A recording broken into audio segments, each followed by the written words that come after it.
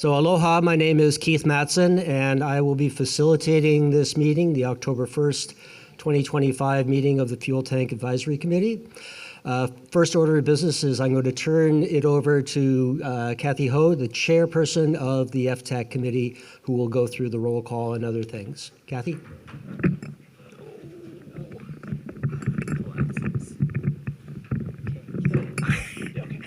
Good morning, everyone, or good afternoon. Thank you all for coming. I'm going to call the roll. Before I do that, I did want to say that we had initially asked that all FTAC members be present today. This morning and a few days ago, we got Senator Gabbard had an issue that he could not make it, but he has designated his staffer to attend. And also, Rep. Lowen called me this morning, and she's unable to attend because she has two meetings at the same time. So she's going to be Zooming in as well. Okay, with that, I will call the roll. And my name is Kathleen Ho on behalf of the Director of Health. Kei Hao Yap from Senator Hirono's office. Okay. Is there anybody from Senator Schott's office? Is there anyone from Representative Case's office? And is there anyone from Representative Takuda? Do you have anybody online? We are getting them on. Okay, yeah. Why don't we wait to call roll? They've been invited as panelists in there. I see one is in there.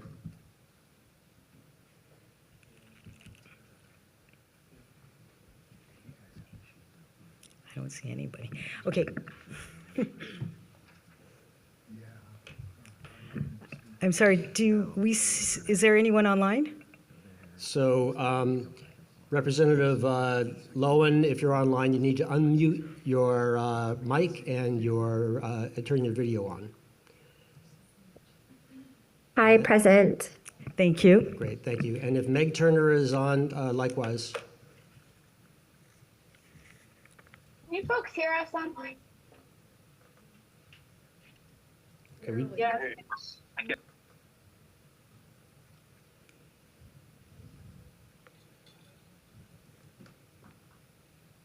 We'll try to get Meg Turner stitched in. I think she's not got the link yet. Here I am. Oh, Okay, great, thank you. Thank you. Thank you. Let me just go through this again then. Kei Hao Yap for Senator Hirono's office. Are you online? Is there a representative from Senator Schott's office online? Okay, is there a representative from Representative Case online?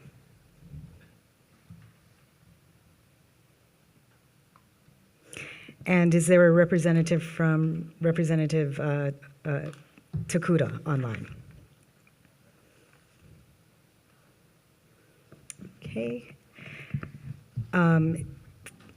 Is Kiala Pono Richards from the chairperson of DLNR? Oh, Richardson, sorry. Chairperson for the Board of Water Supply, Ernest Lau? Yeah, I'm not the chair, but the manager. Okay, or his designee, the manager. The chairperson or her designee for the Commission on Water Resource Management, Katie Roth. Present. Thank you. The Commanding General of the United States Army Pacific or the Commanding General's designee. Is anyone here for the Army? No. Okay. The Commander for the Pacific Fleet of the United States Navy or his designee? Admiral Mark Williams, present. Thank you. The Commander for the Pacific Air Force or Commander's designee? Colonel Greg Hammond, present. Thank you. Representative from the United States EPA, Claire Trapendor? Yes, present. Okay. We have two members of the public, Dr. Melanie Lau. Present. Thank you. And Ashley Nishihara. Present. Thank you very much. With that, the roll has been called, and I'll turn it back over to you. Okay, thank you, Ken. FTAC members, that was sort of your first stint up here in the front. We just want to make sure when the roll call, everybody knows who's an FTAC member, because later on during the agenda, you'll be having a discussion only amongst yourselves and then making some decisions. But in the meantime, it's probably going to be more comfortable for you if you sit in the second row, facing the screen, because then you can see the presentations and you can ask questions of the presenters. And then when we get to item number 6, which will be after the break, that's when we'll want you to come back up here, because then you can have your discussion. So feel free to move where you want to. So with that, a couple other housekeeping things. If you're new to the Capitol Auditorium, the restrooms out the door and to the left, both men's and women's. You'll see them well marked. Want to thank the legislature for providing this auditorium for us. And I also want to thank the technology crew, which is UH Information Technology Services and From Above Entertainment, for providing video, the webinar support, and the sound. As with all the other FTACs, like at least I've tried to be involved in over the past 2 years, we really strive to do the best job we can with the venue we have. And each venue is different. This one is a little bit of a challenge to have a meeting like this where there's an extended discussion later on with the FTAC members. Part of the reason that I wanted them to invite them to sit in the second row is also I didn't want to be seen hovering from above over them. That's awkward. And during their discussion later on, I'm going to be parked on the side because that's only amongst the FTAC committee. But we just needed to open the meeting and get it going.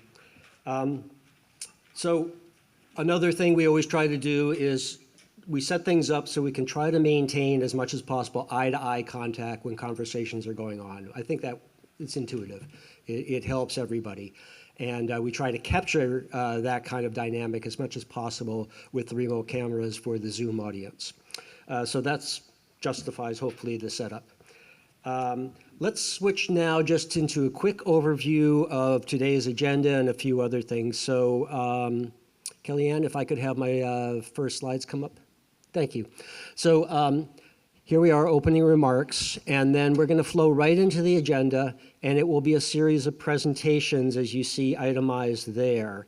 There's been a couple of changes. One is that the National Academies of Science representative Elizabeth Boyle was unable to make it. She had a travel commitment.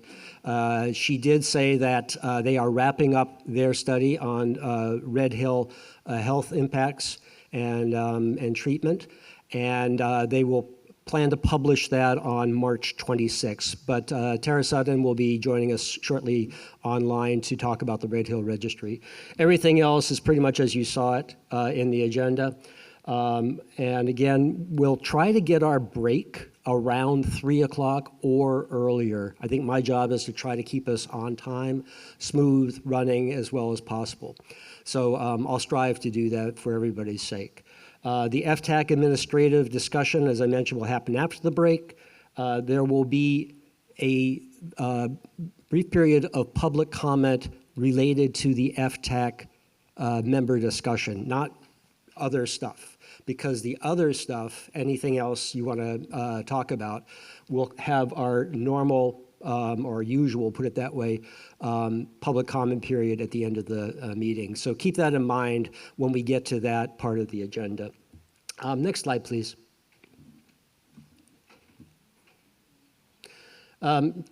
Zoom participants, I mean, you're pretty savvy at this by now, but just so you know, you are in webinar format, so your video and audio or your microphone is muted, but you should be able to hopefully see everything. If you're having any issues, questions, just put them into the chat so that we can try to take care of any technological issues that may be impeding you.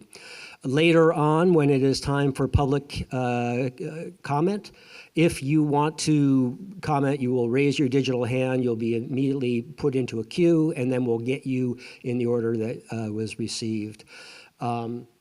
Let's see. Other than that, I don't think there's much more to cover. You're probably pretty masterful at Zoom by now.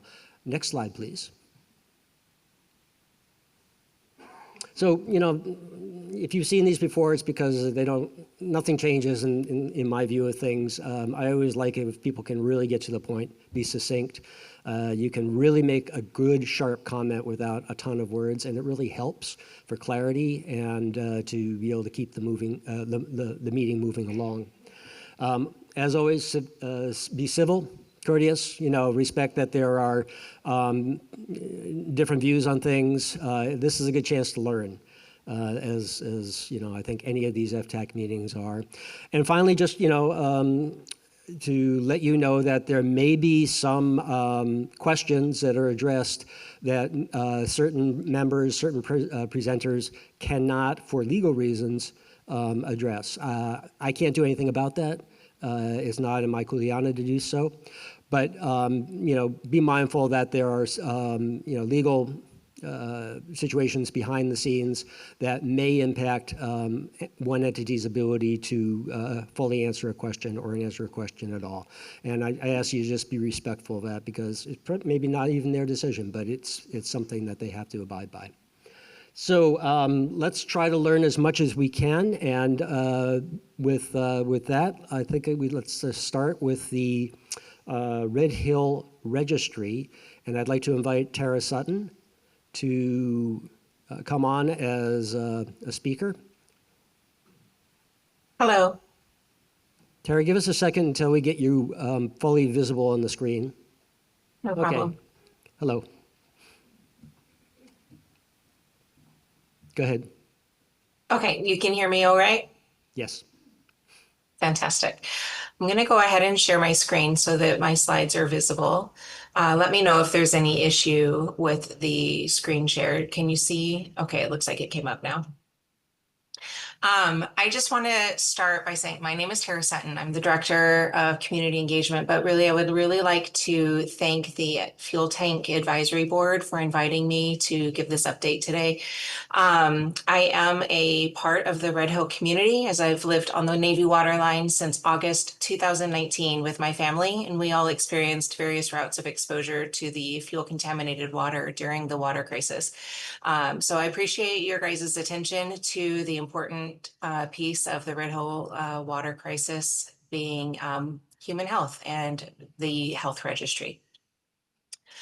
This project is sponsored by the Uniformed Services University of Health Sciences. However, the information presented today reflects the views of the Red Hill Registry and does not include necessarily the official position or of the funder or the affiliated institutions.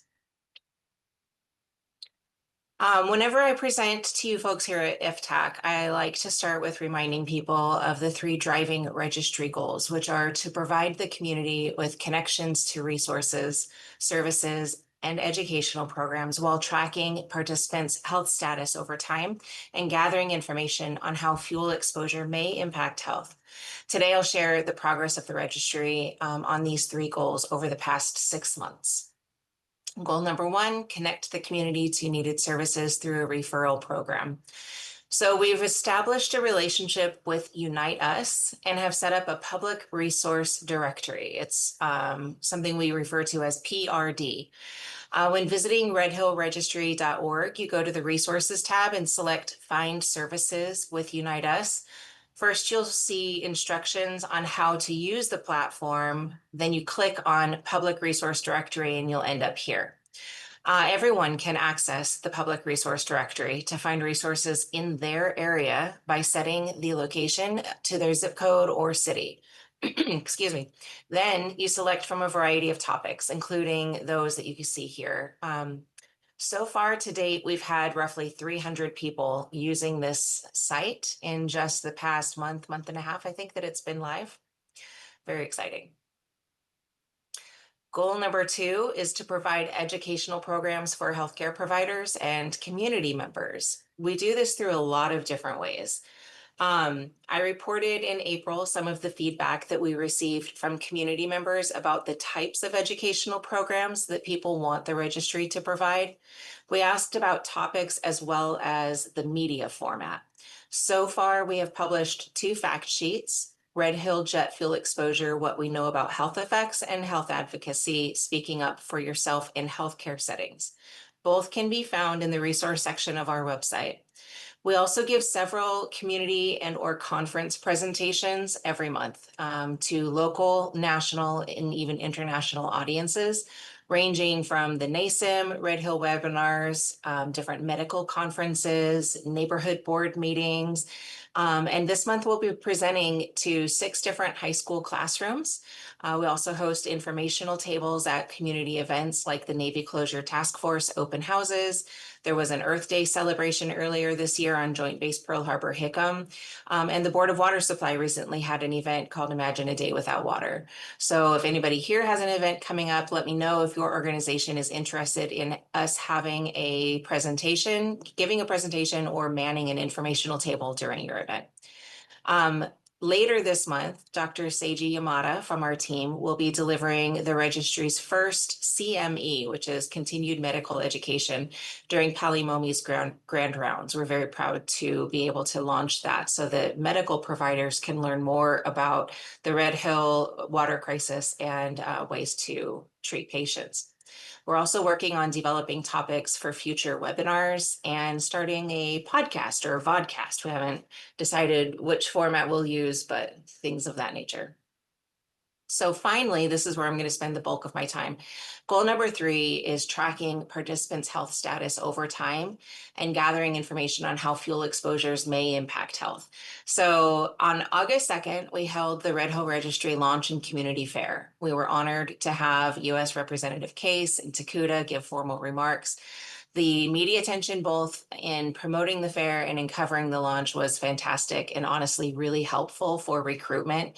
We could not have done this event without several partner organizations who came together and hosted their own tables that describe various kinds of services that help with clean water, financial planning, and health and wellness. In addition to all of that, we had a scavenger hunt, some outdoor games, and a bounce house. So in order to accomplish the goal of tracking participant health status over time, we need people to join the registry. That's the driver for this. So let's talk about who can join the registry and how.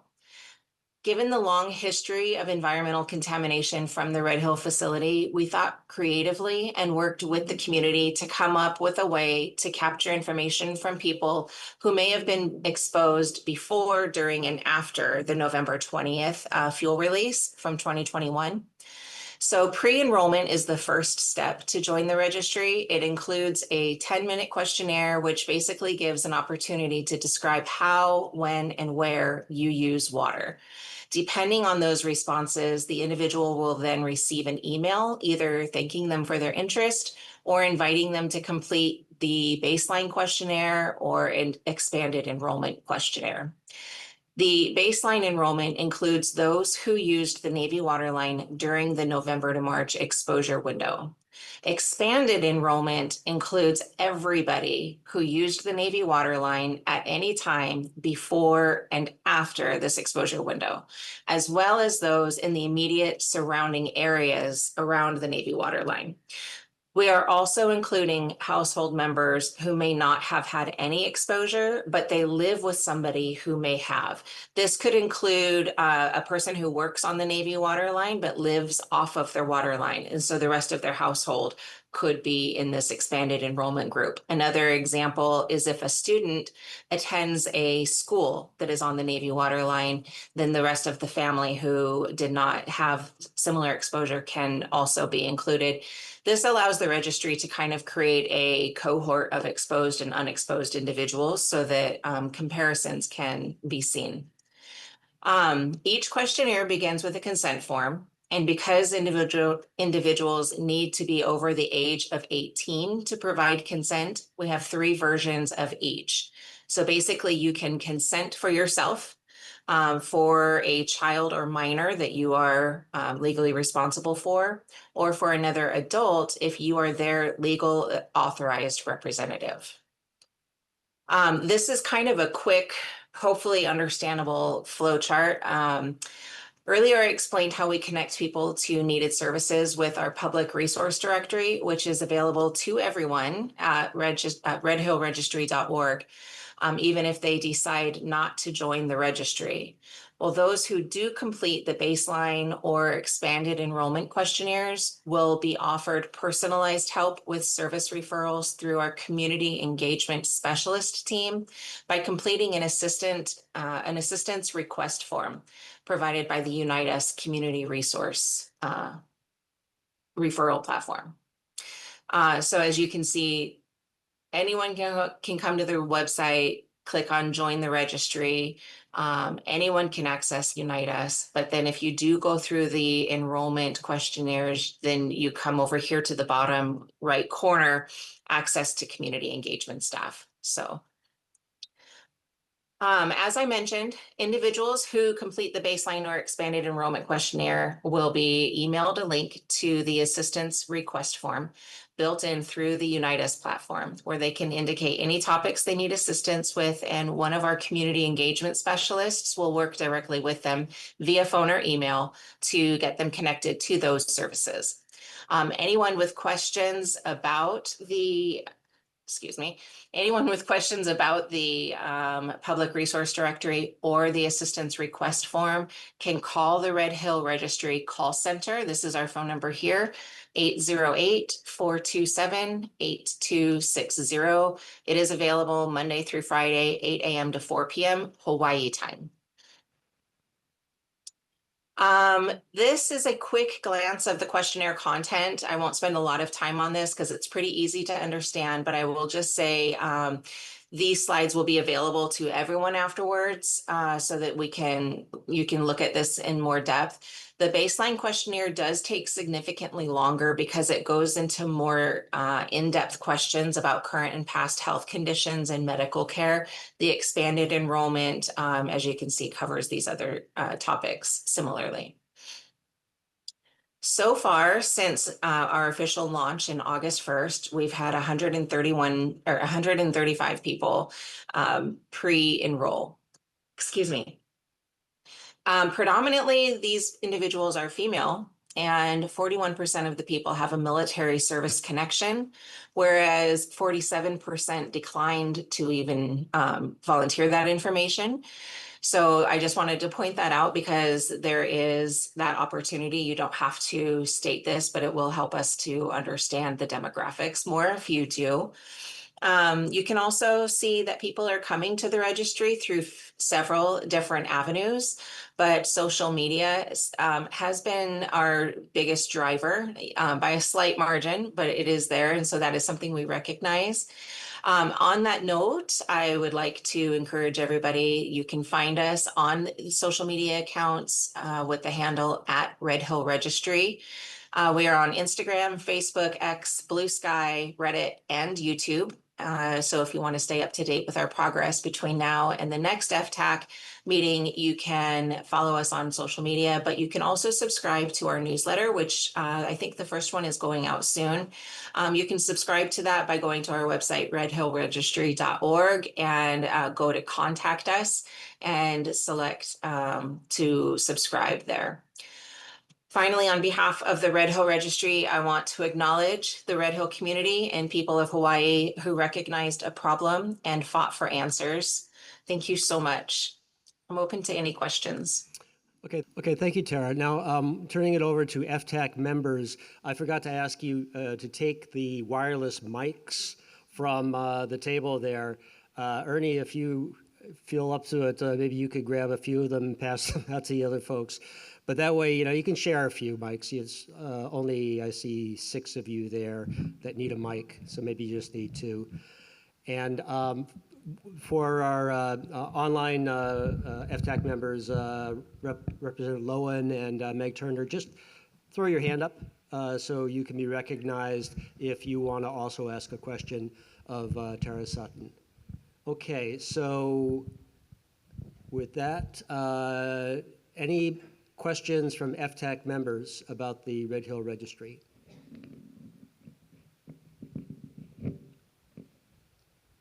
I think Dr. Lau? Is it on? Yeah, go ahead. Hi, Tara. Thank you so much for your presentation and for your commitment. It looks like you're collecting data, just like a basic data of all the people. What are your next steps with the registry?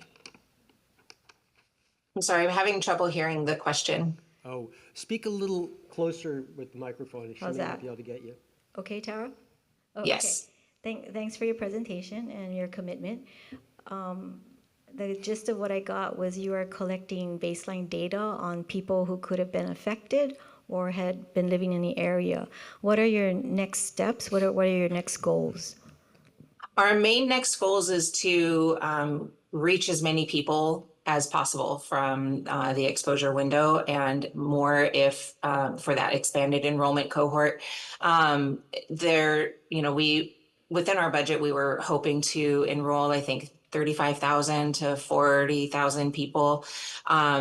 In total, there have been about 700 people who have pre-enrolled since pre-enrollment launched in December. So we do have a long ways to go in that. So that's going to be a major thing.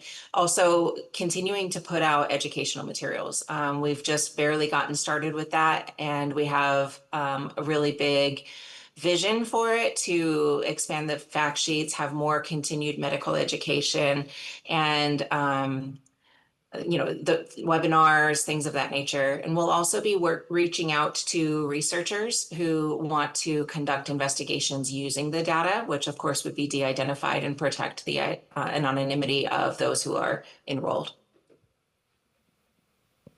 I can see some of the problem is people have moved on. It's past the 3 years, everybody's been sent away. Do you get any help from the DOORS system, or however you say that?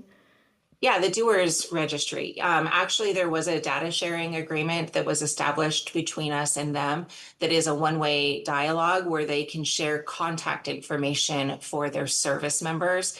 We won't get access to, dependents and, spouses or anything like that, but that is still a significant number. And so that is something that we're about to put into use. Since we just launched, we had some wrinkles to iron out as far as getting the whole system automated before we sent out, 40,000 invitations for people to join. But anybody watching, if you're on the, the DOORS registry, please watch your emails. It could go to spam, hopefully not. But yeah, that is something that will definitely be a big push and help. Social media is going to be another big driver, just because there's a lot of groups where people talk about it. We'll be able to hopefully reach people that way as well. Thank you. Kayla. Kayla here, DLNR. Tara, for your goal 2, you talked about education to high schoolers. I was wondering, can you talk a little bit more about what kind of education you're doing in high schools? And also, second question, are there other youth kinds of education that you're focused on? This is the first youth education that we've been reached out to perform.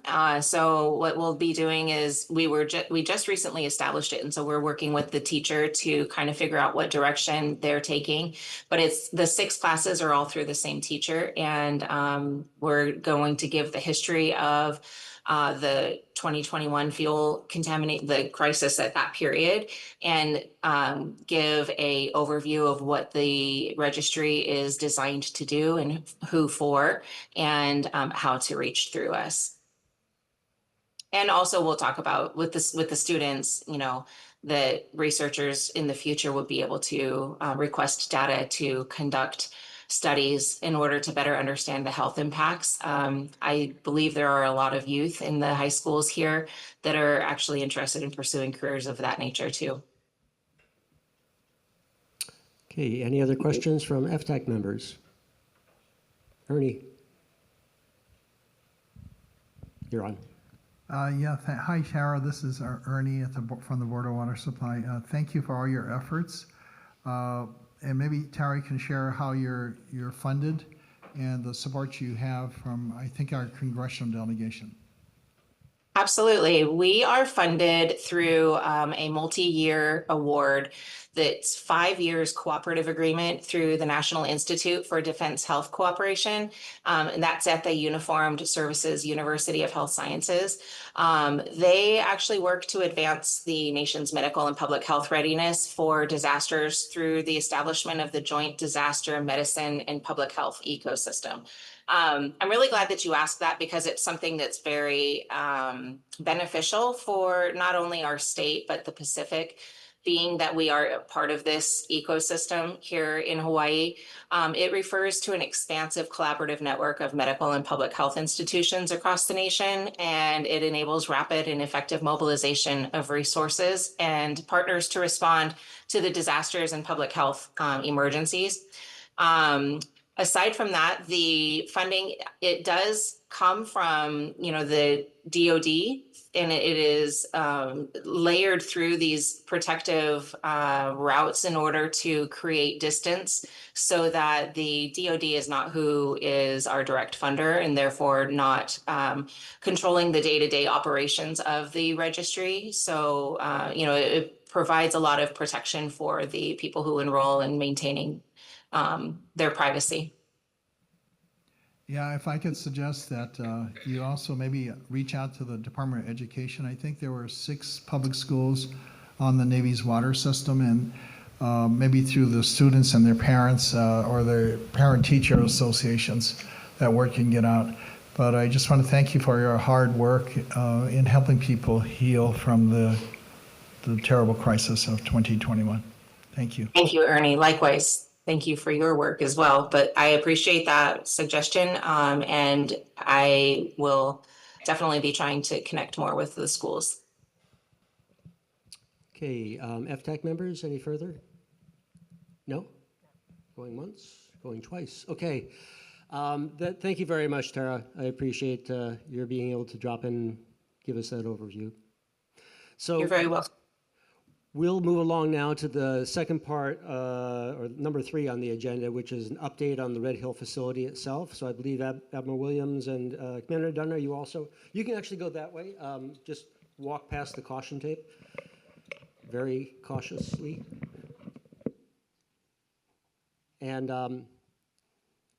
Admiral Williams, when you get up there, the confidence monitor that you see on the left side should be showing your slides, so you don't have to crane your neck to see what the audience sees. Yeah.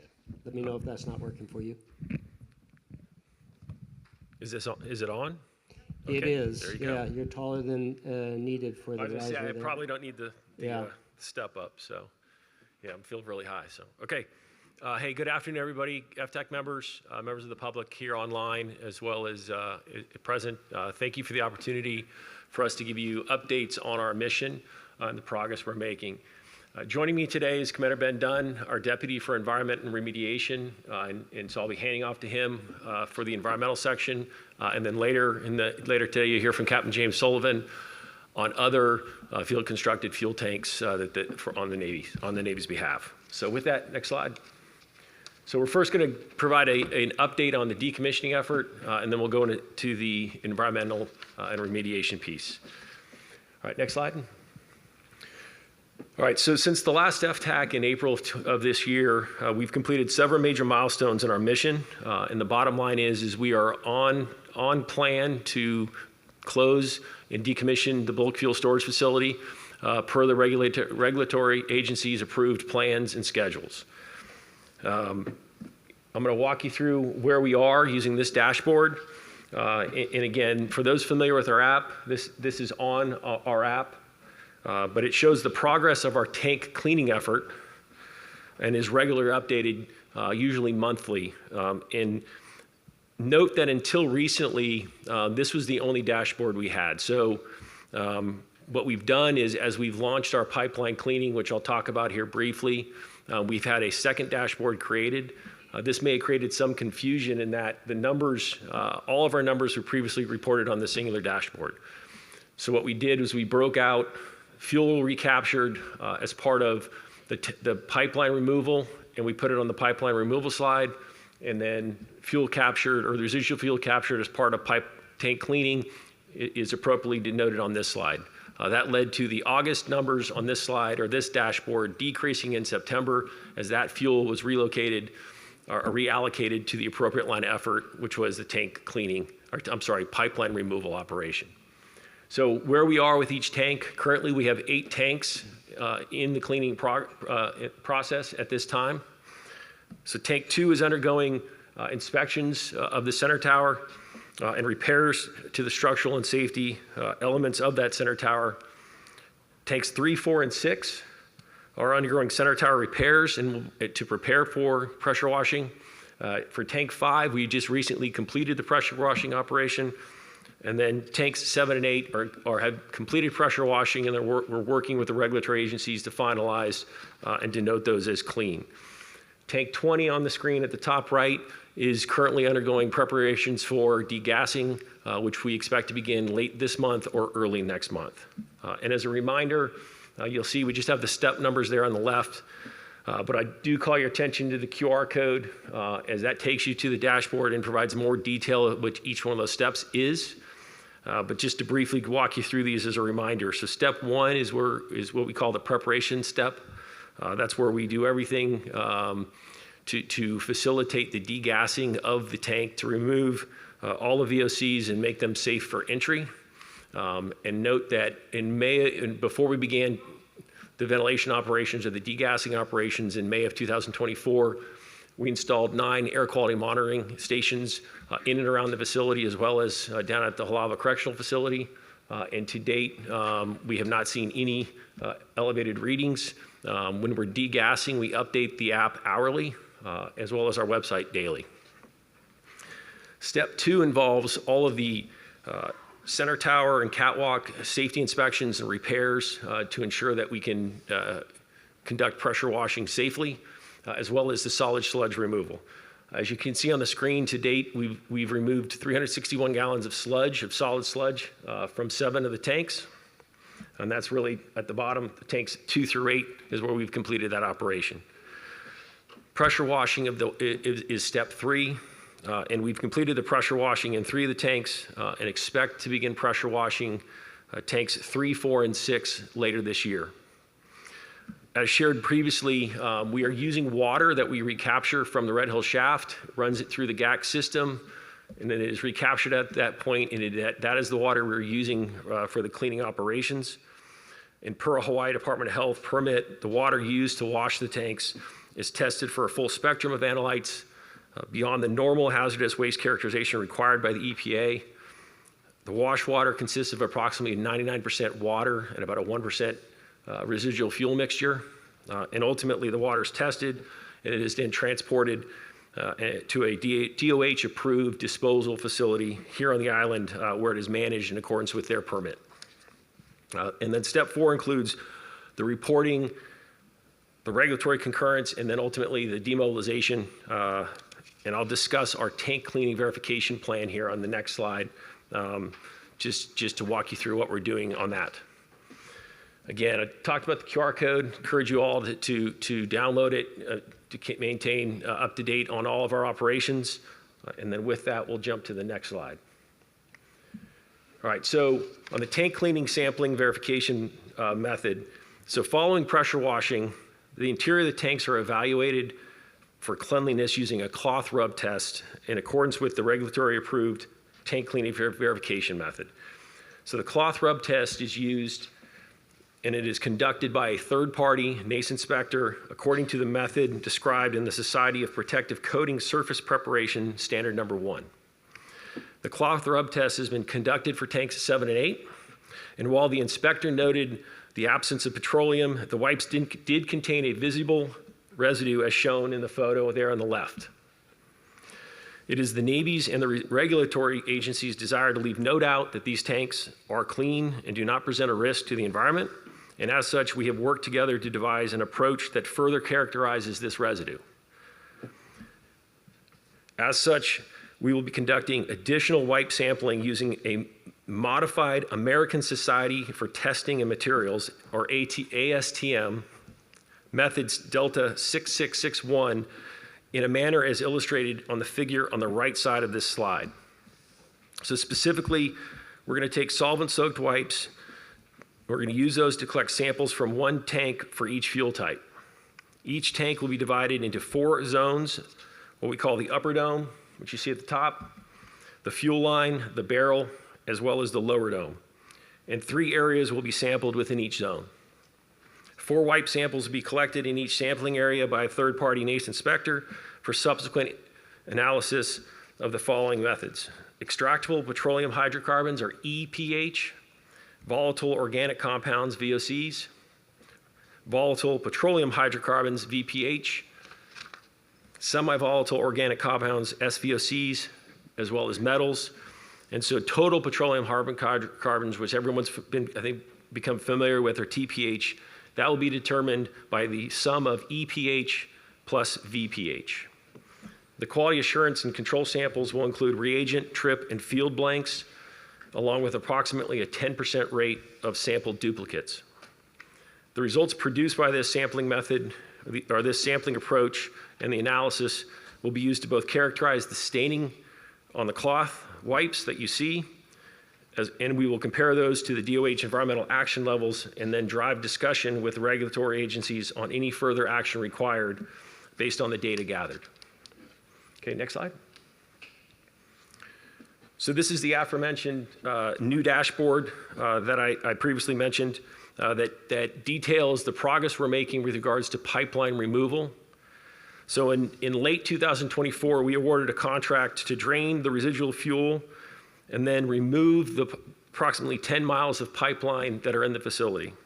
Since the last FTAC, we started the essential part of pipe cleaning, which is called pigging.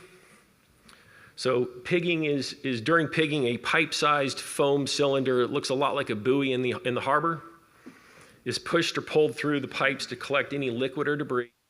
And this residual is then tested and ultimately disposed off island. Pigging of the first sections began earlier in the summer. And then once we complete the pigging, a marine chemist inspects the clean pipe to certify it as gas-free and ready for cutting and removal.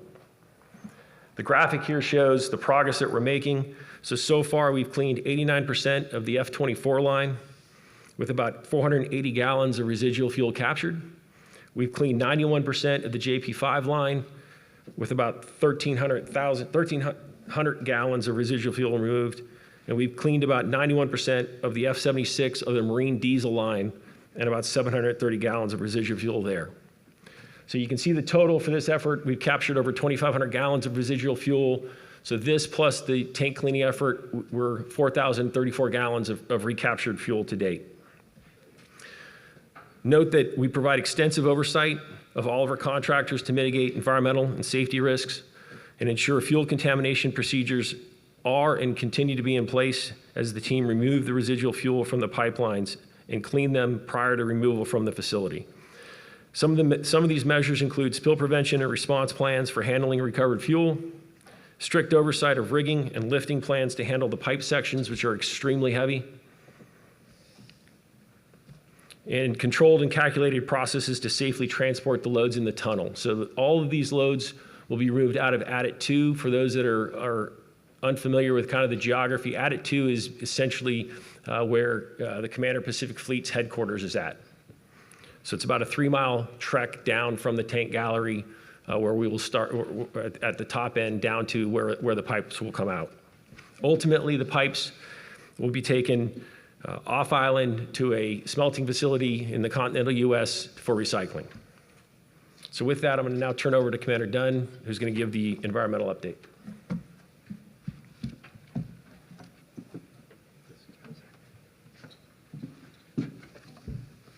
All right, aloha, good afternoon, everybody. Thank you again for your time and attendance and providing the opportunity for us to give an update on the continued efforts here. I'm going to speak specifically to the environmental monitoring, remediation, and a little bit of the drinking water. So next slide, please. Okay, so one of our main efforts on the environmental remediation piece is the site assessment. It's really the foundational effort of that activity that informs the cleanup, the ultimate cleanup of fuel at the fuel and the environment at Red Hill. So first, this graphic overlays the general overarching process and general timeline involved in this very detailed, deliberate, and iterative process, which first identifies the presence or absence of fuel around the site, and then goes on to characterize the nature and extent. So basically, the first step here in this site assessment field investigation scopes the work that needs to be done, tells us exactly where and how much fuel is around the facility. And we are working today through this first field investigation phase with our preliminary sampling. So you will hear future updates at public forums as we move through the process. Again, it's a deliberative, data-driven, and iterative process. We closely coordinate all of the work plans and activities related to the site assessment with both the DOH and EPA. So this is a long time coming. We've been in close coordination with both regulators for approximately 18 months to get this going and have a very thorough approach. We started in the field with our sampling this summer, and that will run through the holidays and into early next year, after which the results from that will inform the next pass of sampling through the facility. We don't want to go too fast, and we want to make sure we do it right. So that's why, again, it's a very deliberate process. We're not going to sacrifice thoroughness for the sake of expediency.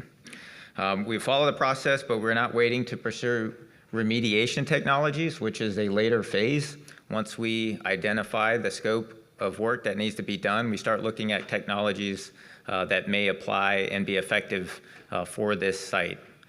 So we are today running a pilot study for soil vapor extraction to get ahead of that phase, to be better informed when we come to the process of evaluating technologies that may be feasible for this site.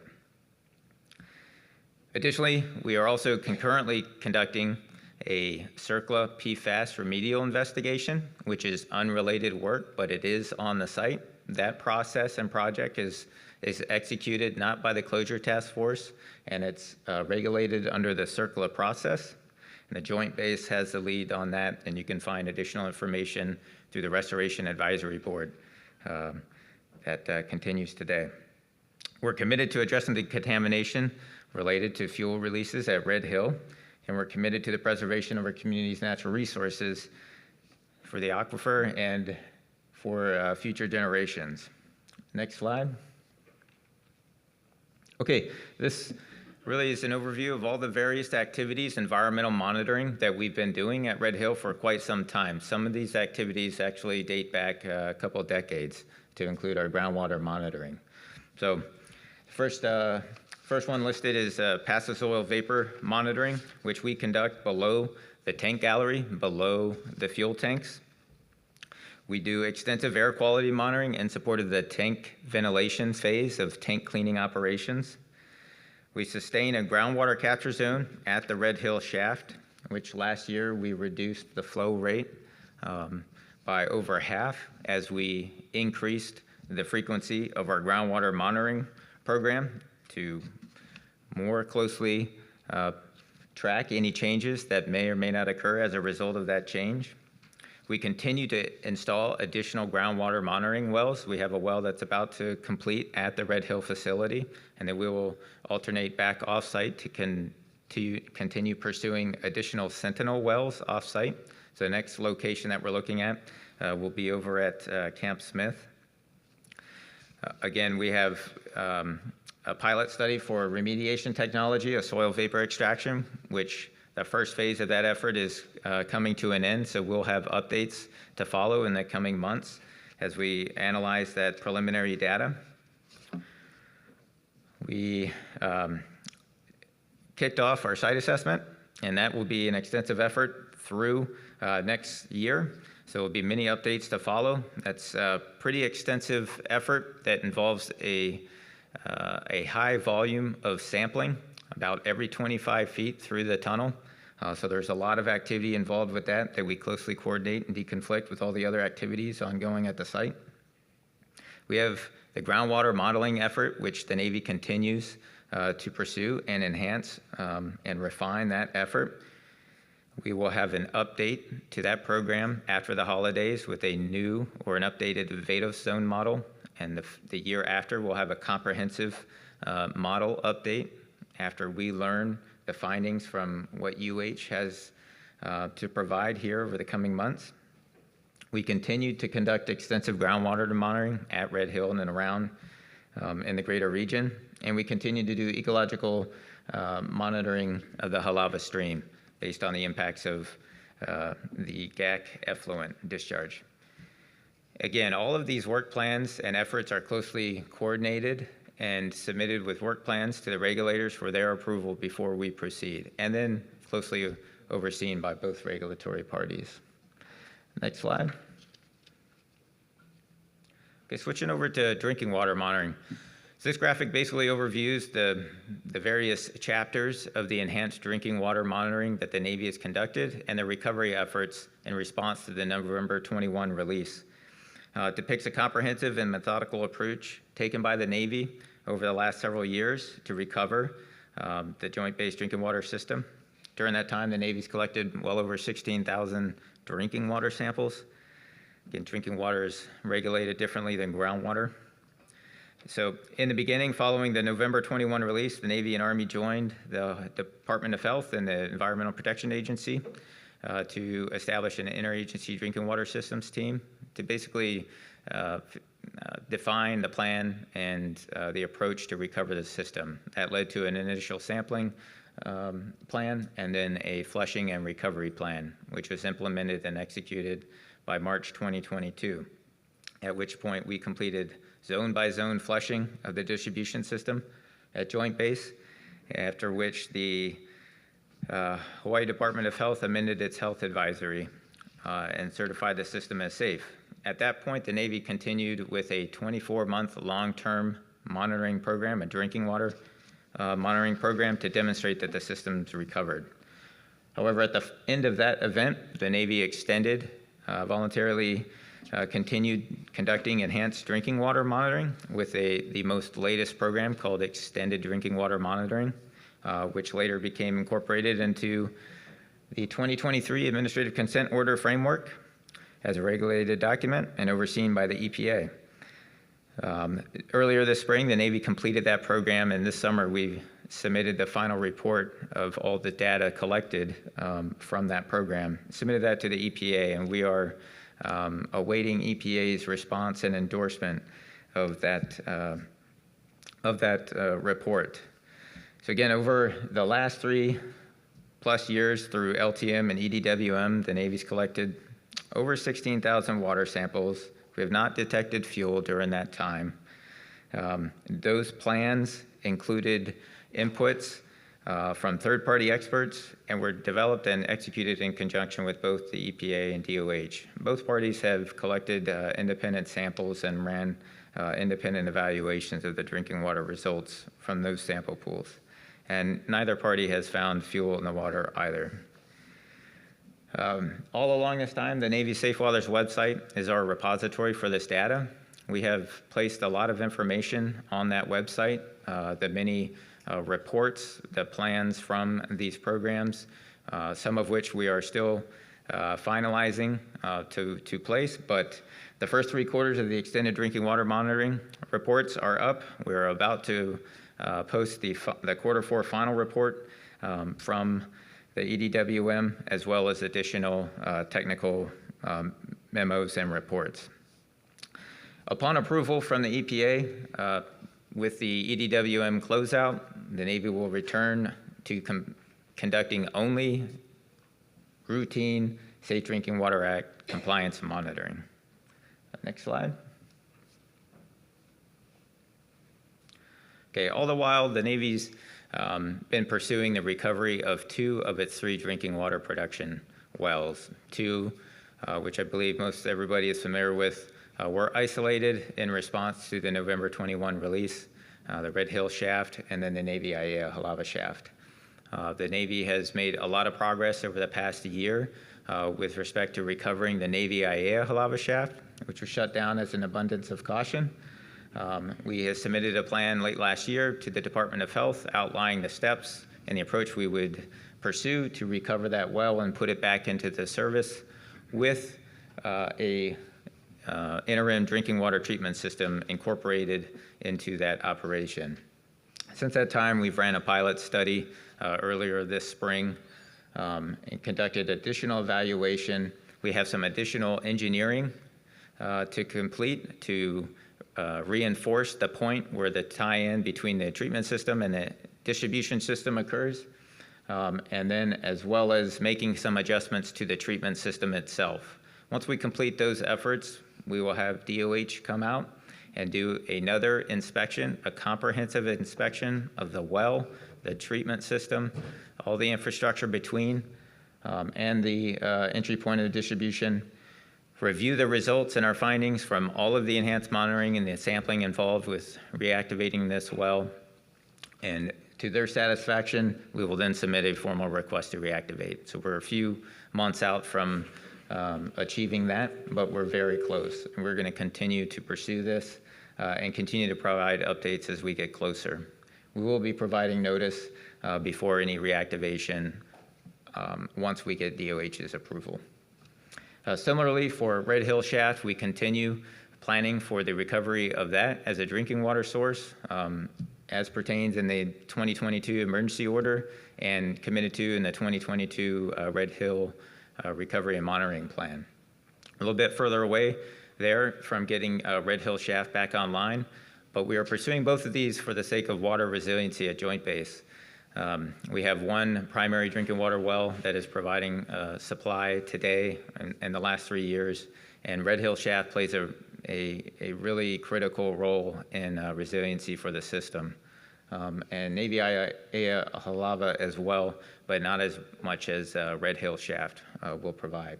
So we are pursuing a permanent water treatment facility for the recovery, the long-term recovery of Red Hill Shaft, but in the interim, we are installing a temporary interim GAC treatment system for the Red Hill Shaft as well. In the coming months, by the holiday time frame, we'll be submitting a reactivation plan for Red Hill Shaft, like we did for Navy Halava Shaft, to the Department of Health. That again will outlay the many steps and efforts that we have taken to date, but need to take in the future over the next 18 months or so to get that well back online as well. So many updates to follow over the next year or so for Red Hill Shaft and again Navy Halava Shaft. Next slide, please. And then we continue to provide updates. There's a lot of information available on the Safe Waters website. We continue to refine that. We welcome feedback on how that is presented and what that contains. We also have our Navy Closure Task Force website for all of the operations at Closure Task Force. We have our app. We continue to issue Red Hill highlight messages with updates and continue to conduct vodcasts. And we will be working on our future engagement schedule. And so we will be continuing about a rhythm of many public engagements and stakeholder forums to help inform and elicit feedback for our activities. And with that, I will turn it over to DOH and EPA. Okay, thank you, Commander Dunn. So while Joanna Cito and Allison Fong are coming up here from DOH and EPA, we'll flow into this so we can get a good overview of the regulatory agency oversight, and then we'll take the FTAC member questions. It'll be for both the Navy and or DOH, EPA. If I could ask you if you can move that microphone closer to yourselves, that would help. And then it will also help if you're using the confidence monitor, we call it. It's just a monitor. That way you don't have to kind of pull your head away from the microphone. It'll just be a little bit smoother. Take it away. This work better? It works great. Perfect. Hi, I'm Joanna Cito with the Department of Health, Administrator of the Environmental Management Division. Hi, everyone. I'm Allison Fong. I'm the Assistant Director of the RCRA branch at our Region 9 Environmental Protection Agency. Today, DOH and EPA are going to provide updates on Red Hill from our perspective as regulatory agencies. Since the 2021 releases, our teams have worked every day to ensure that the Navy is meeting our regulatory requirements and following the plans we've approved. The first major accomplishment was defueling, completed in March 2024. Our teams reviewed over 300 repairs, and we oversaw the successful removal of 104 million gallons of jet fuel. This was a big milestone for us because it removed the risk of another catastrophic release to the environment. Now we're in the tank closure phase. This includes cleaning the tanks and pipelines and removing certain infrastructure so that the tanks can be removed and, sorry, not the tanks. The tanks can never be used to store hazardous substances again. This phase should be completed in July 2029. We'll talk about that more later. For the Joint Base Pearl Harbor-Hickam Public Water System, the extended drinking water monitoring program was completed in March 2025. And our most long-term effort is remediation, environmental site investigation, remediation, and long-term monitoring, which should continue at least through 2040. Please note that the dates can always change, especially if the Navy encounters unexpected site conditions. So EPA's emphasis on the oversight of the Joint Base Pearl Harbor-Hickam public water system is first and foremost the effectiveness of the response and recovery from the November 2021 jet fuel release. Through this oversight, our evaluations of the water system found several aspects of the water system management that affect long-term success of the system, and we incorporated that into our 2023 consent order. This slide here summarizes progress since the last FTAC, and the check marks indicate what's been approved or completed. So EPA completed split sampling to independently validate sampling results collected by the Navy during extended drinking water monitoring, or EDWM. With EDWM now complete, EPA will be issuing a summary report of the drinking water system, starting from emergency response through completion of EDWM. EPA has also reviewed and accepted the Navy's Drinking Water Asset Management Plan.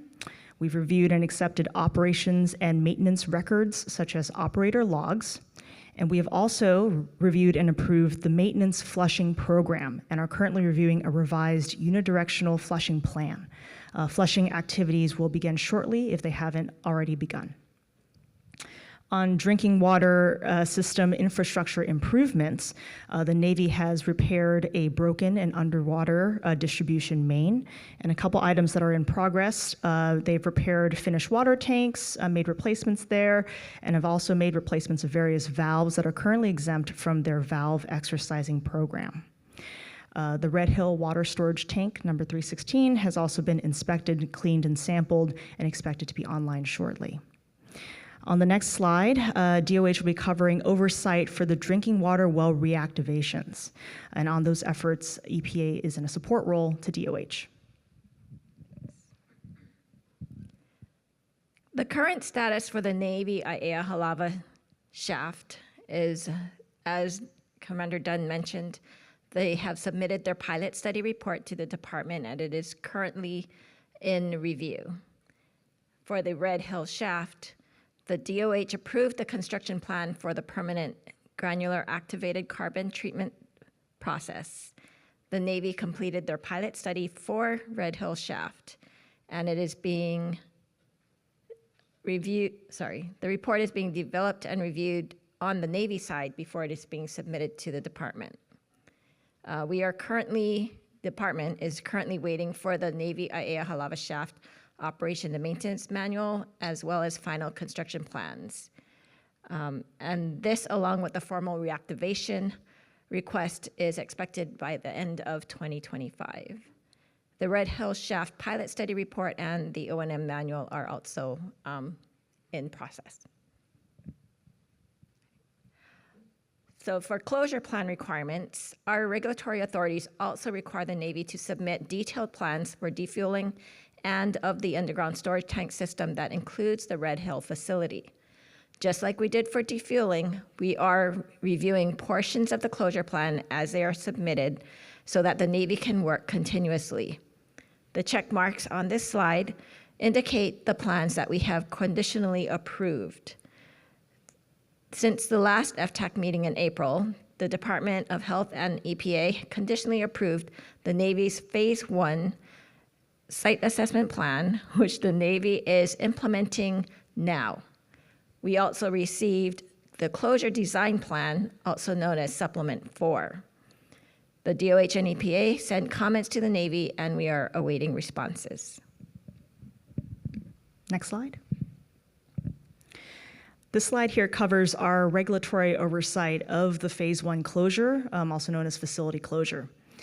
Our ongoing efforts include meeting with the Navy at least weekly to work through issues and concerns, reviewing and providing comments on plans as they are submitted by the Navy, including on tank cleaning, closure, and their pipeline removal plans. We also conduct walkthroughs to make sure that spill mitigation measures are in place, and we continue to oversee degassing, pressure washing, and cleaning of the pipelines.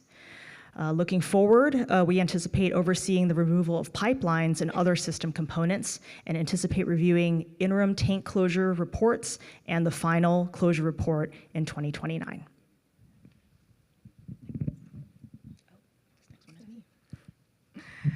All right, next we're going to discuss updates on our oversight of Navy's environmental activities. So on this slide, we're going to go through the steps to get to remediation, and then next we will be showing you a map of progress at different locations at the Red Hill facility. So most of these steps are required to close any underground storage tank system in Hawaii, from a gas station to field constructed tanks. And this is an iterative process, so each step will inform the next step. So the first step you see here is a comprehensive site assessment to identify where all historic releases are located. Sampling is done to detect the presence or absence of fuel released from the underground storage tank system. Then at the locations where releases are detected, additional sampling is done for the site investigation. That is to define the nature and extent of each release. All the data from these first two steps will be used to evaluate risks from the releases and choose the most suitable remedial option for the site. And then once remedial technologies are implemented, there will be long-term monitoring to make sure it's effective. And due to the very complex geology of Red Hill, we're going to be using a variety of field techniques to complete all the steps. Next slide.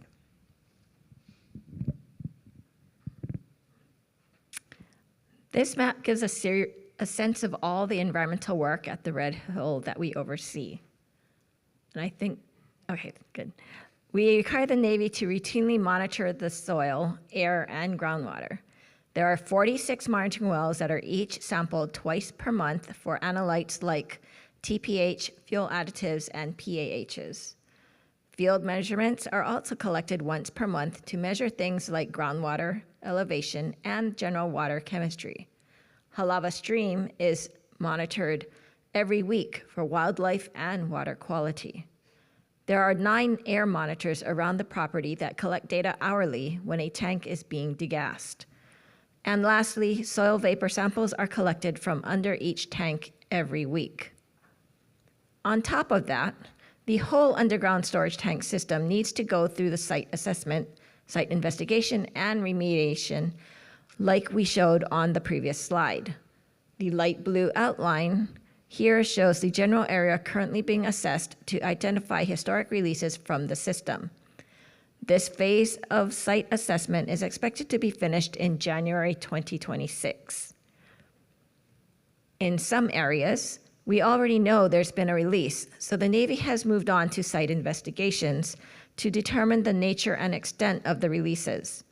The Navy is also currently doing a soil vapor extraction pilot study to see if that could be a remedial option. The Navy has also been testing for PFAS quarterly as part of the Red Hill PFAS remedial investigation. So EPA and DOH are committed to working with the Navy to ensure there is effective community engagement.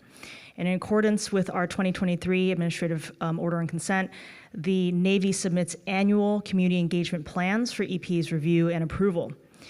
The Navy's 2025 community activities included hosting of quarterly open houses, quarterly webinars, quarterly community engagement, including the Community Representation Initiative meetings, hosting information booths, and attending neighborhood boards, and also participating in FTAC meetings. The 2026 Navy Community Engagement Plan will include a summary of what the Navy completed, an evaluation of these efforts, and their planned efforts for 2026.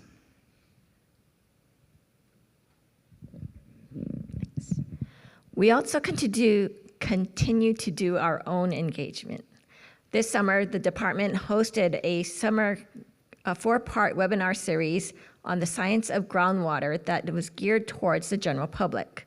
Each week in June, we covered a different groundwater topic, and people had an opportunity to ask our experts live questions and answers. We had a really good turnout. An average of 100 people attended each webinar, and the recordings are posted on YouTube, so people can always refer back to them. DOH and EPA also continue to participate in the Navy's quarterly open houses, attend CRI meetings quarterly, attend various neighborhood board and commission meetings, and convene these FTAC meetings. EPA and DOH make as much information as we can publicly available. You can access our websites using the QR codes here on this slide. The last QR code on the right will take you to the Navy's test results for air, drinking water, groundwater, and soil. Thank you. Okay, so let's move into FTAC member questions. Joanna and Allison, if you could just stay up there, it might be easier. And then you have microphone there, so let's go ahead and open it to questions from FTAC members. Ashley. And Ashley, if you could just take your mask off while you're speaking in the microphone. Yeah, that would be easier. Okay. Much better, thank you. Better. Okay, first I want to apologize to Ernie. I'm sorry, I failed you, Ernie. He was trying to get your attention, Keith, right before DOH was set to speak, because that was just a lot of information. That was, and I thought that we all thought we were going to get a chance to ask questions after the Navy went up. Okay. And so, okay, so brace yourself, because I'm trying to arrange all my questions. Okay. First, starting with the Navy. You don't have to ask them all at this time. You could share the mic and then come back again. We'll get Yeah. you, so you don't run out of breath there. Okay. Okay, so first for the Navy side, I don't know if we could go back to that slide where it shows the tanks, the tank cleaning slide. Okay, so if we could get back into the Navy's presentation and we'll flip through that until, is that it? Yeah. That one, okay. Yeah, that's the one. And so it says on the bottom, gray tanks were empty and not in service before defueling. This could just be my color blindness or something, but I don't see gray tanks. I see black, I see white, I see, which tanks are these referring to, just for clarity? So tanks 1, 13, 14, 17, 18, and 19. Okay. So it's a really, really dark Blackened gray. out. Okay, got you.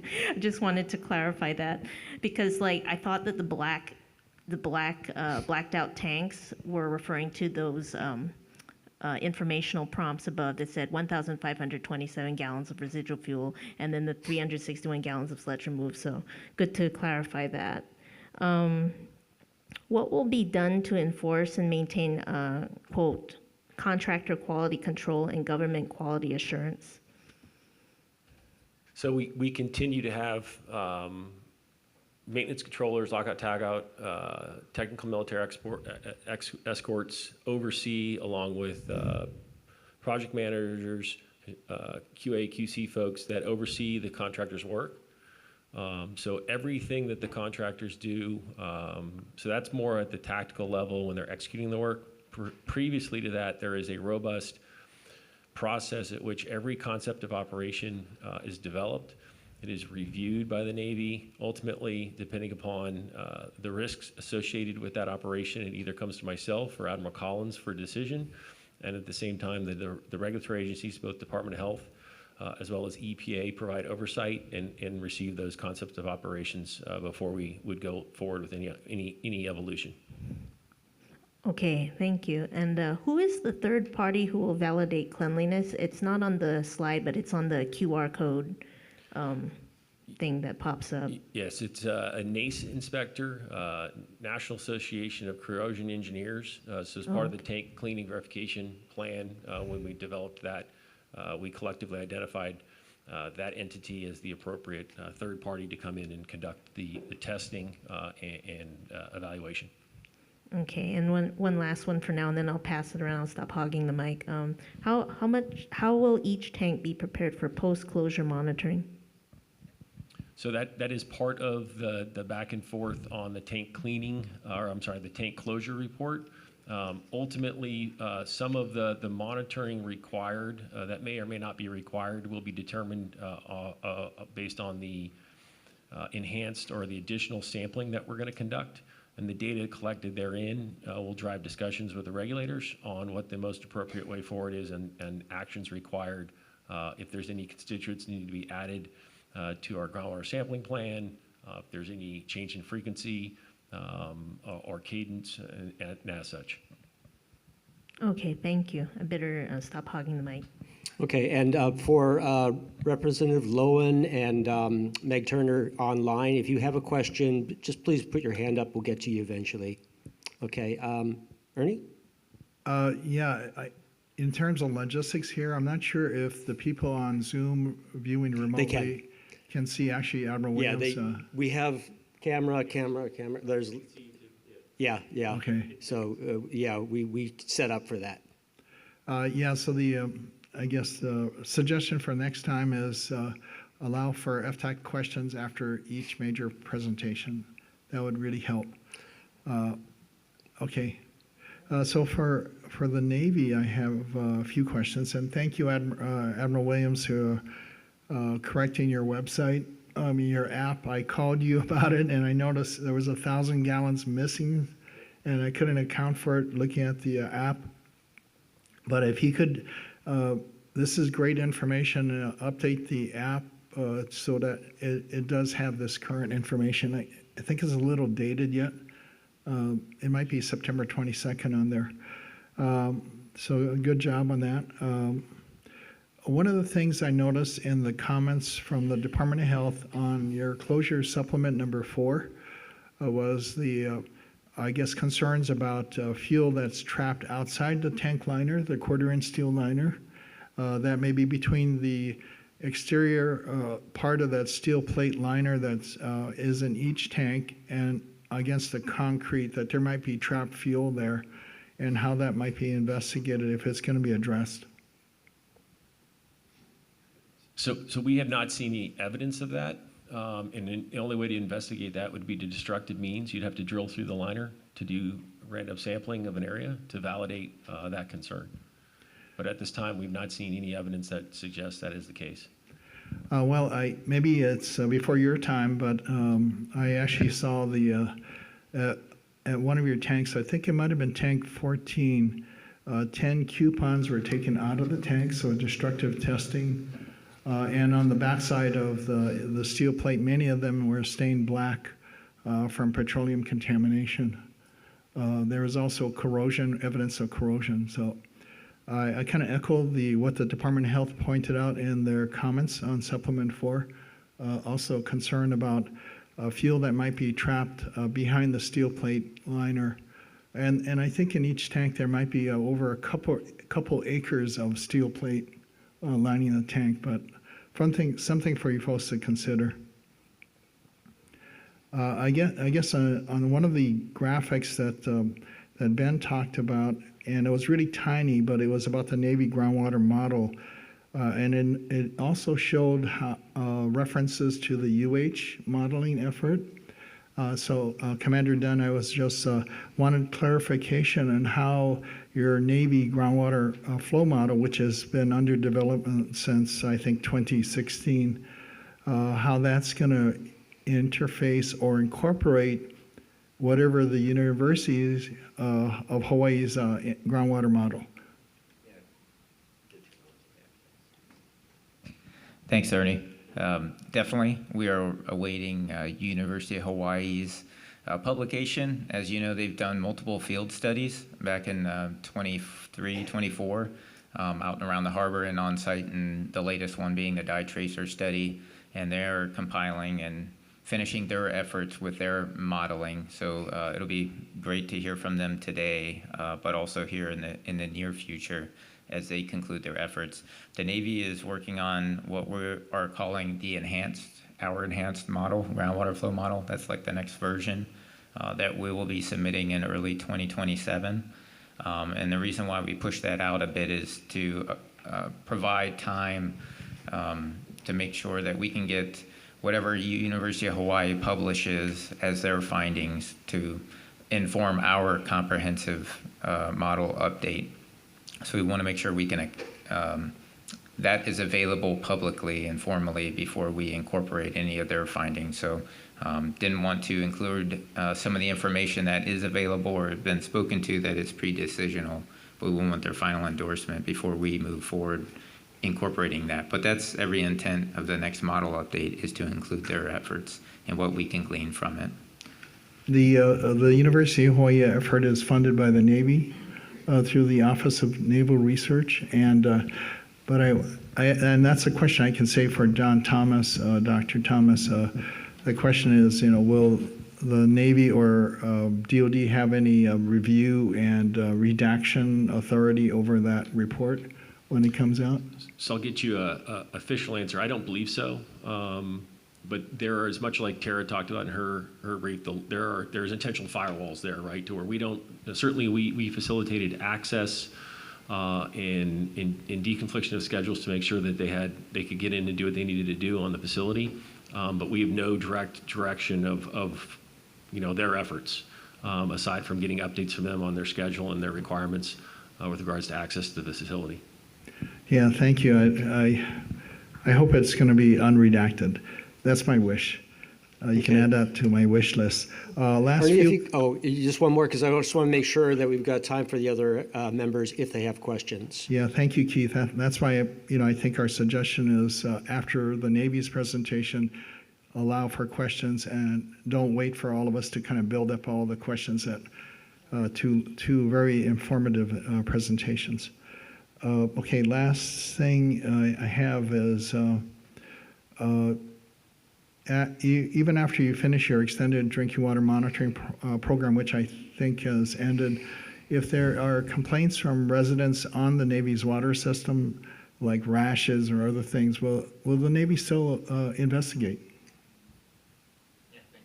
Thanks, Ernie. Certainly, we still have our response capability.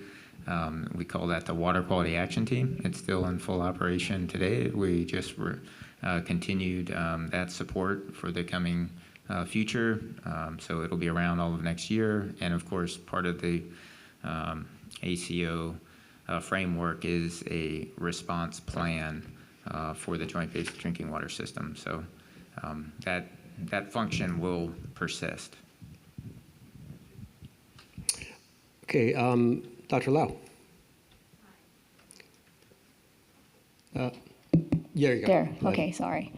A little point of clarification that I need actually from the Navy. Admiral Williams, you talked about splitting this dashboard up into 3 dashboards. Is that what it is? Did I hear you correctly? Recapture, reuse, sludge, and pipelines or something? No, 2 dashboards. It's Okay. the tank cleaning. So the main efforts right now for decommissioning are tank cleaning and then pipeline removal. So right now, pipeline removal, the only thing that we have undertaken at this time is the pipeline cleaning. That's the first step in it. So the second dashboard right now is entitled pipeline cleaning, but those are the 2 dashboards to denote those 2 different lines of effort.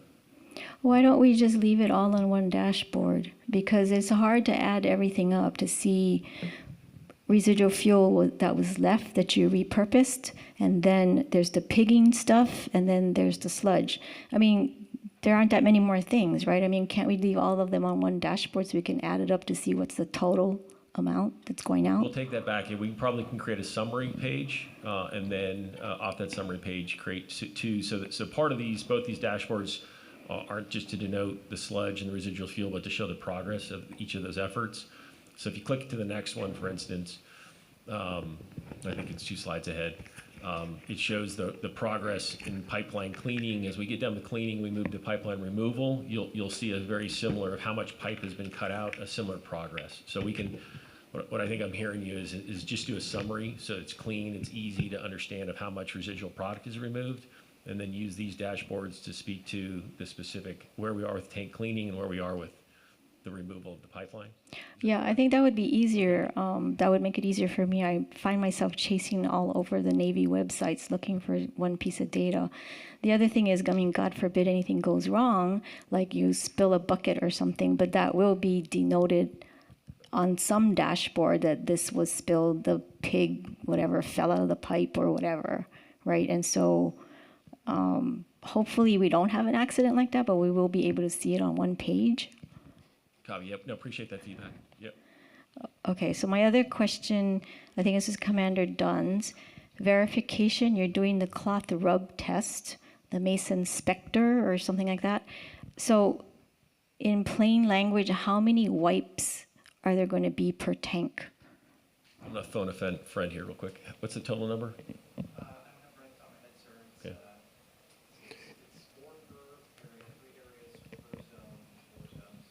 40, let's see, 4 times 3 times 4, what is that? 48. 48. Per tank. So Plus some plus some duplicates, and then you've got the reagents, the field trips, the blanks, some, which are for, to ensure you account for any biases. So yeah, so over 50 wipe samples per tank. okay, so an earlier statement of work, they calculated, anyway, I calculated a whole bunch of stuff and it came out that there's 84,000 square feet of the tank and shell. There's 2,205 feet of the catwalk. And they were proposing that they were going to wipe 1% of the tank, right? So that's 10 square feet per 1,000 square feet, which becomes 84. Anyway, it comes out for me, in my calculation, 84 wipes per tank shell, and 10 wipes for the tower, and 2 wipes for the catwalk. That's 96 wipes per tank, but now you just told me it's down to 48 per tank. So two things. There's 2 different wipe samples or sampling going on, right? There's the quality the SSP1, which is exists today, that identified the residue, right? The residue that I showed on the screen, and then there is the additional steps to document and determine what is, right, characterize that residual. So the 48 that we just talked about, that is what we've worked with the regulators on as the additional quality verification steps that occur, and then with regards to the previous submittals on, that speaks to the SSP1 that the NACE inspector is conducting. So both are still done. One is done on every tank. The additional enhanced characterization is done on 1 per fuel type. So now you're telling me that in addition to the 96, there's 48 more? Is that what you're trying to tell me? Or 48 we can times? get the exact numbers for you on how many per tank, how many wipe samples are taken per tank, and what we can do is we can add that to denote so that everybody, it's clear, hey, how many wipe samples are taken per tank. Right. I mean, it's a huge tank. Everybody keeps saying that, right? I mean, I've never seen it, but I mean, we got great pictures of it. It can hold aloha tower, et cetera, et cetera. Even the 1% sampling 10 square feet per 1,000 square feet seemed really small to me, but now it's even less.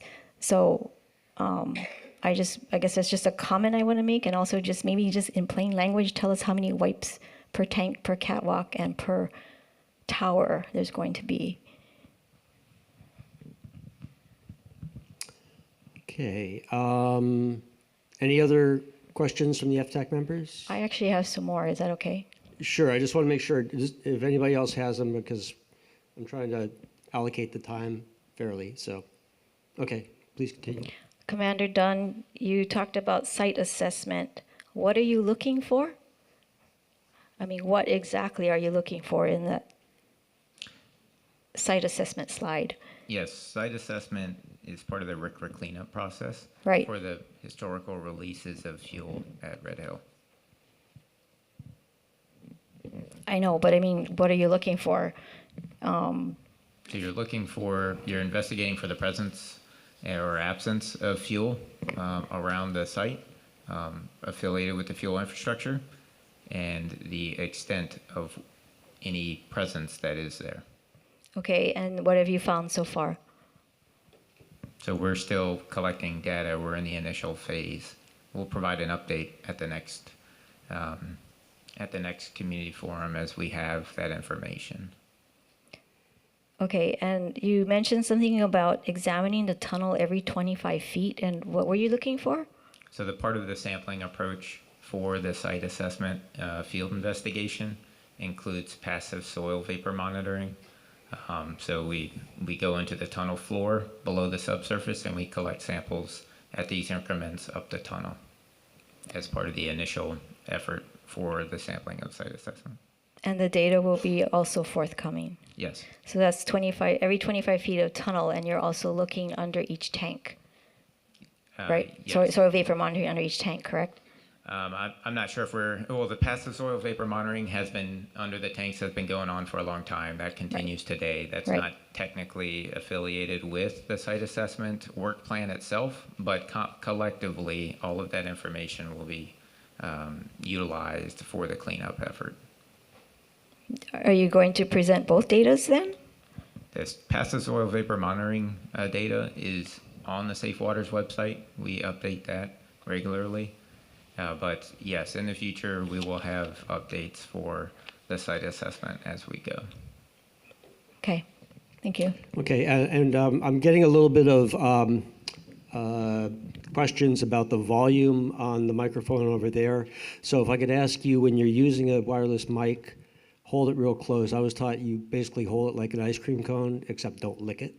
So, when you make sure it's really, really close, closer than you really think it needs to be, and that will hopefully help our Zoom audience. FTAC members? Oh, Katie. Thank you. Katie Roth, Commission on Water Resource Management. Joanna had mentioned those webinars that happened earlier this summer, including one on the contaminant plume. I was just curious, for the record, if we could reiterate, what do we know of that plume? And then how would these site investigations about historic releases, how may those or may those not, inform our understanding about where contaminants reside within the aquifer? Okay, so that's a question to Department of Health? I think DOH, yeah. Okay, thank you. Hi, I'm Lauren Cruz with the Department of Health. The webinars actually weren't on the plume themselves. They weren't specific for Red Hill. Those webinars were actually just more on basic groundwater science.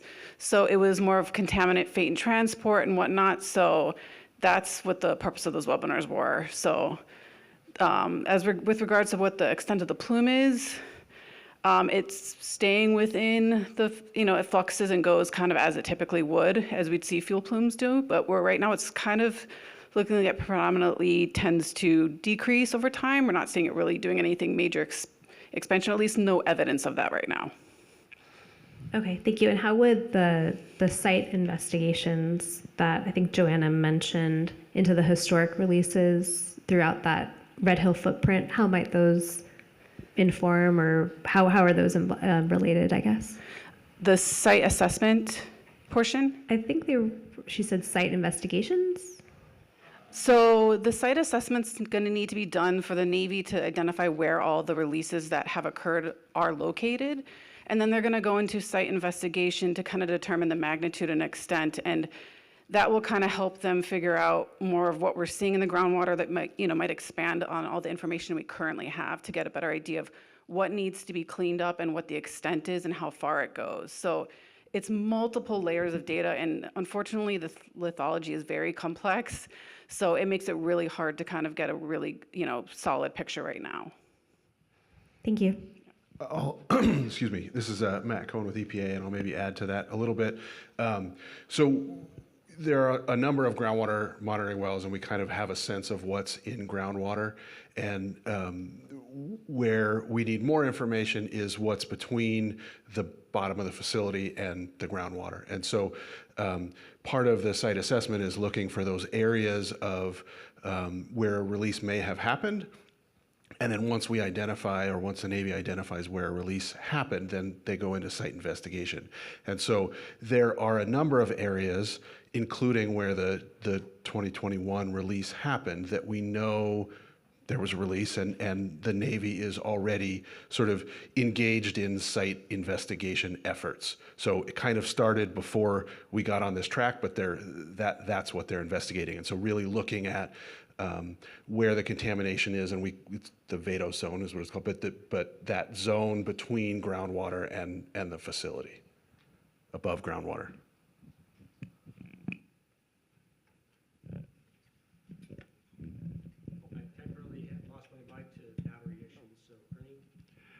Yeah, this is Ernie from the Board of Water Supply. Thanks, Matt, for that, bringing that point up. I wanted to raise that issue. I remember being severely criticized for asking the question about we need to know the complete history of releases from the Red Hill facility, what location, what type of material or substance, because that could really help guide the investigation. But I was really criticized over asking that point. I'm glad, is the intent actually then to have the Navy disclose the full 80-year plus history of releases into the environment of various substances, petroleum and other substances such as PFAS or AFFF? Is that what's we can expect to see in the near future? I think that's maybe a two-part sort of question. The idea of getting an inventory of releases and putting out that's helpful because it helps guide where investigation and assessment happens. But we know as scientists, as that have dealt with USTs for a long time, that that history is likely not complete, that UST systems leak, and especially older ones. And so even if we got a complete history and the Navy could say, we know there's all these releases over all these years, it may not include everything. And so that's, when we talk about the site assessment, it's really to look for where might there have been a release and looking in the areas most likely to have had that release. So it's along the pipelines, it's under the tanks, those kinds of things. And so, yes, what you're saying would be helpful. Also, I think that we're getting at that same question from a different angle. Yeah, thanks, Matt. I think the other point too that you raised that is of concern, even if 104 million gallons has been removed from the facility, and I appreciate the Navy and the Department of Defense making that decision to reduce the risk of future catastrophic scale releases from this facility, it's what's still there in the environment that has been already released. And that area between the bottoms of the tanks, which are about 100 feet above the water table itself, of the aquifer itself, not only what's dissolved into the aquifer, but what's still sitting there in the highly complex fractured basalt lava rock that's there. Where is it located? Can we remove it? Because if we can, that could be a potential continual source of contamination that will eventually enter into the groundwater and perhaps move to receptors like drinking water wells in the area. So that investigation, I haven't seen a lot there, but I think that is something that needs to be considered. I remember hearing one of the experts from the Department of Health explain how after the May release, the contamination plume seemed to move so rapidly over 400 feet in a few months. And perhaps it was in that area that is above the water table where it's still fractured basalt, maybe clinker zones, maybe lava tubes that help to transport or spread that release from the May event into a wider area faster, and then get eventually into the groundwater. So we need to continue to press on this. So I appreciate it. We absolutely agree, and I think that that the Vado zone is really the focus, because that is what's going to drive what's in groundwater. And so if we can identify significant mass in the Vado zone that can be remediated, that's where we'll make the biggest gains and have the potential to make the biggest difference in terms of protecting groundwater.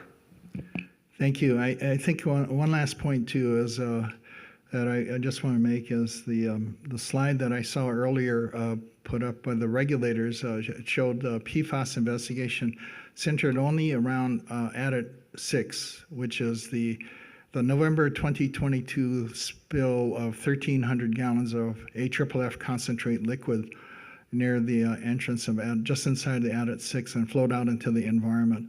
But what was missing, I didn't see there, was another area of investigation. I see that Jocelyn from the Navy is here, and that investigation is being done under CERCLA, but around the oily waste disposal site, Adit 3 in the area of Red Hill Shaft, that PFAS investigation. But I think we have to, as a community, not just think of this as completely separate from each other. Even though it's under RCRA or CERCLA, it is still all related to the Red Hill facility and what was used at that facility and released in the past, whether it be petroleum-related products, cleaning materials that may have contained PFAS or AFFF. It is all, the problem is, it is the source of it is at Red Hill. So I advocate that the investigations not occur like right hand, left hand, but that there's collaboration between the two investigations. For example, I thank you for having bi-monthly sampling at 46 monitor well locations for petroleum and PAHs. But I think that needs to be expanded to include PFAS also in those investigations. From what I understand from the CERCLA process, that there is going to be 4 quarters of PFAS sampling at Red Hill, but I don't know what's going to happen beyond that. I would advocate again, repeat my request, that the bi-monthly sampling at all 46 monitor well locations at Red Hill related to this discussion today be expanded to include PFAS. Thank you. Okay, any last questions? We're getting kind of close to the end of what we want to do. Kayala hasn't spoken yet, so let me ask Kayala to first, and then we'll go to you, Ashley, for a wrap-up. Thank you.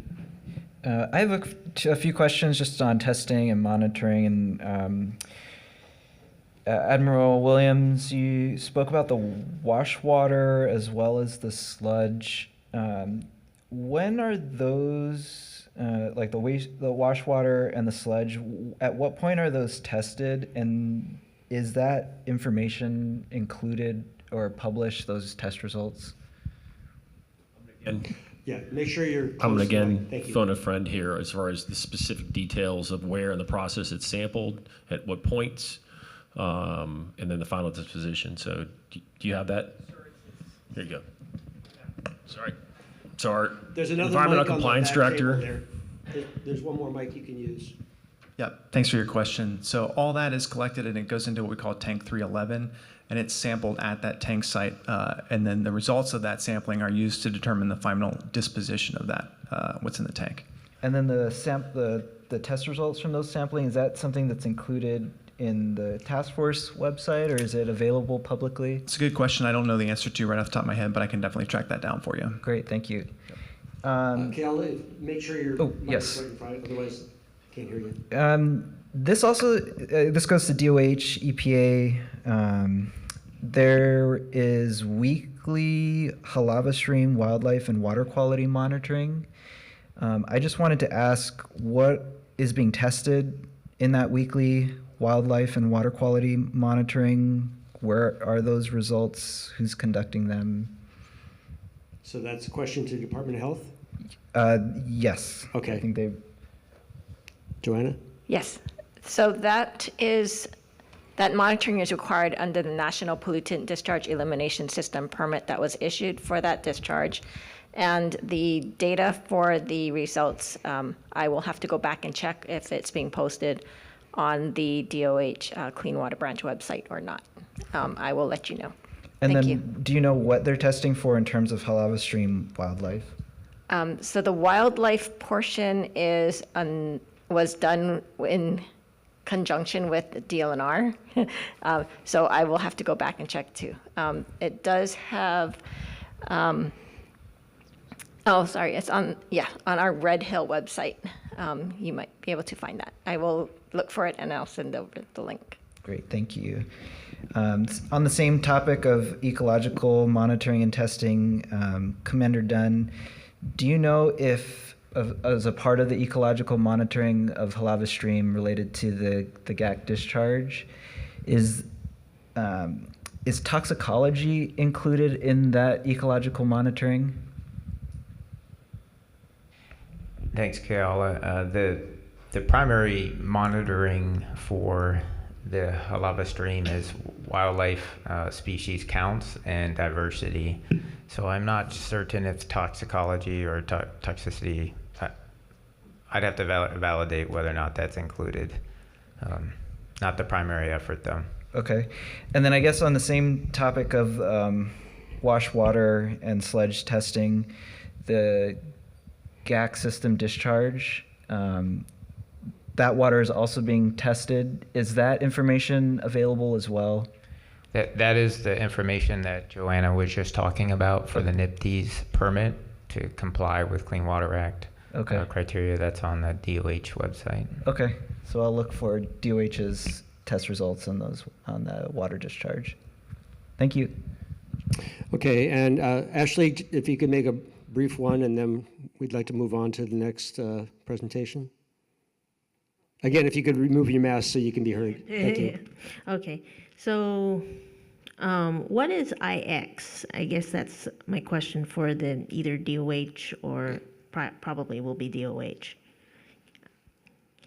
IX? Yeah, IX, and they mentioned using IX and GAC to remove contaminants from the water. What is Okay, IX? so there's somebody's going to stand up and address that question in just a second. If I could ask you to come really forward, that way the camera will be able to pick you up better, and make sure your mic's nice and close. Thank you.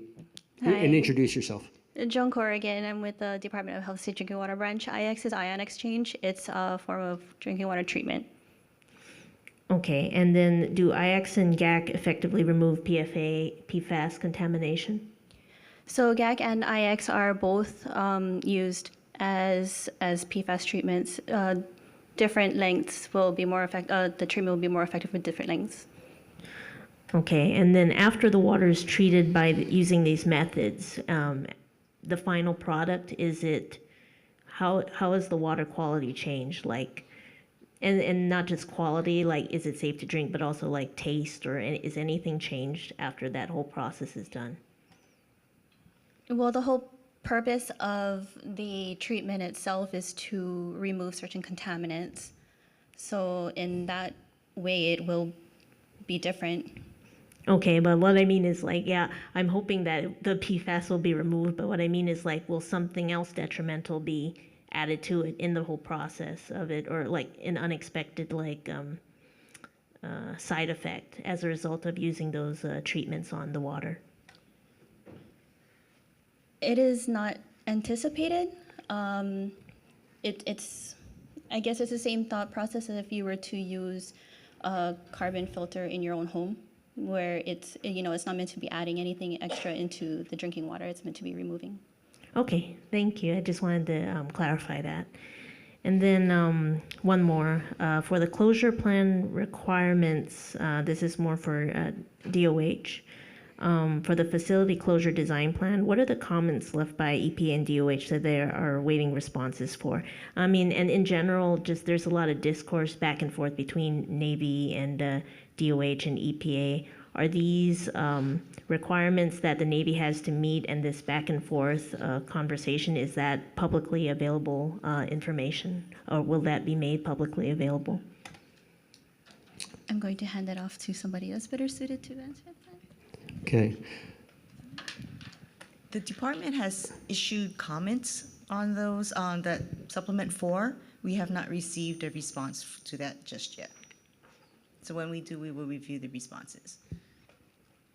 Okay, but I'm just saying, like, are these like comments, they're made publicly available, right? So we can see what the Navy's saying and we can see what DOH and EPA are saying in response. I guess is more of my question. Yes, it is available on our website. Okay, thank you. Okay, thank you very much. And we'll go to our last speaker before the break, Captain Sullivan, who will talk to us about the other tank closures. Apologize for the clunky logistics with how things were arrayed, but we don't have much space to work with here up on the stage, especially the way things are laid out. But after this, I think we're not going to have that issue as much because we'll have fewer people in direct communication with each other. Captain Sullivan, please. Good afternoon. Can you hear me all right? All right, good to go. So I am Captain James Sullivan. I'm the commanding officer of NAVFAC Hawaii, but I am also the regional engineer of the N4 for Admiral Collins. And today I will be representing Captain White, the CEO of Joint Base Pearl Harbor Hickam, as well as Captain Prince, the CEO of PMRF, as I walk through the different fuel tank. As part of the committee, I'll be going through the other field construction underground tank storage and give you an update. So last April, this same group, I provided what is a very similar update. As you know, that there's not a lot that changes from time to time. So I'll try to highlight the couple of changes that have occurred since the last time I briefed this a couple of months ago. So next slide, please.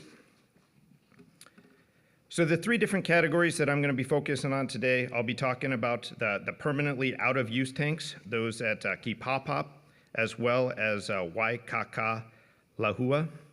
I'll talk about the temporarily out of use.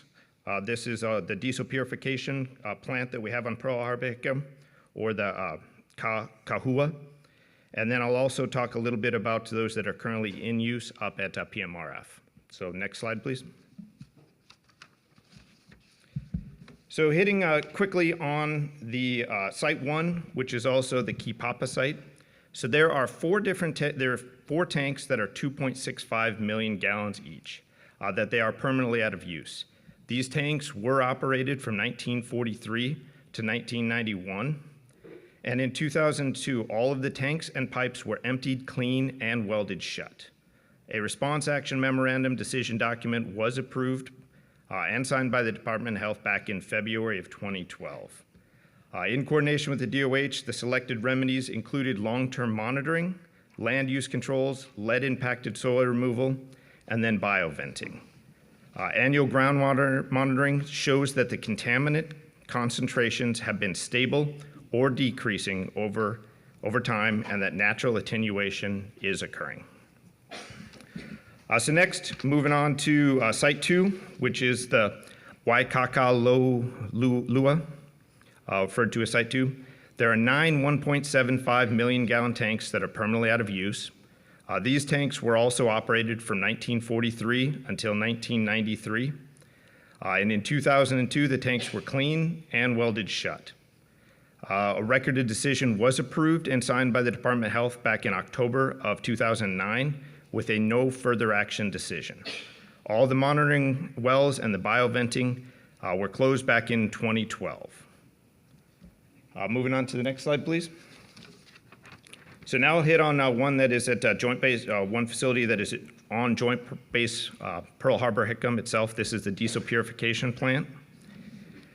There are a total of 8 tanks at this facility. 3 of them are 25,000 gallon tanks and 5 of them are 100,000 gallon tanks. Of note, this one is below the UIC, or the underground injection line, which means it is not above a drinking water aquifer. This facility has been out of operation since 1990. Work was completed back in 2021 to empty, clean, and secure the tanks and all of the piping. But during this effort, all of the tanks and pipelines were clean, but water infiltration into some of the tunnels made it impossible at that time for all of the pipelines to be completely capped and sealed up. So right now, I mentioned back in April, we were working with the Department of Health on the way forward of what we're going to do. So the Navy is developing a plan to safely close the tank and pipeline within this facility to include possibly welding the tank shut, similar to what we did at Site 1 and Site 2. But as I mentioned, we're still working very closely with the Department of Health on how we're going to execute that work. Next slide, please. So moving on to the Pacific Missile Range facility. This is up in Kauai, as you all know. So at this facility, there are 9 tanks. Each of them is around 51,000 gallons. 5 of these USTs were removed from service between 2019 and 23 due to reduction in operational requirements. 4 of the tanks still remain in service today. For all of these tanks, the monthly leak detection systems the monthly leak detection tests are completed on those tests.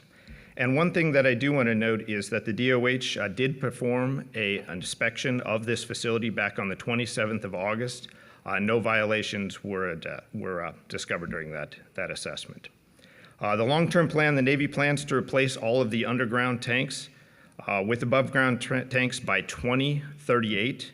And as last FTAC, there was discussion on exactly why 2038 was important, and that is per the HAR 1128 TAC 1 that requires by July 15th, 2038 that UST systems and field construction tanks must be provided with either a secondary containment or redesign in accordance with DOH.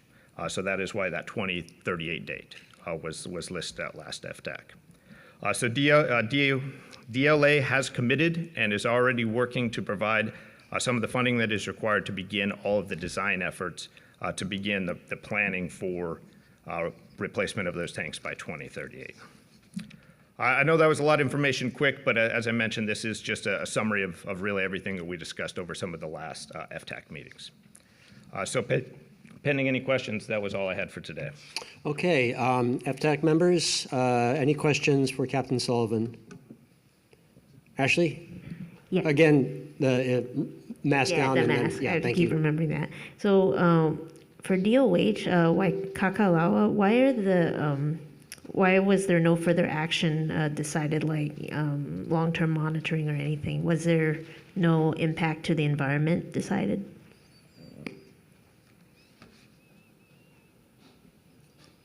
Is that a question for DOH or Yeah, for Cap? that's for DOH. Okay. So who's ever going to answer that, please kind of come forward a little bit next to Kathy, and you'll be better seen, and make sure you hold the mic up close.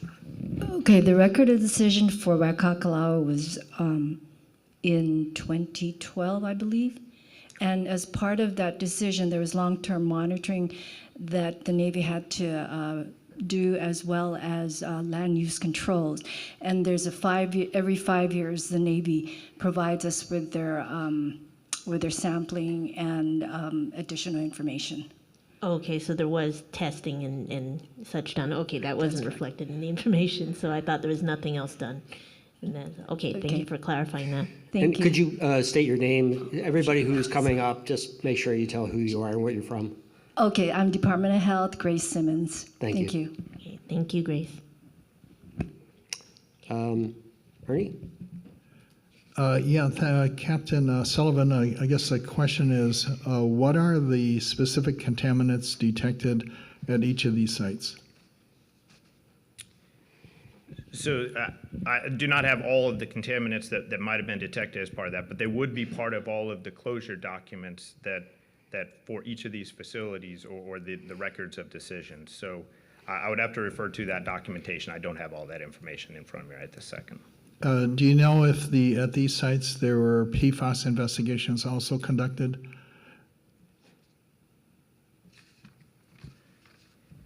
And for that one, I do have Jocelyn that's with me. If I could phone a friend on that one, if you could provide a little. Thanks, Jocelyn.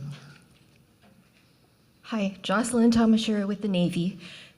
We did a preliminary assessment for PFAS, and we found that there was no usage of PFAS or AFFF or aqueous film forming foam at these facilities. So we will not be testing for PFAS. So that was just based on whatever historical records you could find? Historical records, which also included anecdotal information, historical drawings, anything that we could find, we included in that preliminary assessment. Is there any chance that you will actually go back and do some testing from existing monitor wells in the area? And there's also not only the fuel tanks, but there's also the connecting pipelines that connected those tanks to Pearl Harbor. So we know for a fact that the pipelines did not have, were not hooked up to any fire suppression system. You know, they were buried below the ground.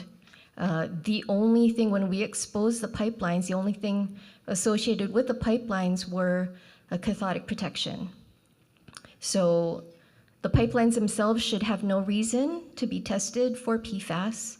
And as far as the fuel storage annexes where the tanks were located, there was only fire hydrants that were used, and this was documented for putting out any sort of fire at the facilities.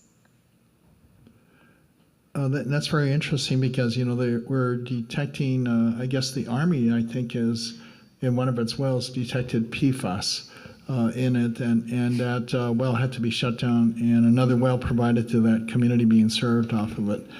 But so your records, you're just based on record survey, talking to old employees. But no testing. There is no testing because there is no evidence that AFFF was used at the facilities. Okay, thank you. I just want to say also that we are detecting PFAS at various Board of Water Supply wells kind of in this area too. Thank you. Okay, let's go first to Dr. Lau, and then we'll see if anybody else has one, then we'll give you a second shot, and then we should go to our break fairly soon. Dr. Lau. Hi, Captain Sullivan. For PMRF, the above-ground tanks are planned to be double-walled with interstitial monitoring, or how are you going to make me feel happy about those? See, you're talking about for the 2038? Right, the PMRF. And I'm not sure what if there has been a determination on exactly what those tanks will look like. So we have not even begun really the planning and the design phase that will determine what is going to be required. And obviously we'll be working with the regulators and obtain approval for any of those tanks that are put up there. Okay, any other questions, Kayla? Quick question. This is more of an educational question. What is the purpose of welding the tanks shut? And does that serve like additional protections, or is that just like, can you explain the purpose of welding them shut? Well, on a general terms, it is to seal it, but I can see my expert is excited to answer that as well. So over to Jocelyn. Okay, Jocelyn. So welding the tank shut just provides an added layer of assurance that the tanks will not be used again, and they cannot be accessed by anybody in the public who may be able to gain access to the facility. Thank you. Okay.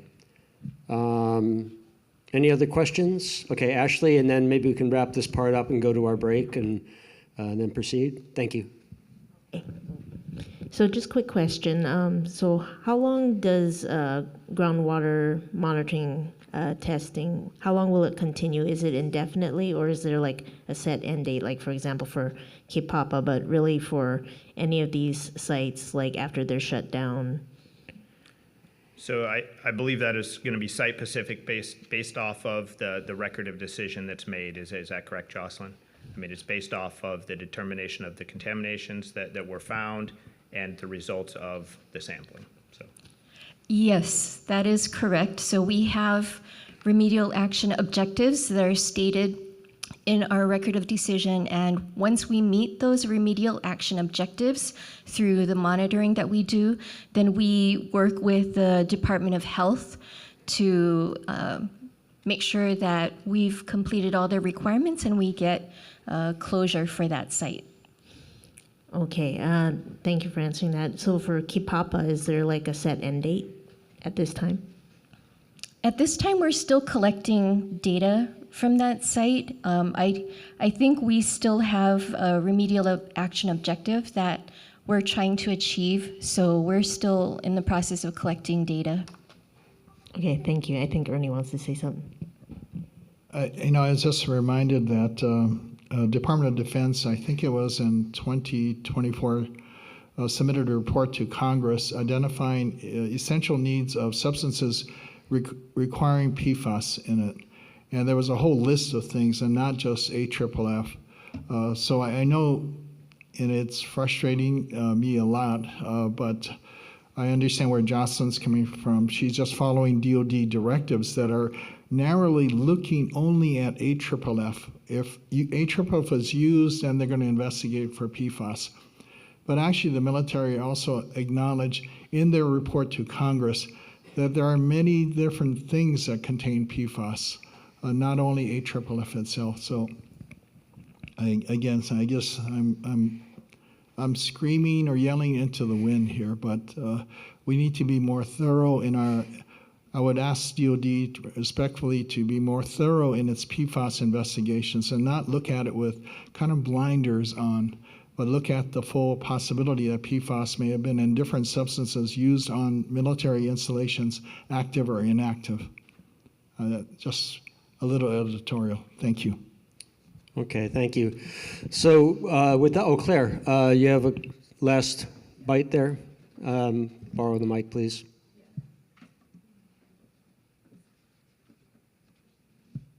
Just push the thing up. All right, can you hear me? Yes, real close though. Okay. For PMRF, what you described, because it's not on the slide, is so there's still 4 tanks in use that are 50,000 gallons each? Correct. And what is the procedure for ensuring no leaks and spill prevention for those 4 remaining tanks? Thank you. So the monthly leak detection tests, they are completed on those tanks. For every month, there is a monthly detection, as well as there is the normal, the API, the American Petroleum Institute 653 standard inspections that are done on those tanks.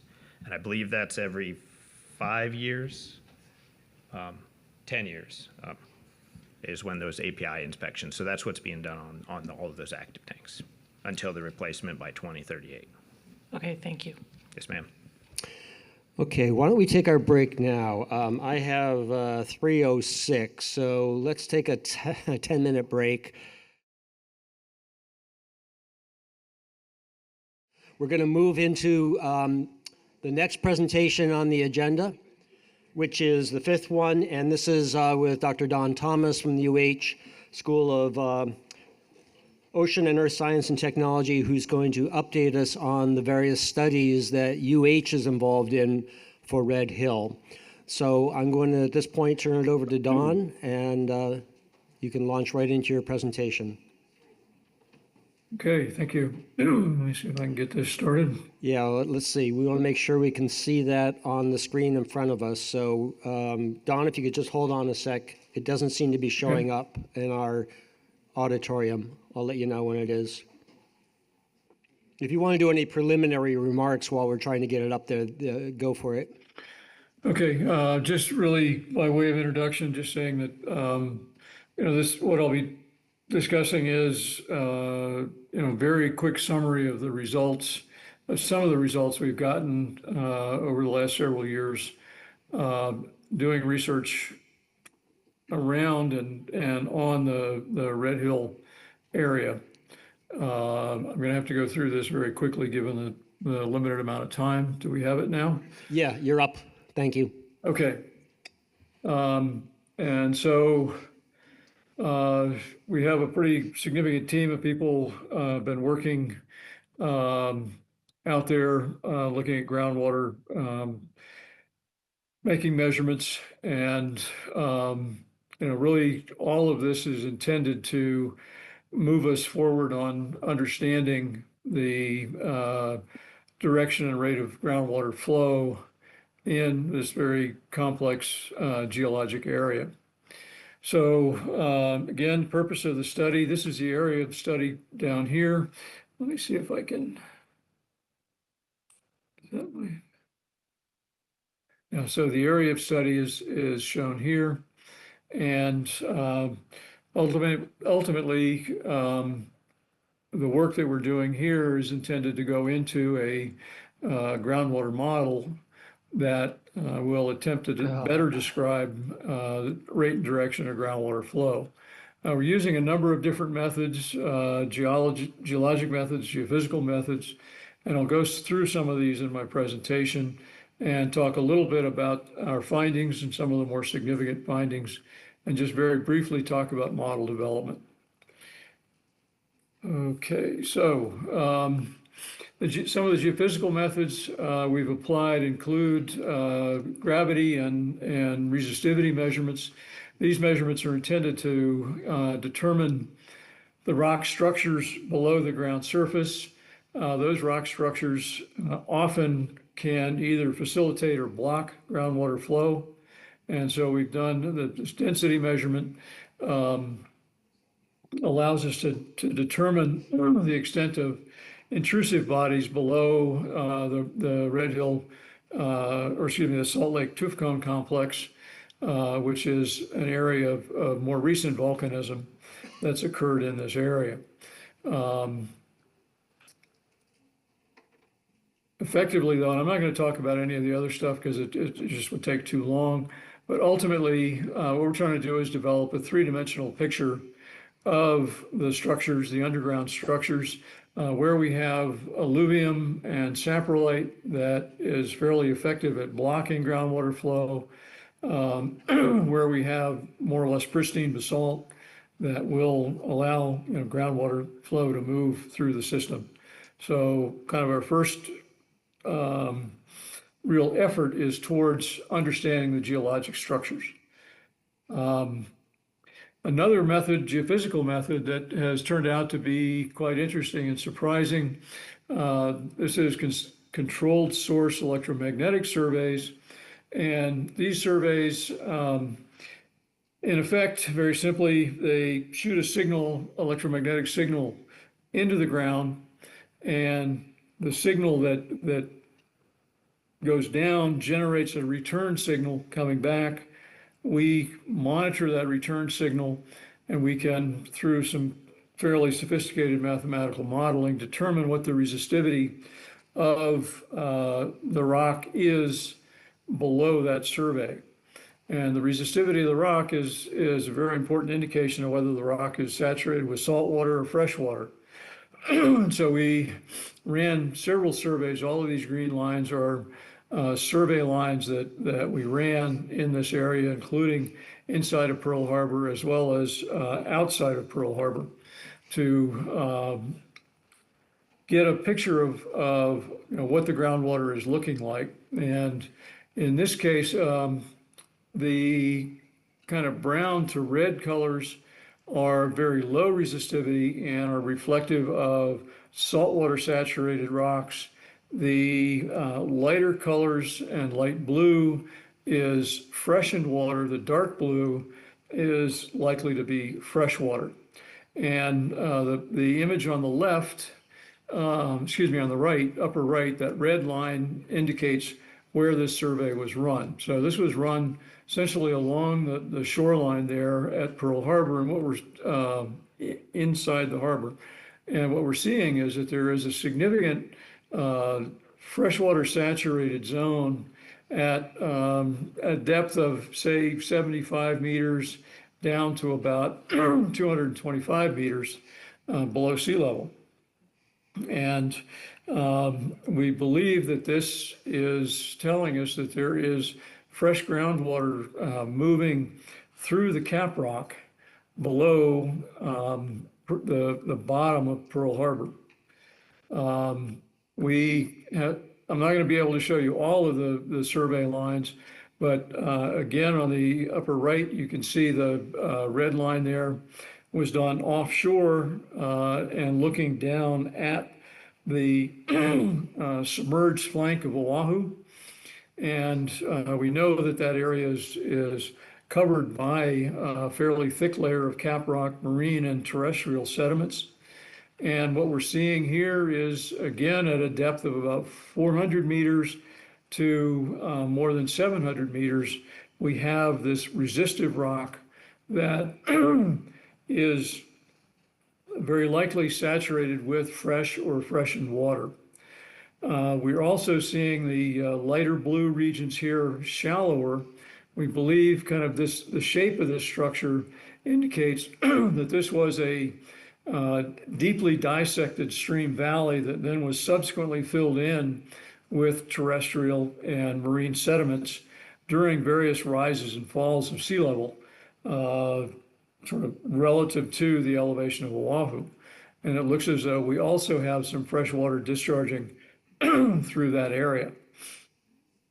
So our current sort of generalized model, conceptual model of groundwater on Oahu is that we have this thin basal freshwater lens that may extend a few meters above sea level and extends a corresponding depth below sea level. But this water is more or less trapped by the cap rock, and below that is nothing but salt water. These new data are indicating that this is a somewhat more accurate cartoon for what's happening, where we actually have freshwater flow going below the cap rock as well as into the cap rock and flowing through the cap rock and discharging into the ocean. Now, this is not completely unknown or unexpected. We've seen this phenomenon on Hawaii Island, both on the east side and the west side of Hawaii Island. So we do have some precedent for these deep freshwater aquifers extending into the offshore flank of the island and discharging fresh water at significant depths below sea level. So I'm going to leave that there and then talk about some of the geochemical testing we've done, dissolved ion compositions and concentrations. We've looked at the isotopic compositions of water as well as the isotopic compositions of the ions and apparent age determination of the water. And the dissolved ions can be used as a something of a fingerprint, as can the isotopic compositions, to tell us, number one, at what elevation did this recharge come into the island? Number two, where has this water passed through the aquifers relative to urbanized areas? We will see specific contaminants if the water is passed under urbanized areas, and likewise, if some of the water passing through the system has passed under agricultural areas, because all of these activities contribute some ions to the seawater. I'm not going to be able to go into detail on this. We've got dozens and dozens of analyses of many different constituents, but just as a very sort of brief indication, we see when we survey the wells, this is in NMW34 well over here, we see sort of a moderate electrical conductivity, which tells us that the total amount of dissolved solids. We see temperature of the water. We can see how much dissolved oxygen is present, as well as the pH and oxidation reduction potential. In the different wells, we see a pretty significant variation among the wells depending on the area where we're doing these surveys. Some wells within this region are showing fairly high concentrations of dissolved solids, which increases the conductivity. In this well, the temperature, 25 degrees Celsius, is more characteristic of direct rainfall recharge. At low elevation, the wells that are seeing water coming through from higher elevation recharge may be down in the 20 or 21 degrees Celsius temperature range. So again, we're doing this sort of fingerprinting of the water and trying to develop a picture for how water is moving into the system and moving through the system and what waters are mixing, within the system. Where we applied a new tool, it's only, to my knowledge, been used once in Hawaii. The tool is called a colloidal borescope, and it can make direct measurements of the rate and direction of water flow horizontally, laterally through the wellbore. And so this is a direct point measurement of how fast groundwater is moving through the more permeable sections of the well. That's not the bulk flow of groundwater, but it's in specific zones that we can look at. And we surveyed a number of wells over the area. I'm only going to be able to show you a few of them, but this NMW 34 well, what we're seeing, these are called windrows diagrams, and these were taken at different depths in NMW 34. There is reasonably good consistency among the measurements made at different depths, but the general direction of flow appears to be kind of north-northwest for this well. We look at the RHMW06 well over here, though, and what we're seeing is flow dominantly north to south. So it appears that we are seeing water coming from the Ko'olau Ridge passing through this region, heading out either towards the shoreline or for discharge through these deep freshwater zones within and below the cap rock. One thing I didn't mention, I'll go back here. The colors here indicate the rate of flow. So this well, the rate of flow was generally pretty low, although we see some much higher flow rates. This 500 microns per second flow is somewhere in the range of about 60 feet a day. And that's quite fast. It's not the bulk flow rate, but just in sort of the channelized flow within this well. So what we've seen in some of these other wells is that there can be significant consistency among several wells, which are kind of a pretty good indication of the direction of flow. However, we also have seen some locations where we have really strong divergence of flow directions in two very closely spaced wells, which is telling us that there is a geologic feature in there that is very clearly impacting groundwater transport in that particular area. Next, we did a dye tracer study. This study was initiated earlier this year. We injected the dye February 11th to 15 in 4 separate injections.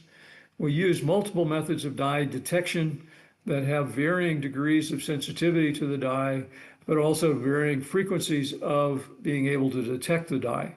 So, for example, we have transducers that automatically determine the dye concentration. They are less sensitive, but we can get measurements every 10 minutes. We have other methods where we can get much lower detection limits, seeing much lower concentrations of dye, but those we can only get measurements over like 2-week intervals. So with the injection in February, the first actual detection of dye occurred on May 2nd. The RHMW08 well was selected as our injection well because it showed the highest sensitivity to pumping by Red Hill Shaft. And we were anticipating, a fairly rapid transport from RHMW 08 to Red Hill Shaft. And some were expecting as short as a couple of weeks to see it in Red Hill Shaft, but in fact, it was more like 2 months or better before we saw the first trace of dye sort of at Red Hill. And actually, it wasn't even at Red Hill. It was a well just up gradient of Red Hill. We also had some false positive hits. Full disclosure here. We had our field crew, I guess I'd put it this way, they weren't adequately trained on sanitation. We tried to convince them that you cannot use any equipment in sampling the groundwater that had any proximity to the equipment that you used to inject the dye. Apparently that message didn't get home, and we had false positives that occurred very soon after the dye injection, but then those detections very rapidly went to zero, and I'll show you some of that data in a minute. Initially, we were monitoring for dye with Red Hill Shaft pumping at 4.3 million gallons per day, but with a much longer delay in arrival time, the pumping rate was reduced to 1.4 million gallons a day in May. So this is a summary of our results. Let's see if I can move this out of my way. Okay. This is kind of a color-coded map. The bullseye, the yellow bullseye here is RHMW 08, where the dye was injected. The red flags here are wells where we are or have monitored for dye and have not seen any detection at all. The green flag with a black star in it are wells where we did get detections early on in the monitoring that subsequently disappeared, and we've determined are false positives. And then the yellow with the diamond are the locations so far that we have confirmed detections. One well was RHMW 15, and that was actually our earliest detection. And then at Red Hill Shaft, and we're not absolutely certain where the dye has entered Red Hill Shaft. The shaft runs generally kind of in this direction here. But we do now have some detections in Red Hill Shaft as well. Okay, and this is a graph of dye detections using one of our methods. This is carbon pack.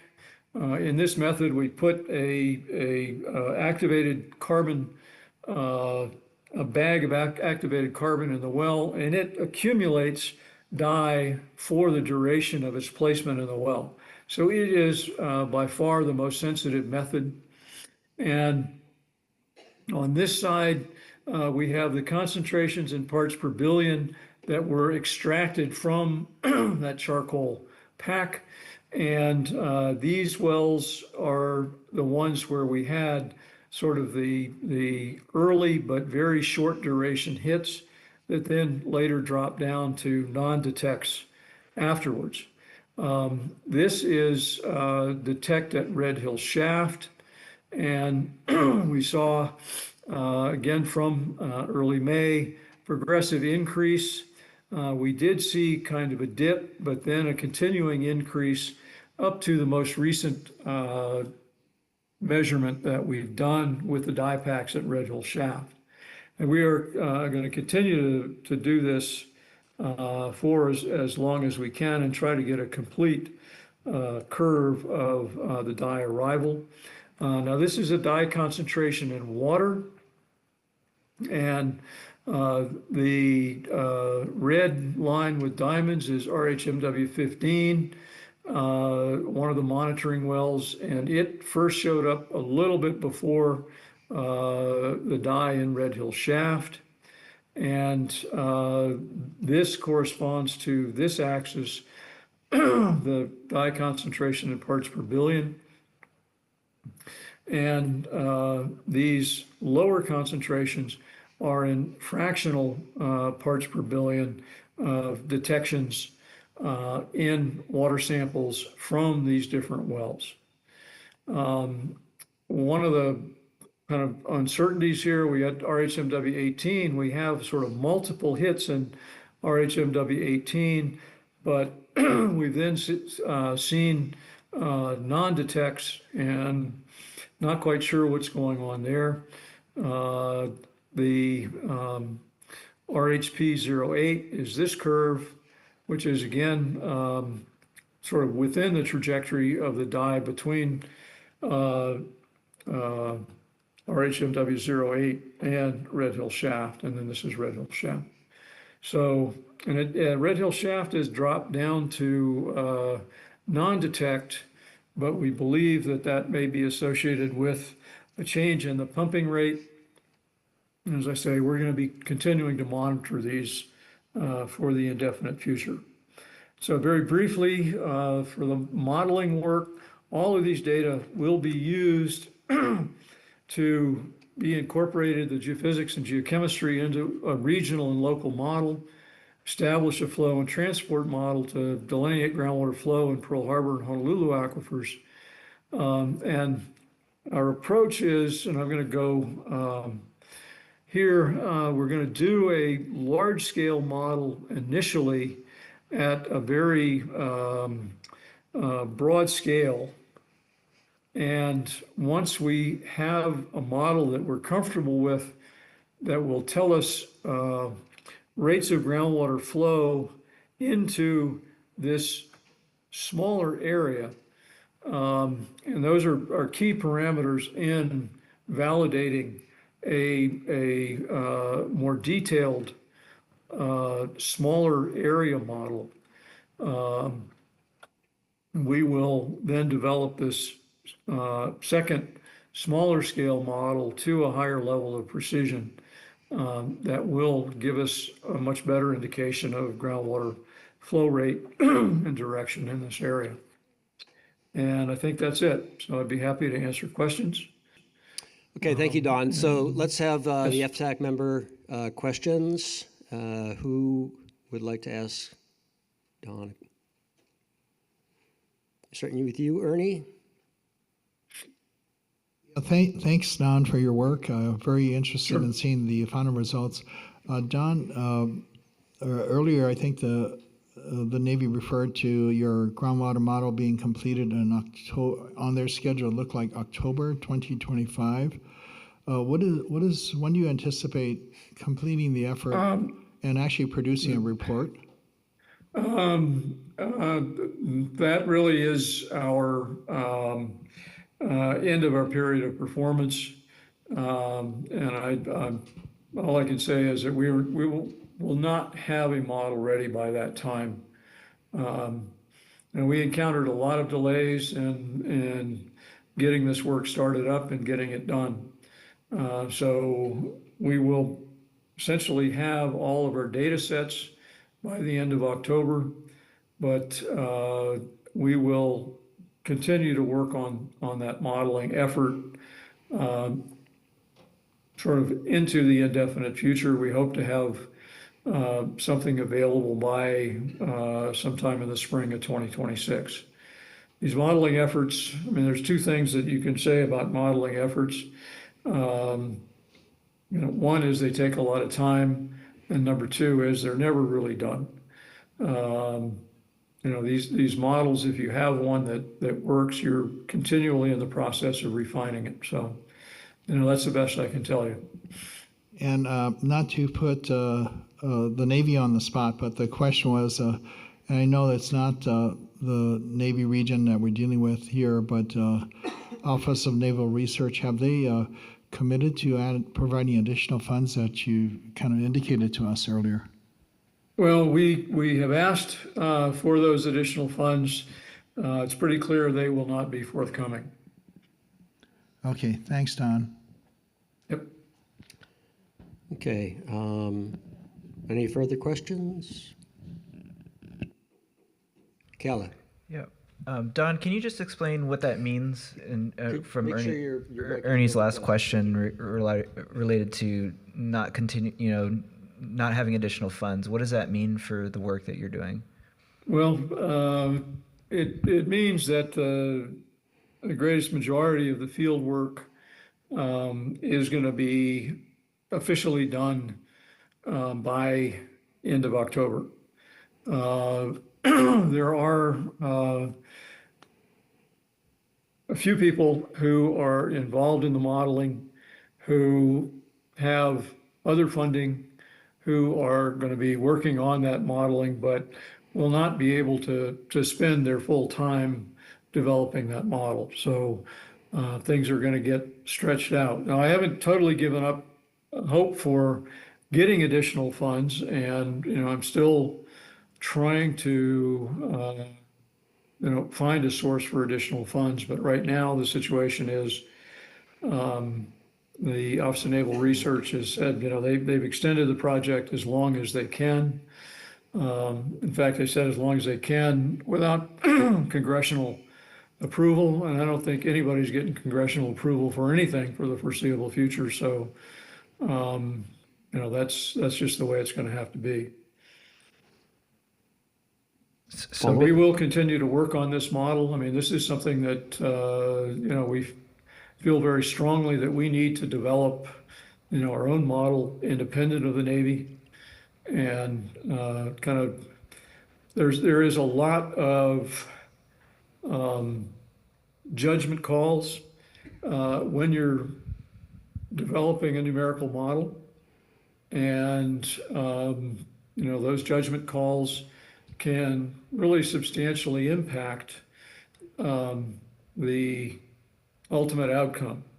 There's kind of a cliche in the numerical modeling world, and that is that all models are wrong, but some models are useful. And so, we can't incorporate in detail all of the information that we're gathering into this numerical model, but sort of how we incorporate what we can in the model will have a significant influence on certainly the rate, if not the direction of water flow within the system. It turns out this is a hugely complex aquifer. That cartoon I showed you of the groundwater conceptual model for Oahu is just wildly naive.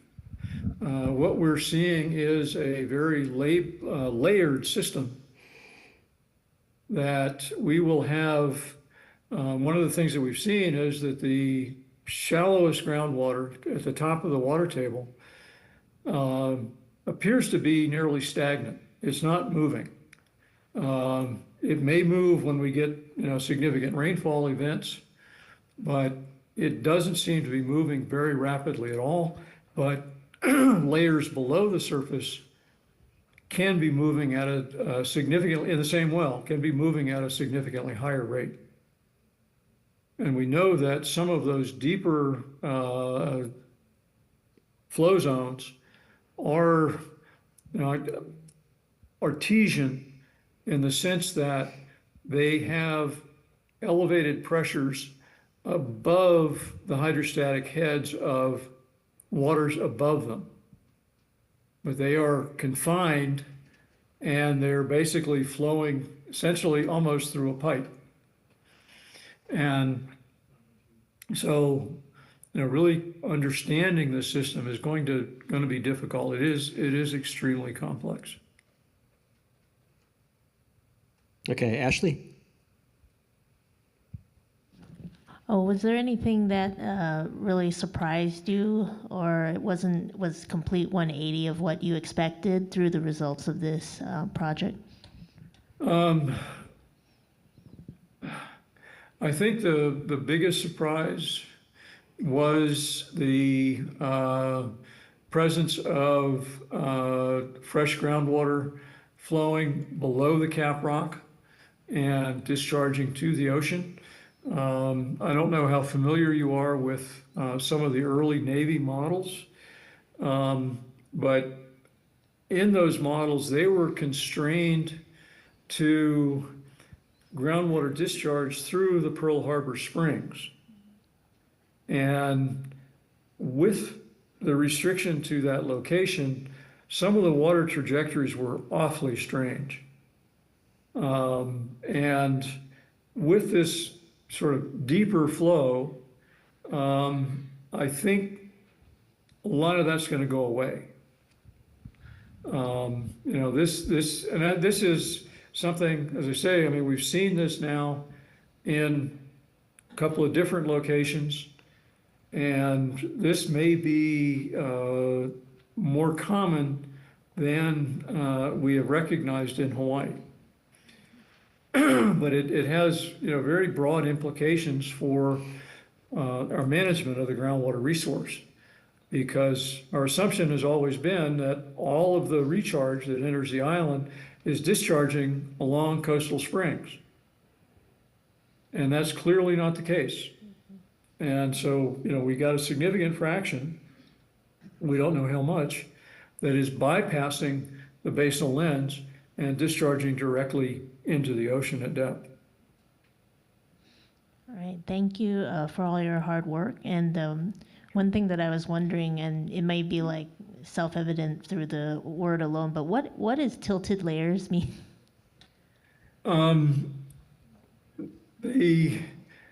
The layers of the lava flows, I think, I'm not sure that you didn't misunderstand something I said. But we know that the lava flows, when the island was forming, are tilted at about an 11-degree angle. One of the things a lot of people don't recognize is that Oahu used to be 1,000 meters higher above sea level than it currently is. And the lava flows that we see kind of on the flanks of Mauna Loa are tilted at about a 10 to 11 degree angle.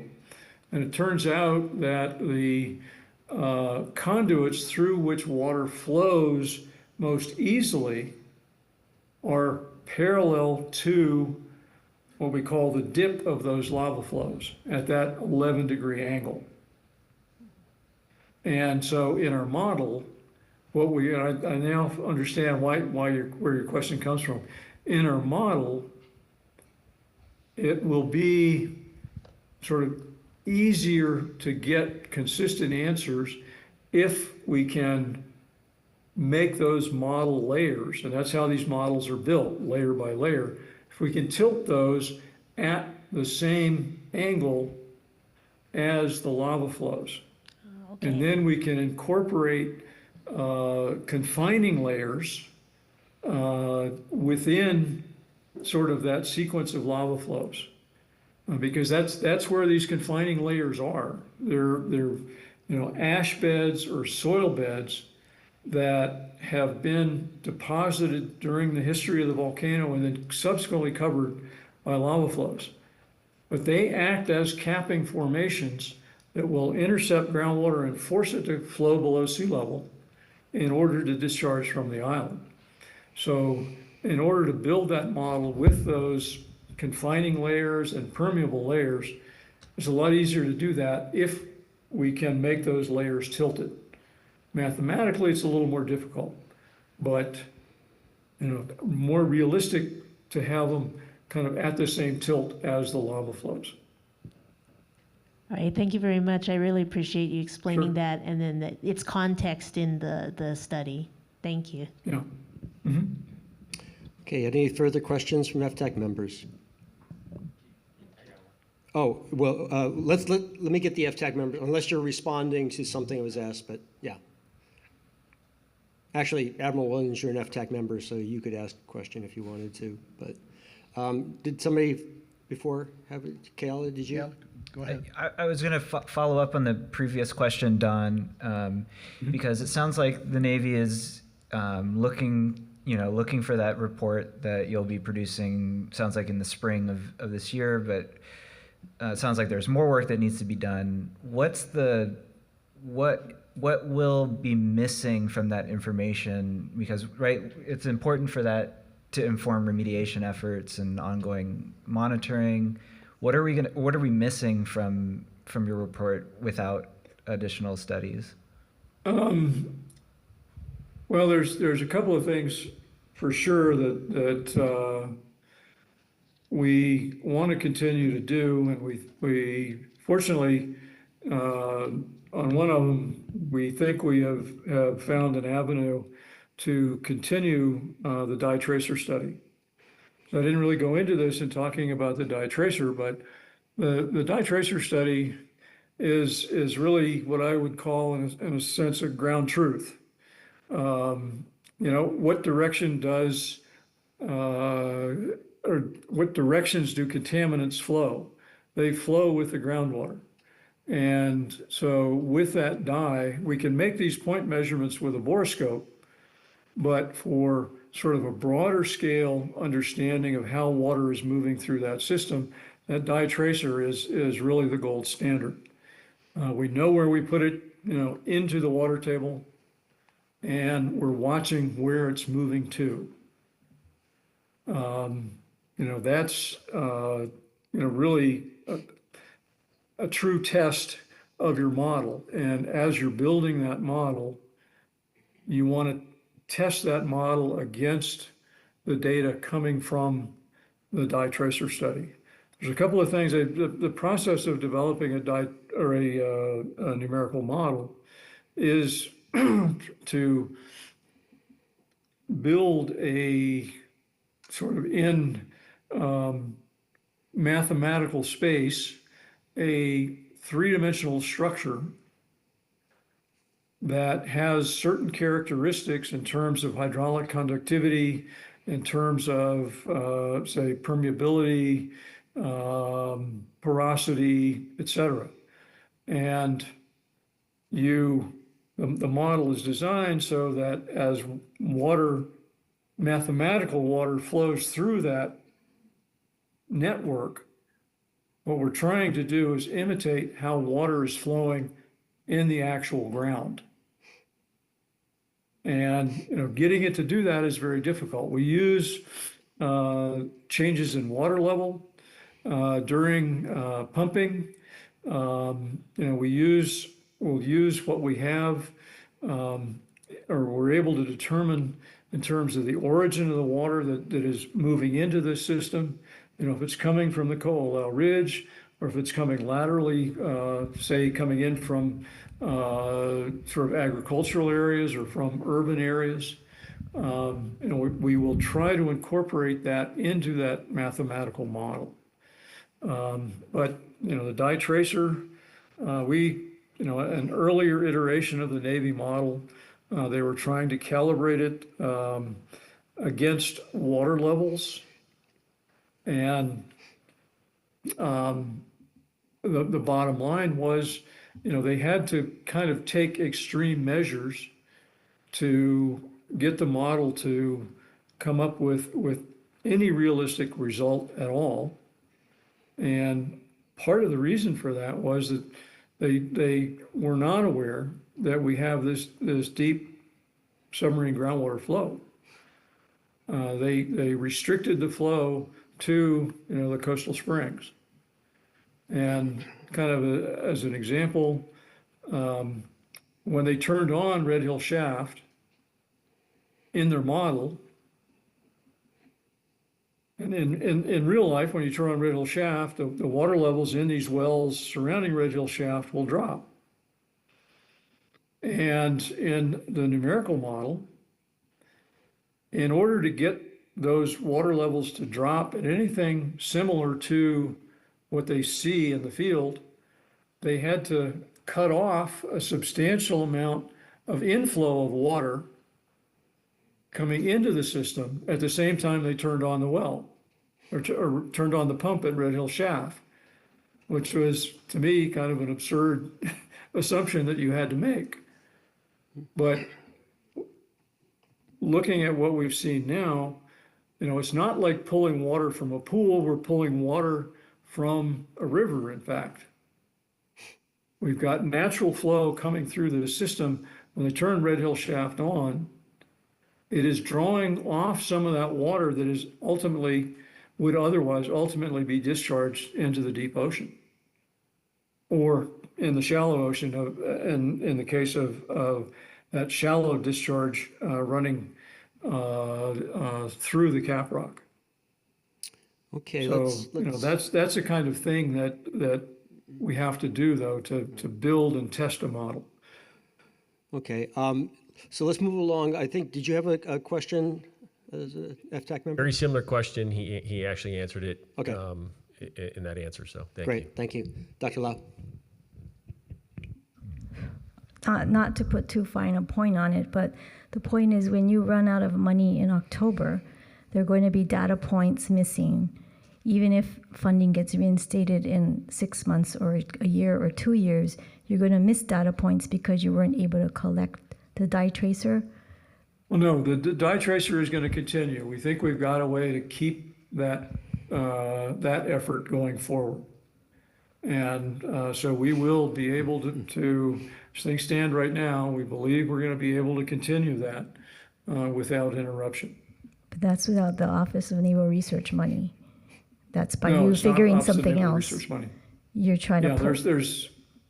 so we have a contractor that has separate money to support our work, and they will be able to at least continue that effort and turn those data over to us.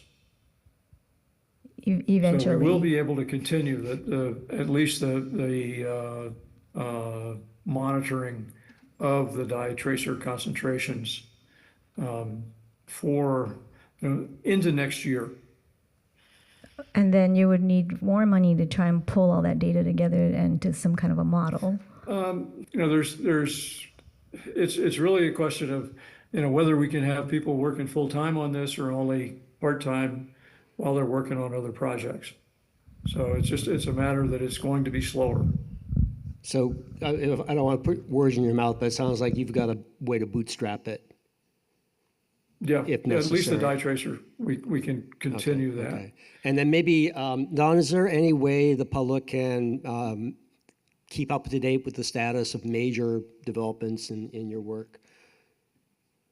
I didn't mean to put you on the spot, sorry.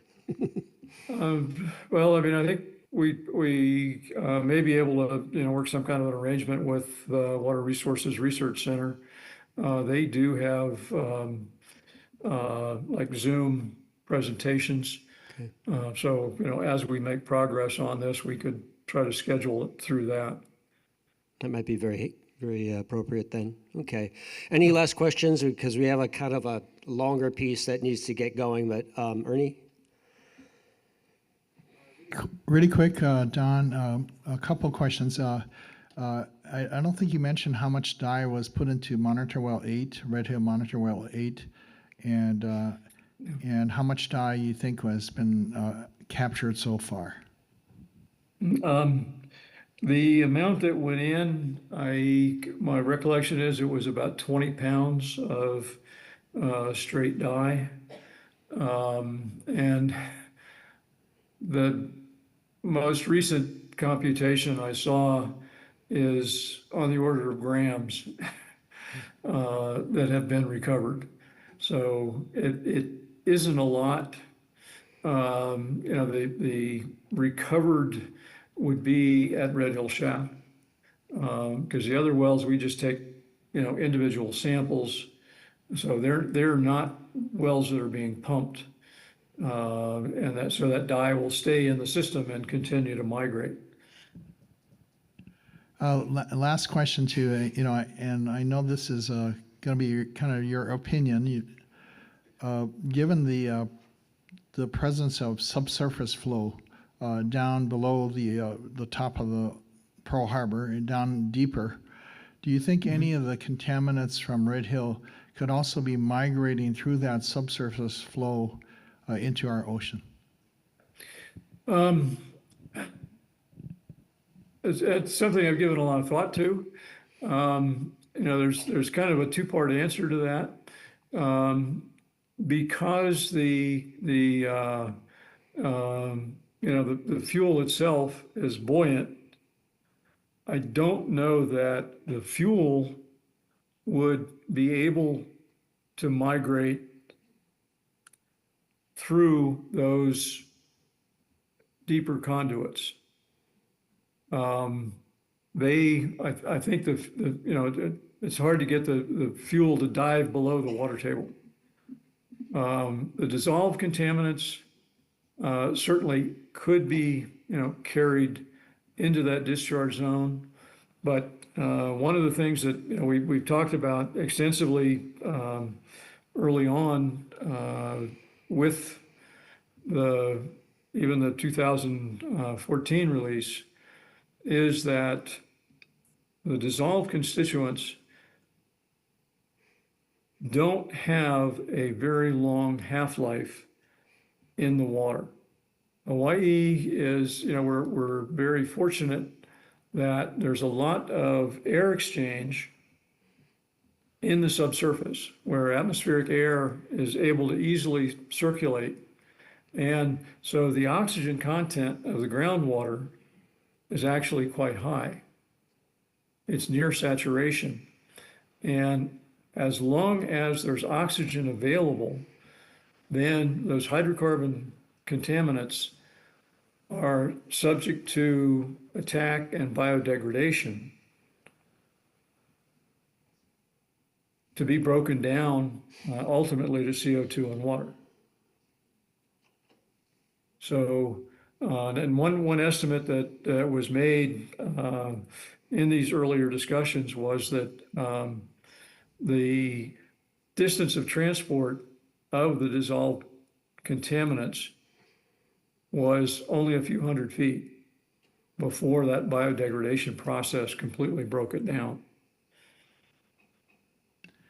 John, what about something like PFAS, which has a long life in the environment? Really can't address that. I don't know what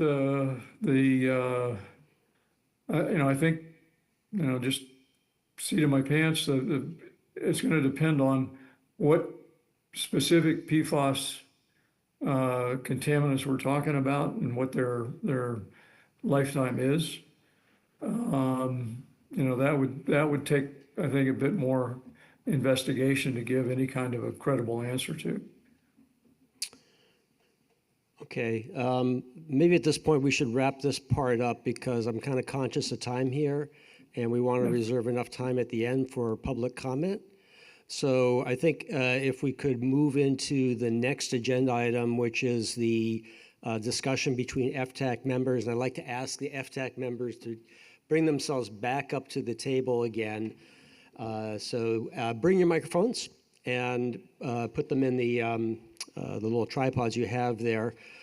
So I'll explain while they're doing that. This is going to be a discussion between the FTAC members as chaired by Kathy Ho. And what I'm going to do as facilitator is park myself because this is a deliberation only between FTAC members. But there will be a point where public comment will be heard about what they're discussing and before they make any decisions. But I'm going to park myself unless and only unless Chair Ho asks for me to help with any facilitation tasks. So with that, I'm going to turn it back over to Kathy Ho.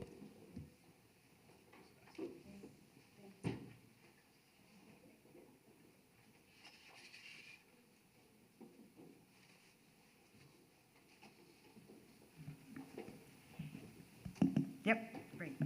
Thank you. So the next on our agenda item is a vote on change in FTAC meeting frequency.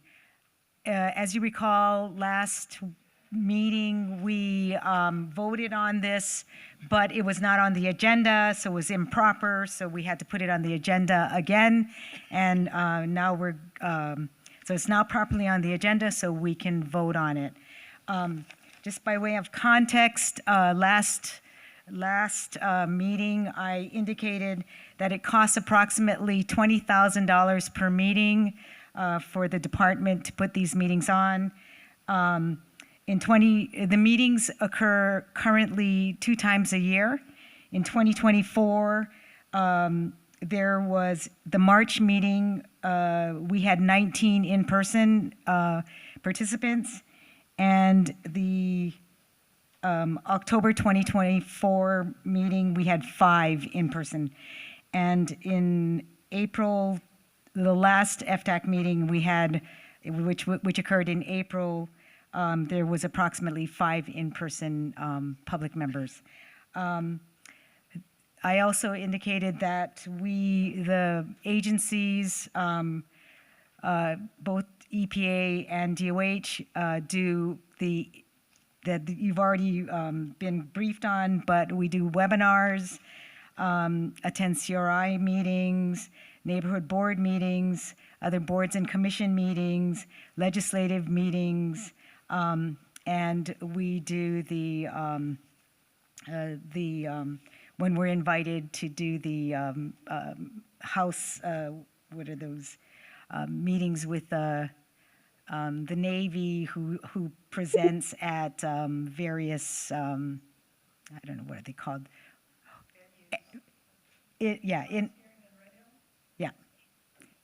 So with that, is there any discussion on the part of the committee members? Or I can entertain a motion. Maybe just a comment, if I can. Again, Katie Roth, Water Commission. Just to that point, Kathy, about other opportunities to have updates and briefings for the public. The Water Commission also meets monthly, and for the last few years has provided opportunities for the Navy to provide updates on the Red Hill situation to the Water Commission, and those meetings are open to the public. There's a virtual option to attend as well.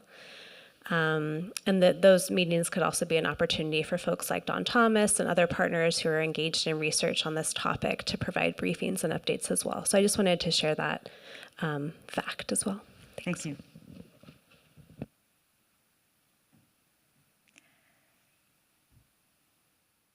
Ashley?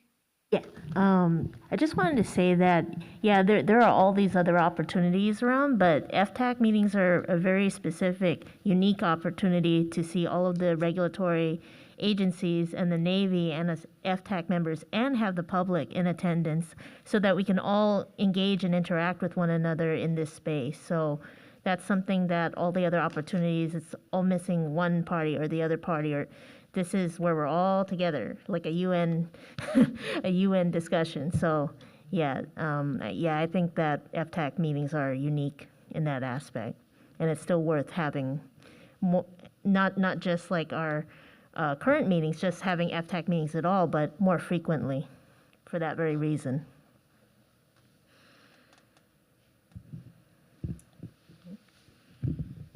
I agree with Ashley. Sorry, I agree with Ashley.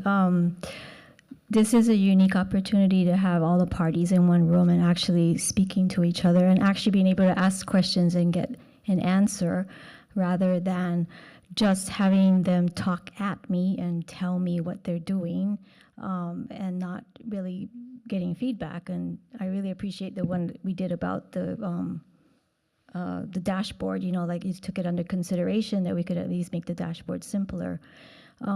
So I agree with Ashley that I like this format. Maybe we just need to drum it up better. We need to make it at a time when more people can attend. something like that. You know, you could get more attendance that way. We could use the auditorium that the Department of Health has up at Waimana Home Road. We don't have to rent this all the time.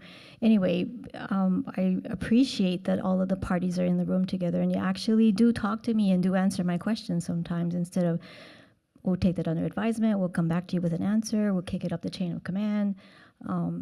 So anyway, I also had a second thing. When you called roll earlier, the representatives, our congressional representatives, nobody came or answered. And I actually, earlier, with our earlier exchange of emails, there was one that Kehao Yap was going to come for Hirono. I did call on her and she did not respond. Right, I know. So I actually wrote to her in between that email and today, and I said, hey, I appreciate you coming. And she wrote back yesterday and said, oh, I'm sorry that I gave that you have that impression because I am not attending. And I also wrote to the other three people just for the heck of it. Dale Hahn from Schatz's office said, we have told you early on, the Department of Health, that we cannot participate in these because of conflict of interest or ethics or something. And who was the other one? Tokura's office didn't answer me, and Case's office answered and said, if you send me a schedule, I will put it on the schedule so someone from the Representative Case's office can attend. So I think they all have, I don't know. I mean, you know, I think they're confused too whether they're on this committee or not, even though the House resolution states that they are. So this FTAC has been, was created in 2016. So we've been reaching out to them to inform them of these meetings since then, at every twice. So they should know. But I also wanted to remind everybody that FTAC is not only about to discuss Red Hill. By statute, FTAC, Red Hill is one part of it. There is, you know, it's to study issues related to leaks in field constructed underground fuel storage tanks, and it lists all the different tanks. And it also is to look at short and long-term effects. I mean, the statute says what we are obligated to do. So it is not just about Red Hill. Okay? So Ernie, I think you had a comment? Yeah, you know, I completely support the continuation of the FTAC. I don't think that's the question today. FTAC is by statute, you know, to meet at least 2 times a year. I thought, Kathy, it is really, you're looking for a motion and the motion is to go from 2 meetings a year to 4 meetings a year. And if you want, I can make that motion.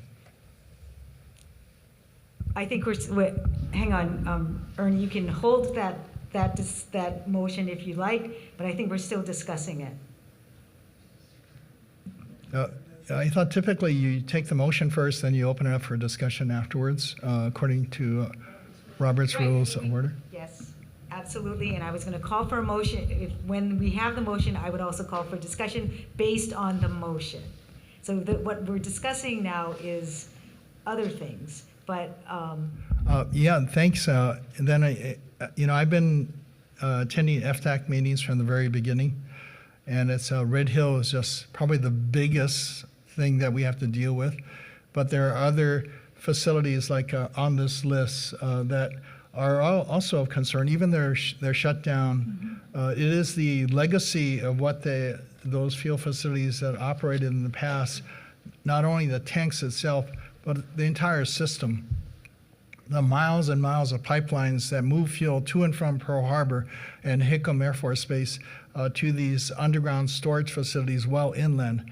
And those locations in Kipapa and Waikakalua, those locations are right over our sole source aquifer also. And it's the legacy that's left behind. I would like to see a much more thorough and complete investigation about the impacts because we we as the public, as the community that rely on this source of drinking water, have to deal with the long-term aftermath. Thank you. Is there any other discussion, or we can take it, I'll entertain a motion?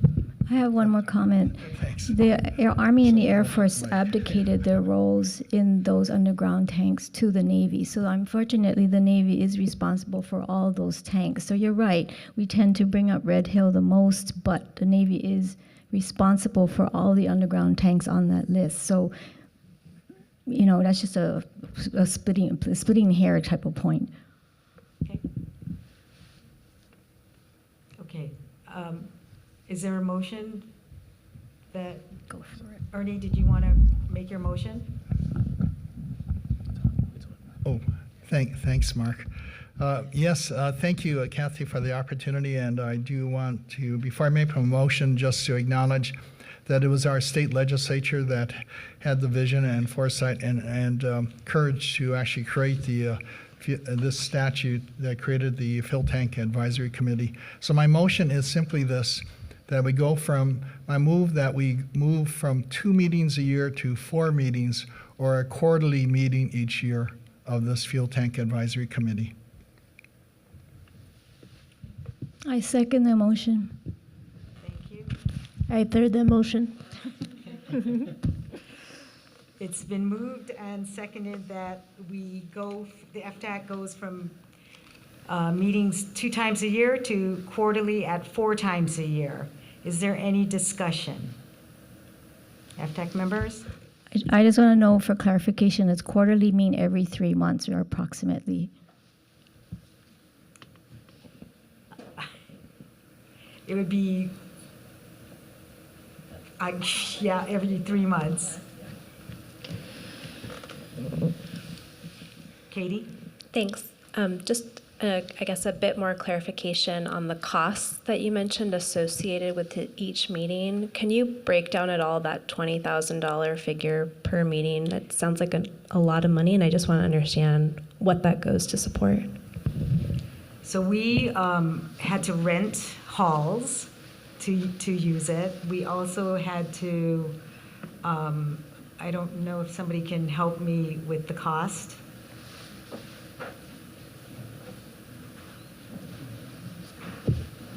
Oh, we have.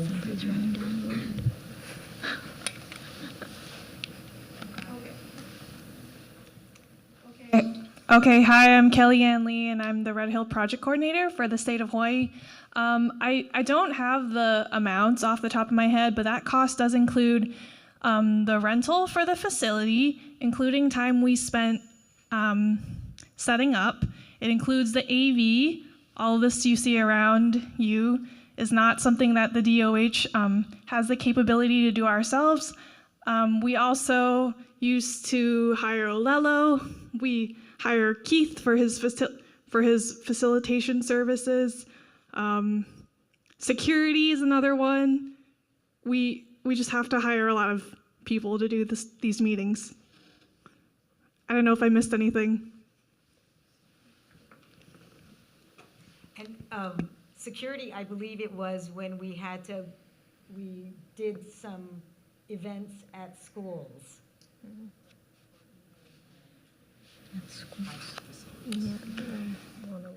Yeah, due to the nature of these meetings, we just always try to have security. Okay, thank you for that. That's helpful to understand. I also work for an agency that often has contentious meetings. We don't pay for security. We also don't pay for facilities. I'm just curious if there's ways to cut down the cost to accommodate the possibility of more meetings, if in fact it really is a cost issue. That is the suggestion, to stick with the 2 rather than move to 4. I just feel like there must be some ways, based on what I just heard, to cut that cost down. My personal perspective, but others may disagree.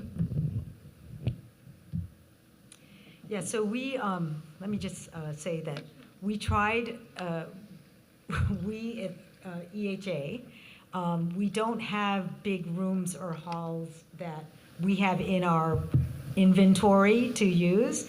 We do have the state labs that we thought we would use their auditorium. They did not want us to use their auditorium because they have, it's a secured facility, and they have, you know, what they do at at labs. So they didn't want us to have our public meetings in their, at their facility. So we had to go out and look for other facilities.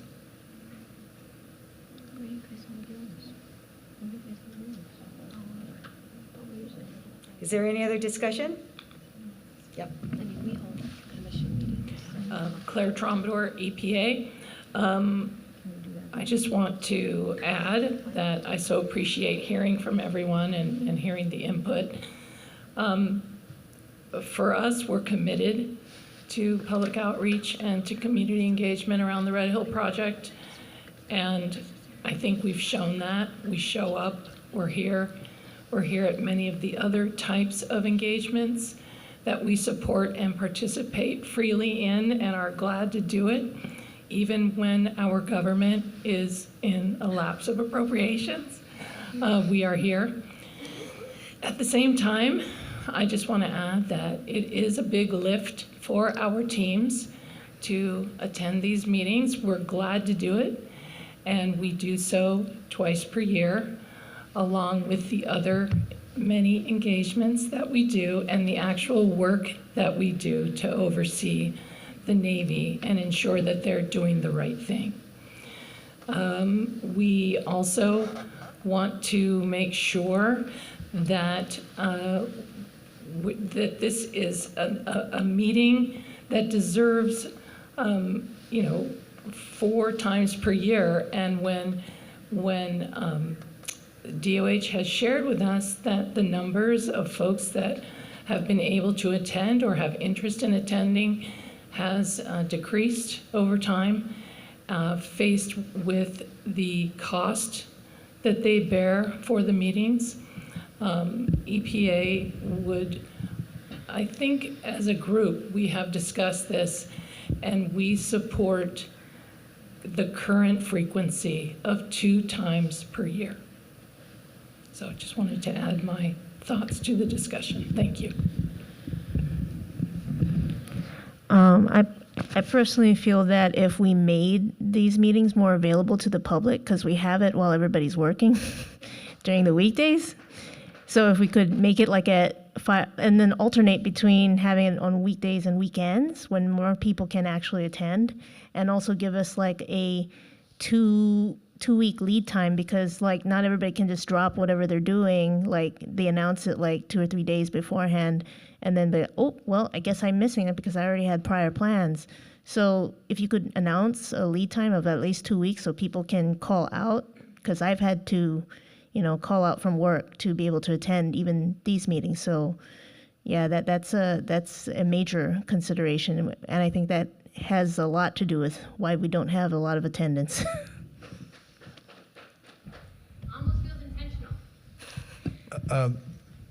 Kathy, this is Ernie. If I could just share my mana'o. If you need to get the word out, Board of Water Supply would be happy to help get the word out well in advance of the meetings, to try to encourage more people to attend, because this is important for our community. It's about our precious vai, and it's the future for our keiki. So I think we saw today that the timeline for remediation is going to go into 2030 and maybe beyond that. So this is a generational issue, a multi-generational. Thank you.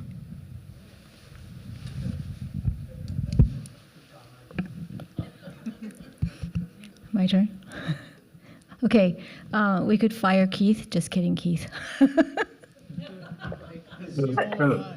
you want to save money, we could fire you. No, I'm just kidding, Keith. We could also consider hybrid meetings, you know, because we did it in the pandemic. In fact, we did like totally nobody here kind of thing during the pandemic. So we could do that. Maybe we have to borrow Seaworm's facilities because they seem to be able to do it at cheaper cost. So in addition to firing Keith, just kidding, we may save more money that way. But hybrid meetings is what I'm thinking would also be kind of useful. Hi, can I chime in? Yes. Yep, Lowen? Can you hear me? Yes. Yes. Sorry, and I apologize. I'm getting over a cough, which keeps flaring up at the worst possible time. But I mean, I would just point out there are multiple other opportunities for meetings, including the CRI group, the House Special Committee, the VI group, and other community meetings, and Board of Water Supply, et cetera. So while I think this is a very important meeting, I would question if it would be just a pretty marginal benefit to add additional meetings when it's not always that well attended.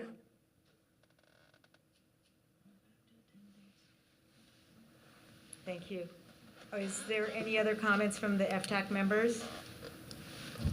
More of a point of question, clarification. Are the meetings, are we required to be here in person, or is the proposal a? Well, so we had two FTAC members last meeting say that they wanted the members to be present in person so that and so that they could see, everybody can see what they're doing, body language, things like that. Also, they had also requested that the presenters be in person. So there's that. So I think I was one of those that wanted Navy to be present in person because they are here on island.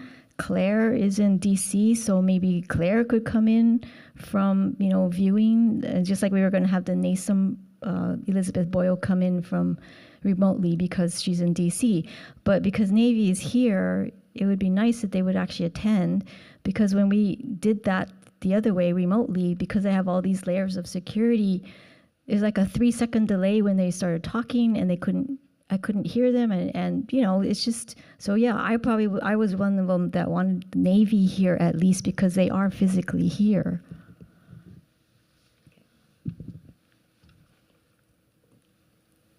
Is there any other comments on behalf of the FTAC members or online for the FTAC?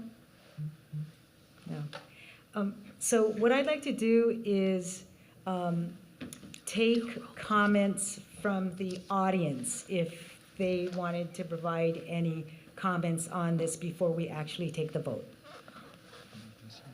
Yes.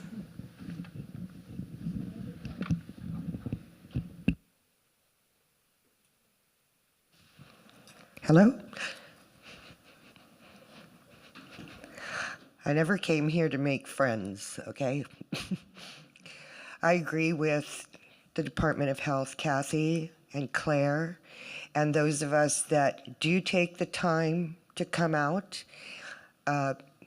We basically know when the meetings are going to be, not exactly. Sure, it's not a perfect world. I appreciate the time that we all spend here. Myself, I don't want to come 4 times. I go to all the other meetings, as the Rep. Lowen mentioned. There are plenty of opportunities. I understand that you want to see the Navy here to ask questions, but they're at the open houses. Ask them there. I mean, they have them like, I'm sorry, I'm frustrated because there are a lot of meetings. And I think that the opportunities are given to the public enough, regardless if we're all hearing the answers at the same time. Most of us just don't have the same questions or concerns that other people have. So I'm not here for a popularity contest. Yes, I'm a member of the public, and that's how I strongly feel. And I've heard each of you, I understand each of you, but I still don't agree. Thank you. Susan Gorman Chang. I have a different opinion. I like these live meetings, but I certainly think they also could be hybrid to cut down on the cost. And there's As Katie said, there are so many ways. You don't have to be here renting this room. There's so many ways if cost is the big issue. That is a non-issue because there's ways to cut down on it. And I really think this is worthwhile. You're saying there's all these other opportunities, but may I point out that for CRI, Community Representation Initiative, the EPA and the Navy decided they were going to meet with us less. So they decreased the amount of meetings a year. So again, I think this is a unique opportunity for all of these intelligent people to get together and ask questions and for the public to ask questions. Thank you. Aloha, my name is Marty Townsend. I am the former chair of the Community Representation Initiative, and I don't think it's fair to say that that meeting that's supposed to happen, I mean, we meet once a month without any budget at all. We pull it together every month, you know, and all of us have day jobs that have nothing to do with this. And so for, you know, I'm sorry, but it's really rich coming from the EPA. I know you're not getting paid right now. You guys are on, I don't know what it means to shut down the federal government, but I'm so sorry for you. But it demonstrates, I mean, the fact that the community can pull together a meeting once a month and bring in experts and broadcast it and take public testimony and keep people aware of the Red Hill issue without any budget at all or support from the EPA, I think demonstrates that there is a will, and where there's a will, there's a way, and I really would like for you guys to do it. I don't know, I wish we knew somebody who had a big bucket of money around here. I don't know, how many billions of dollars did we give to the Navy? I mean, I find it really rich the Navy pays for all of the research that they have control over, but then they won't pay for the public testimony and transparency opportunities. Come on, all right? You guys should send them a bill and they should pay for it because they did this to us. And I'm sorry, but you have to sit here and listen to us 4 times a year, be really mad about how poisoned our water is. It's not too much to ask. And frankly, the Community Representation Initiative, you know, I like the FTAC meetings precisely for the characteristics that Dr. Lau and Katie and Ashley described. Unfortunately, as much as we try with the Community Representation Initiatives, you know, we don't have this same sort of like formal engagement. The Navy refuses to answer questions, you know, except for our ability to, you know, pry open and reveal those few things that we can find on our own, you know, layman terms. We don't have this kind of accountability that comes in the FTAC. And so meeting quarterly, I think, would be a great idea, especially since we're on the cusp of like a new phase in this Red Hill cleanup and closure. And there are a lot of open questions. I mean, are your guys' minds not blown that Don Thomas doesn't get every dollar he asks for from the Navy? Like, why? How are we in this universe where they have billions of dollars and they're not going to pay for the one guy who can tell them which way the contamination went? Merciful heavens, they dropped 20 pounds of red dye and they have found grams, and they aren't going to fund the continuation of that study? That is outrageous, completely unacceptable. And the only way we would know about it is this kind of FTAC meeting. So thank you very much for holding this meeting. I know it's super inconvenient. I know you guys hate all of us. I'm so sorry that we're all in this position. I'm also not here to make friends, but I am here to try to get a little bit of accountability. And I feel like Captain Williams hasn't really followed through on that. And that's why we're here today. Thank you very much. Thank you. Is there anyone else in the audience that wants to testify? No? Anybody online that wants, from members of the public that want to testify who is online? Yeah, I think that's me. they're going to be queued, so Hi. just wait. Okay, I see your Keith waving his hand. Wayne Tanaka, Circle Hawaii. I have comments on some of the other discussion agenda items, but I'll just keep these remarks right now focused on the agenda item at hand. First, just as a procedural matter, I don't know if Sunshine Law would allow you to take public testimony after you've ended all discussion. I feel like public testimony is intended to inform the discussion and decision making by the members of the Sunshine body. So that's something you might want to check with your legal counsel. That being said, do want to reiterate as Marty mentioned, the CRI has been meeting monthly, often with no support and with no budget, and they have been able to live stream meetings, take public testimony in person and virtually. There's probably a lot of advice you can get from them if it's costing you $20,000 to hold one of these meetings. And again, I don't Yeah, in terms of notice, as agenda items, other boards, commissions, they meet, sometimes twice a month, and they're, this FTAC meeting just, every few months. I don't see why or how it's so difficult to get these agendas out, well in advance. Even though Sunshine only requires 6 days, this has been a long-standing issue. There's, we gotta take off work, people gotta arrange for childcare, arrange for transportation, all those things. It really would make a big difference to have a lot more heads up, and then maybe you'll see the kind of engagement that you're saying, that other folks have indicated is not happening. And finally, just not to reiterate what's already been said too much, but again, this format, this platform is really unique in that it is an opportunity to see all of the players, all the stakeholders, right, and the decision makers and policy makers. So we have elected officials, we have Navy officials, regulators all in one room. You don't see that in any of the other venues, concerning this Red Hill crisis. So I'd like to advocate for much more frequent meetings, and also for whoever administers these meetings to please try to get advance notice of when you folks will be convening. Thank you.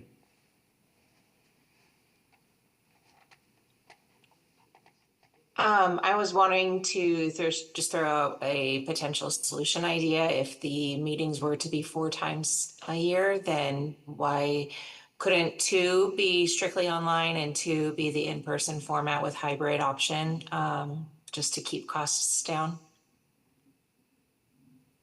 Thank you for your comment. We can't hear the people on the microphones online. Thank you for your comment. Is there anyone else online that wants to testify? Okay. Thank you.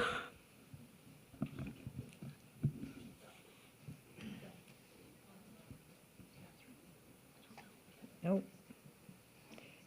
Whose hand is raised online? Oh, Tara. Okay. All right, so Tara's already testified. No, it's a different. Oh, it's a different Tara? Oh.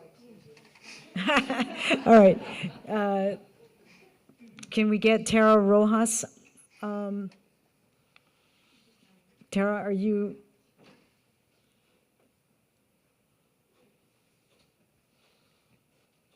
Tara, do you want to testify on this agenda item? Okay, aloha, can you hear me? Yes. Sorry, I couldn't hear you. Yes, we can.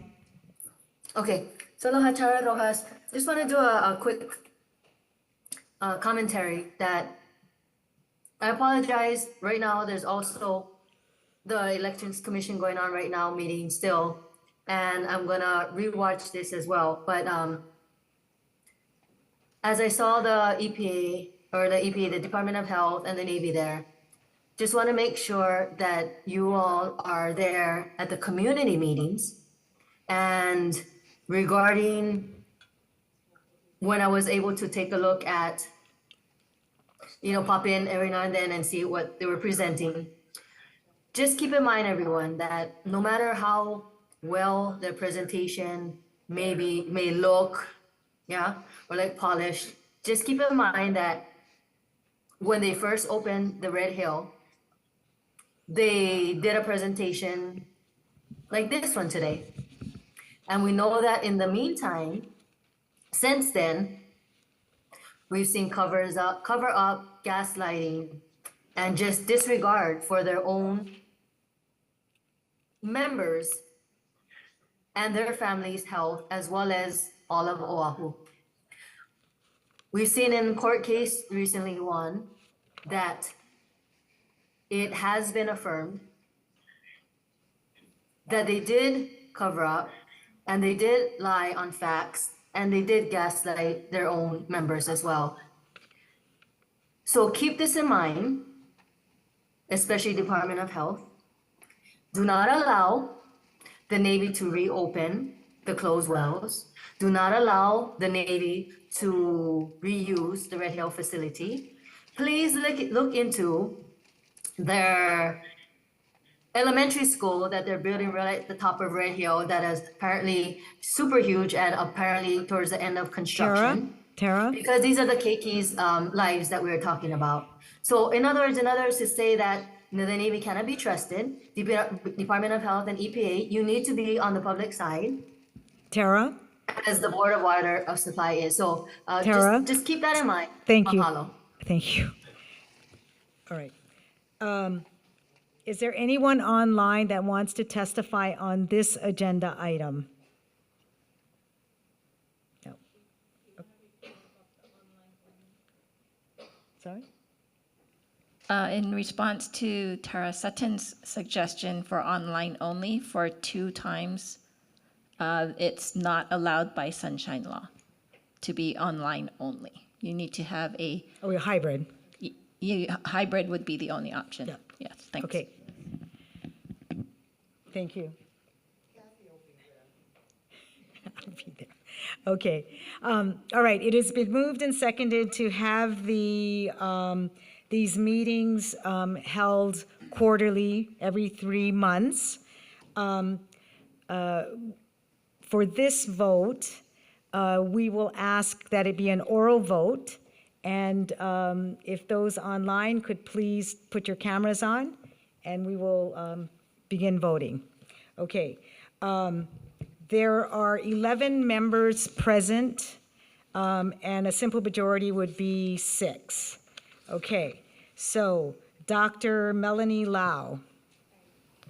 Kathy, can I, one quick question, clarifying question, because this may influence how I choose to vote. Given the motion by Ernie, is it possible to add, I don't know if conditions is the right word, but in terms of like what I heard from the public and what we've been discussing, could there also be, if we were to move to 4 meetings per year, a commitment to investigate this hybrid meeting option and considerations of the time of day that these meetings are held to allow for greater participation by the public and other stakeholders, in addition to a commitment to look at cutting costs where it makes sense so that we don't have the $20,000 price tag? If those commitments were made, that would probably influence how I would vote, given the current motion. Yeah. As I understand it, Katie, we have to stick with the agenda, and the agenda is only on frequency. The next item will be the discussion on when in the day of the week the FTAC meetings are held. So for today, for this vote, we can only vote on the frequency.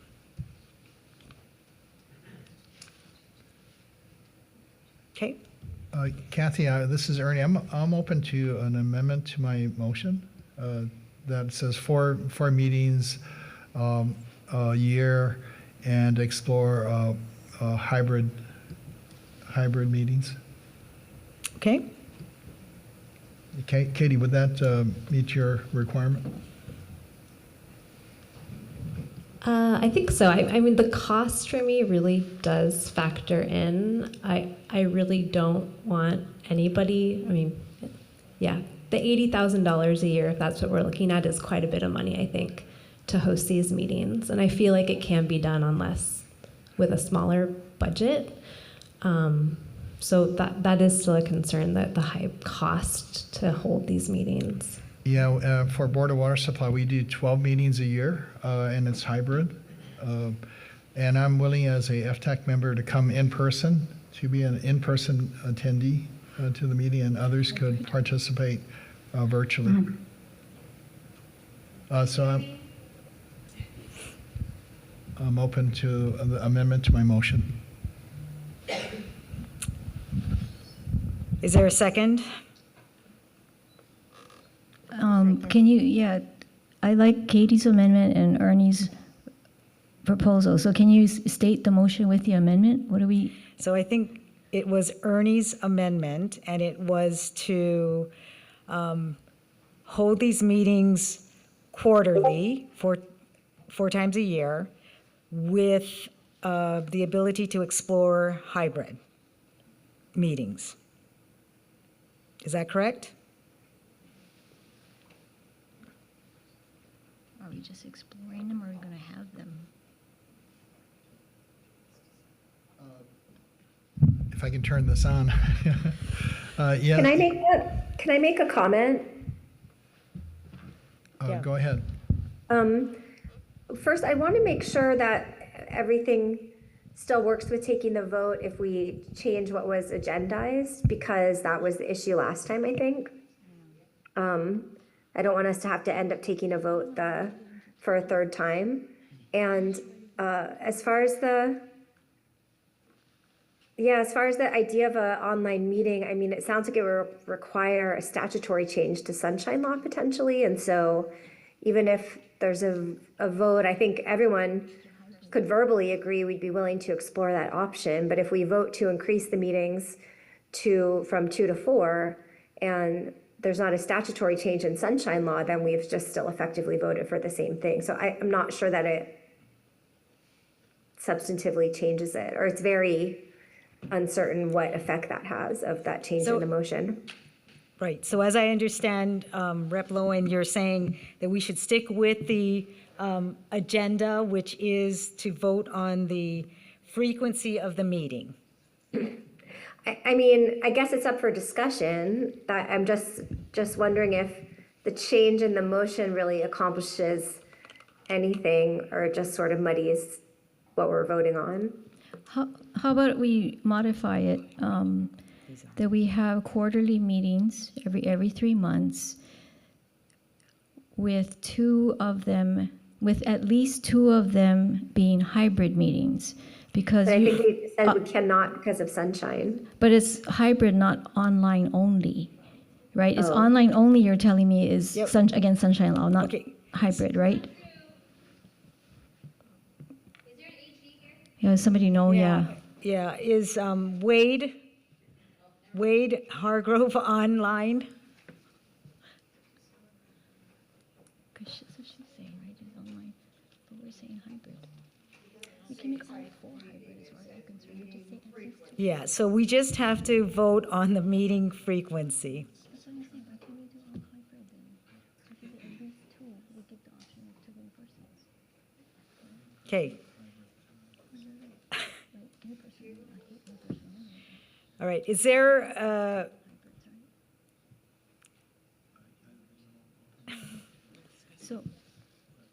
So is that amendment okay? I mean, you want me to try and restate it, or? No, so if we're going to stick with the agenda, which is to vote on change in FTAC meeting frequencies, it would be to move it from 2 to 4, or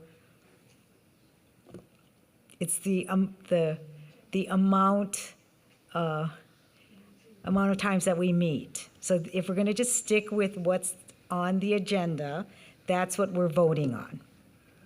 Claire? Yeah, that makes sense, but I would point out that these meetings are hybrid, so we're already doing it. So, Kathy, Chair, I'll go back to my original motion of 4 meetings a year. Okay. Okay, so it was moved and it was seconded that we do the do we do these meetings 4 times a year? Are we ready for the vote? So, Melanie, Dr. Melanie Now, how do you vote? I vote for the quarterly meetings, yes. Okay. Ashley Nishihara, how do you vote? I vote in favor of the quarterly meetings. Okay. Claire Tramador. I vote we maintain current frequency, so I vote no. Lieutenant Colonel Hammond. I vote we maintain the current frequency. No. Okay. Rear Admiral Mark Williams. Vote we maintain current frequency. Okay. Katie Roth. I will support the increased frequency of 4. Ernie Lau. Yay for 4 meetings a year or quarterly. Kiala Pono Richardson. In favor of quarterly meetings. Rep. Lowen? I'm going to vote no because I think, two very important meetings are sufficient. I don't know that we have an added benefit to 2 additional meetings. Meg Turner? Sorry. I am also going to vote no. Okay.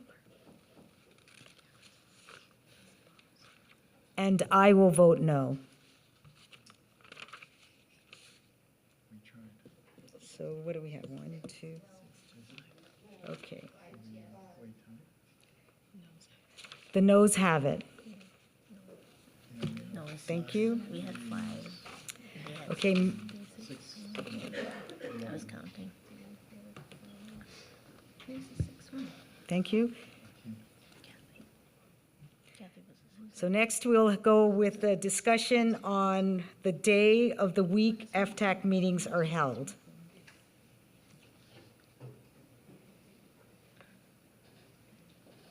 Is there any discussion on when in the day and week FTAC meetings shall be held? Kathy, are you also talking about the time of the meeting? Like this is 1 p.m. to 5 p.m., right in the middle of the workday. Yeah. We'll read it again. So the discussion is on when in the day and week FTAC meetings are held. So not the time, but the day and the week. And when in the day and week. Discussion on when in the day and week FTAC meetings are held. For me, for accessibility of the community, I would vote for like a Saturday. My recommendation would be a Saturday. Okay. To Is give there- the community maximum opportunity to attend.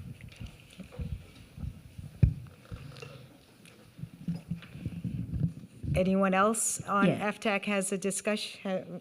Yeah, I also agree with the Saturday. Okay. Saturday afternoon time. Since we're only going to have 2 meetings a year, we could also alternate the time of day to be evening and afternoon and weekday and weekend, like a Saturday, but maybe a night meeting would actually be helpful for one of the 2 meetings. Okay. Is there any other discussion from the FTAC members? No. Is there any, this is a non-voting agenda item, but we could take testimony from the public if you have any? No?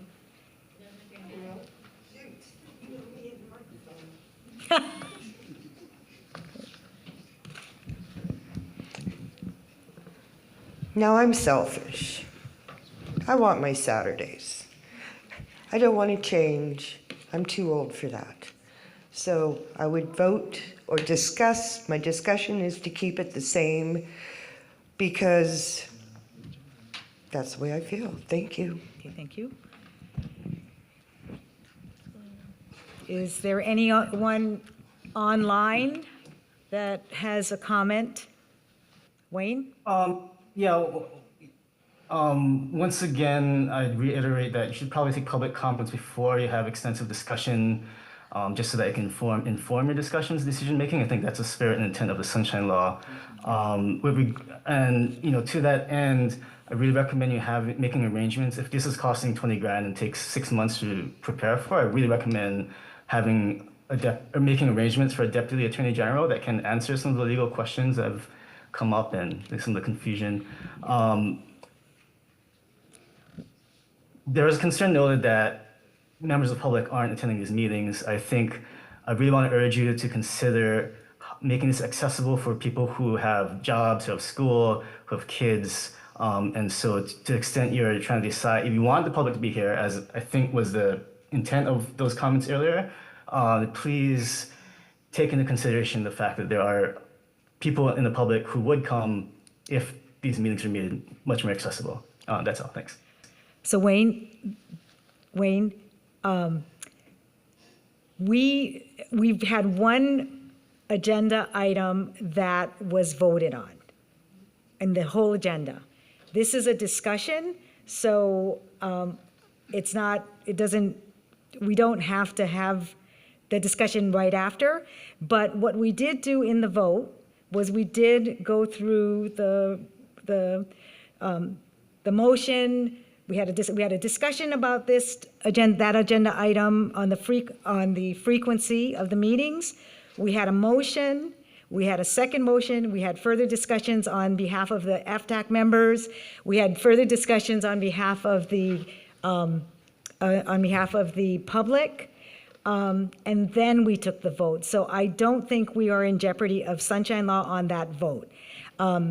The other agenda items are not voting, it's not up for vote, okay? Including this one. Yeah. Okay. The board shall afford all interested persons an opportunity to submit data, views, or arguments in writing on any agenda item. The board shall also afford all interested persons an opportunity to present oral testimony on any agenda item.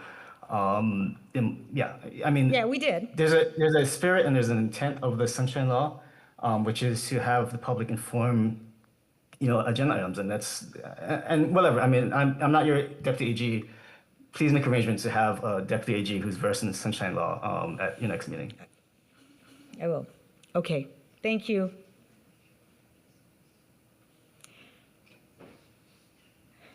Comment? Joanna? Yes, comment. If we have the meetings after work on island, it is probably midnight or so on the East Coast. And there are people that have moved away who may want to be at these meetings. So thank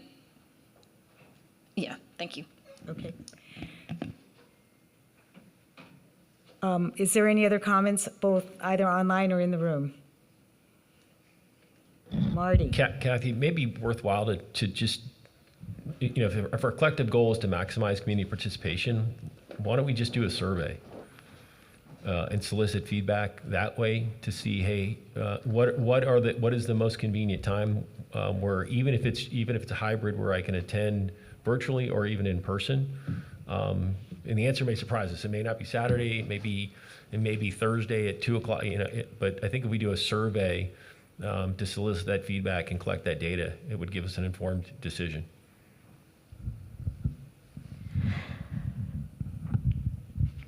So I'm frustrated because you guys are complaining that people aren't showing up enough, and then you're not willing to entertain changes you're like, well, can't do this, can't do that. So, if we did 4 meetings a year and did 2 hours a meeting, they would be more manageable, right? The 4-hour duration is kind of torturous.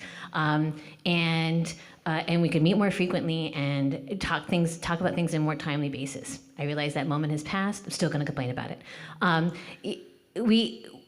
The CRI meets once a month. We have a meeting on Thursdays. We regularly have an audience online and in person of 25 people. We are engaging the public more than you guys are here, apparently. We can work together and try to figure out how to improve public engagement. You guys got to give. You guys got to be willing to meet in interesting and different times and just experiment with it and figure out where and how you can get the most public participation. But I mean, the no can attitude that I'm sensing from this 6 votes on this FTAC is really quite frustrating. We are in a fight for our future on this island. The water is contaminated in ways that we don't even fully understand yet, to reference Dr. Thomas. We got to get on it, guys.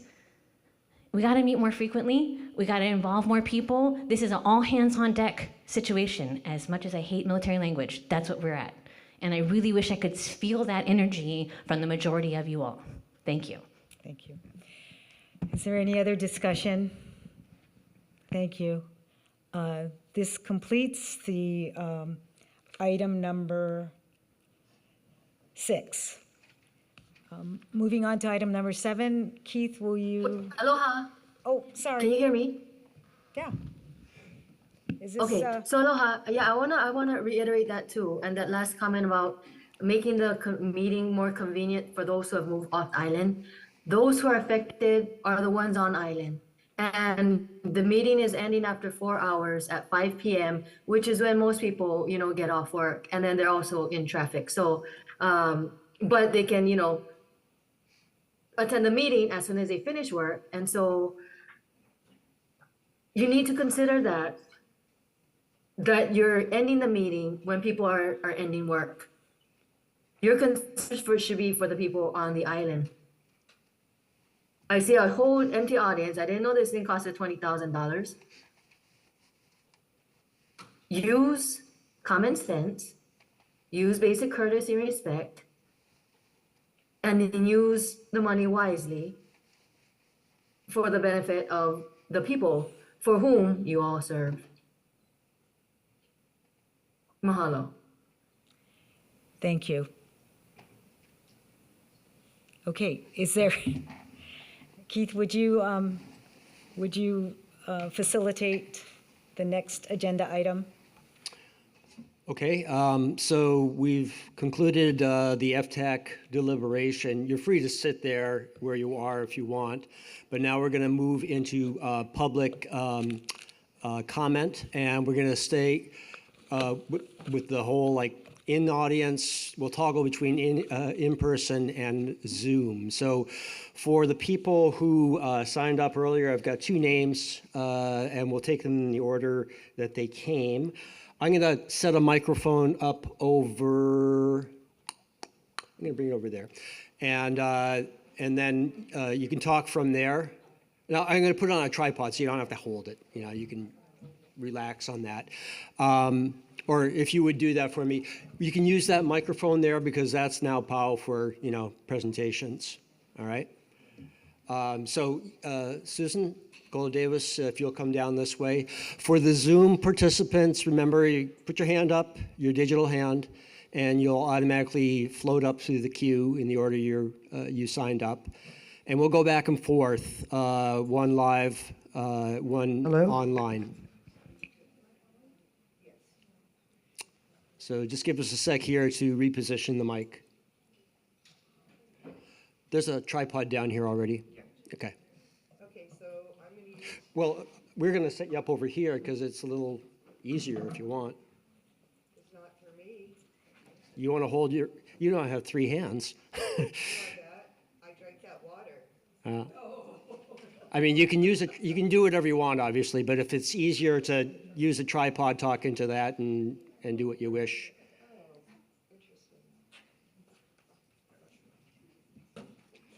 And ask everybody, try to keep it to 2 minutes, please.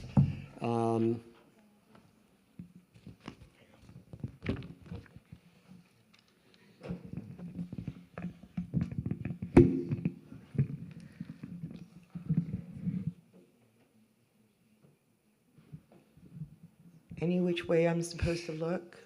Susan, I think it might actually be better if, and I defer to the Zoom people, is it better if she looks this way so the camera angle is better and she can talk to both the audience and the FTAC members? Yes. Oh, face this way? Okay. Face that way. Sorry.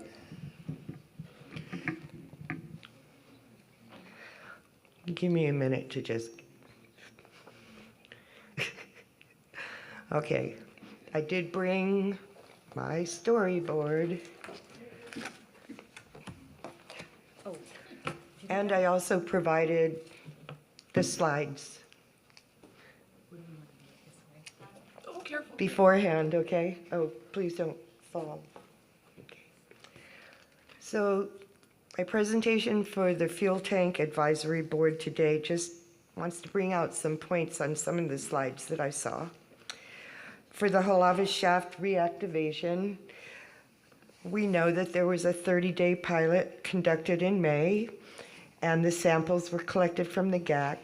So we're looking forward to seeing the results, and when the results are available, to report them at a public open meeting or open house and publish it online where we can find it.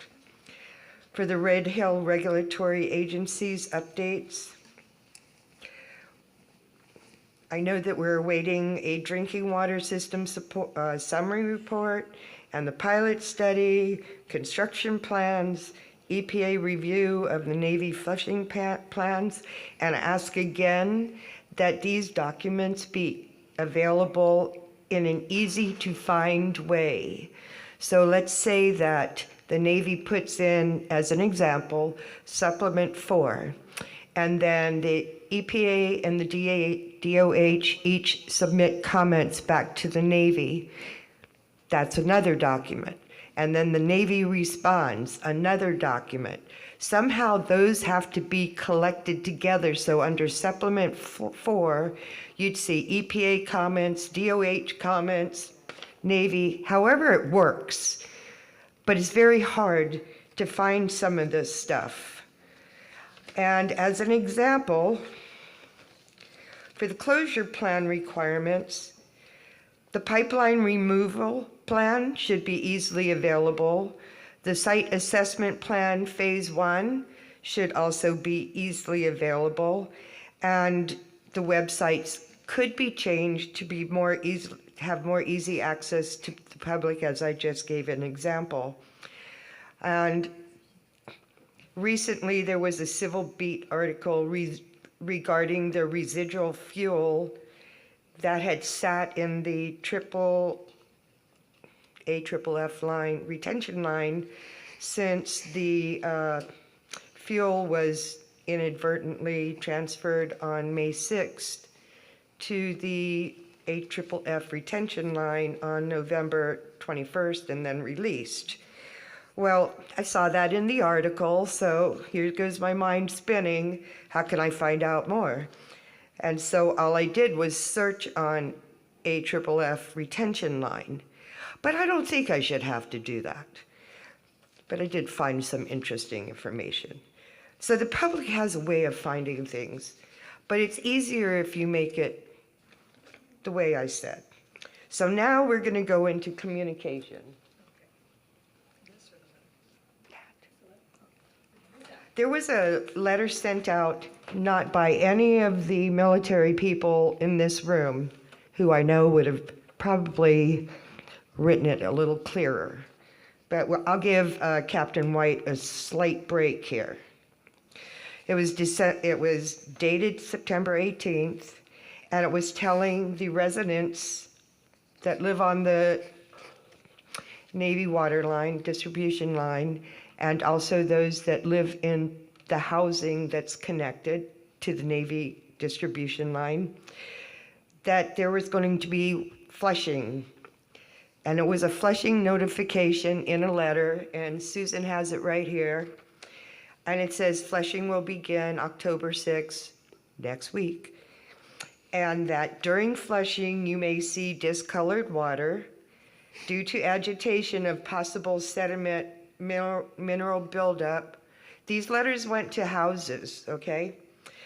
Please run your water for several minutes until it's cleared, and you may notice reduced pressure. Then it tells them why they're flushing. Remove any sediments due to construction or may have built up over time. This is part of an ongoing effort. Hi, friend Dennis. Why should I avoid running hot water until water clears, as mineral sediments can accumulate in the water heater? Okay, so the problem with the type of communication that this letter does is that it doesn't consider who's living on the water line. Okay, so we have people that have just PCS'd here, and then we have civilians that are living on the line since the spill that have, you know, things in their mind. The letter only has a phone number if there's persistent colored water. And so I ask, why not start out with a public town hall, then follow up with the letter? Why? And our closure group does that quite well. They don't put it out in a letter first. They let us come bombard them with questions as they have their displays. So Susan's going to talk about trauma-triggered words. Okay, so, We're both together. not, well, you're on a separate one. So we're going to go to the online person first. I mentioned we're going to toggle back and forth. It's one comment per person, 2 minutes, that kind of thing. Is that okay? I mean, we're not going to lose too much on that one, hopefully. Okay, so we're toggling to make it easier to queue people here. So I'm going to go to Catherine McClanahan, then we'll come back to you, Susan. Thank you. Catherine? Yes, good evening. Can you hear me? Yep, you're good. Are you able to hear? Okay. 2010 Camp Lejeune congressional hearing, looking back, moving forward, sought to look back at what events and practices led to the drinking water tragedy in order to move forward and prevent such an event from ever happening again. Key actions identified by experts as having allowed toxic water to be delivered to families included, number one, chronic delays in the military reporting water results to regulators. Number two, retesting, which I contend is the layman term for re-extracting and reanalyzing the same samples. And number three, laboratories not owning the results of tests, which limited them in being able to legally share concerns and irregular practices they encountered by the owner of the test results, which in that case was the U.S. Marines or the Navy, which owns the Marines. 4 years later, no agency seems interested in looking back in order to move forward after Red Hill. You only want to talk about November 20th and after. So several of us have looked back, and the same three practices from Camp Lejeune occurred throughout 2021, and not just from November 20th and after, and included such gross manipulation by the Navy as August 5th and 26th, 2021 drinking water samples that showed unsafe levels of fuel, and despite the labs generating the reports 6 months earlier, the Navy did not report those results to regulators until 8 months later, and only after the November 20th leak, and only after multiple revisions and modifications were made to those reports. Number two, the Navy's 2021 results showed dozens of samples being reanalyzed, with some drinking water results initially showing exceedances or unsafe levels of fuel in the water, yet 9 days later, they reanalyzed those samples and they showed non-detect. Number three, labs specifically listed the Navy's contractor, AECOM, who is the contractor used by the Navy to collect and report water samples. And they listed their names, not only the names, but dates, because they had asked labs to reanalyze samples that had been out of the refrigerator for over a month. And it asked for samples to be canceled that had already been completed by the laboratory. None of these practices met any standard practice set by the EPA. So my questions tonight are for the EPA, Hawaii Department of Health, or the Navy. What are the drinking water results for sample 1915, which was a sample collected November 10th of 2021?